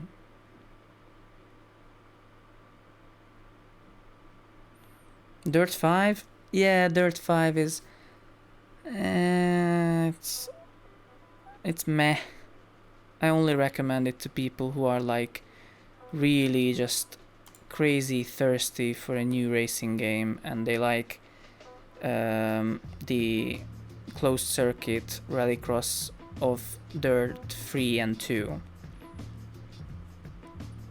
You cannot compare it to Dirt Rally 2.0 because it doesn't have point-to-point stage rallying. It's only arcade rallycross.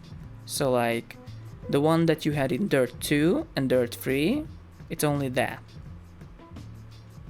It's just that. Yep, no rally, No stage rally, no co-driver, no nothing. Because they like to separate the dirt and the dirt rally series, and they are doing that. I don't think he would care, bless his soul. So they are making the arcade racer dirt series with the dirt numbered series, and they are making the dirt rally series with the simulators. So yeah, it is. I streamed Dirt 5 like a couple times already, 3 times at least. It's fun, and it has the track builder. But man, the fucking track builders, what's it called? Arcade or playground? Playground. You cannot discover new tracks. Like, even Trackmania 2020 has a better discoverability thing. Like, it's so hard to find new tracks that are good. Most of them are just shit. And it's like...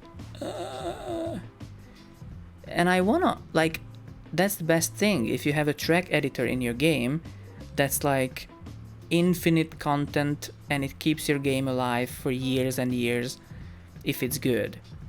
And it's okay-ish, but they said they are adding more and more stuff. They already had 2 updates, one with the junkyard stuff and one with the after dark, of after hours or whatever, but it's still not good. And you know, it's hard to discover new tracks that are actually good. So like, I go there and like discover new tracks. Okay, this sucks, this sucks, this is meh, this is weird, this sucks, this is no effort, this is too hard. And like, it has categories, but nobody's using them, so it's like... R Factor 2. I'm not into, if you're asking me and not Hawk. But yeah, circuit race. Not really into circuit racing.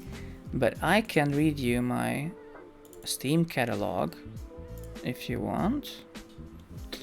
I own Assetto Corsa, Automation, which is like the BeamNG stuff. BeamNG, obviously.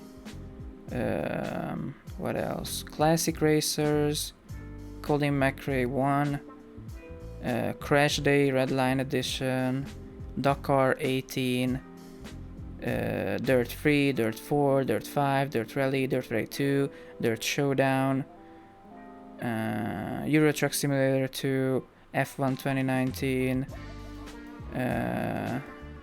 Gravel, Grid 2, Grid 2019, Grid Autosport, Grip Combat Racing,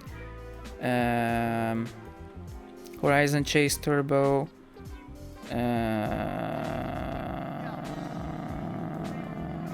what else? Trackmania, all of them. Monster Energy Supercross 2 and 3 and 1. But 4 is out already. Motor Racer, MX versus ATX, Reflex, MXGP 2019, MXGP 2, Pro, NASCAR Heat 4, Off-Road Drive, and Project Cars 1, Project Cars 2, Project Cars 3, Pure, Race, the WTCC game, Redout Enhanced Edition, Sebastian Loeb Rally Evo, Slipstream, what else do I have? Trackmania Nations Forever, V-Rally 4, WRC 4, 5, 7, 9, Wreckfest, Expand Rally and Expand Rally Extreme.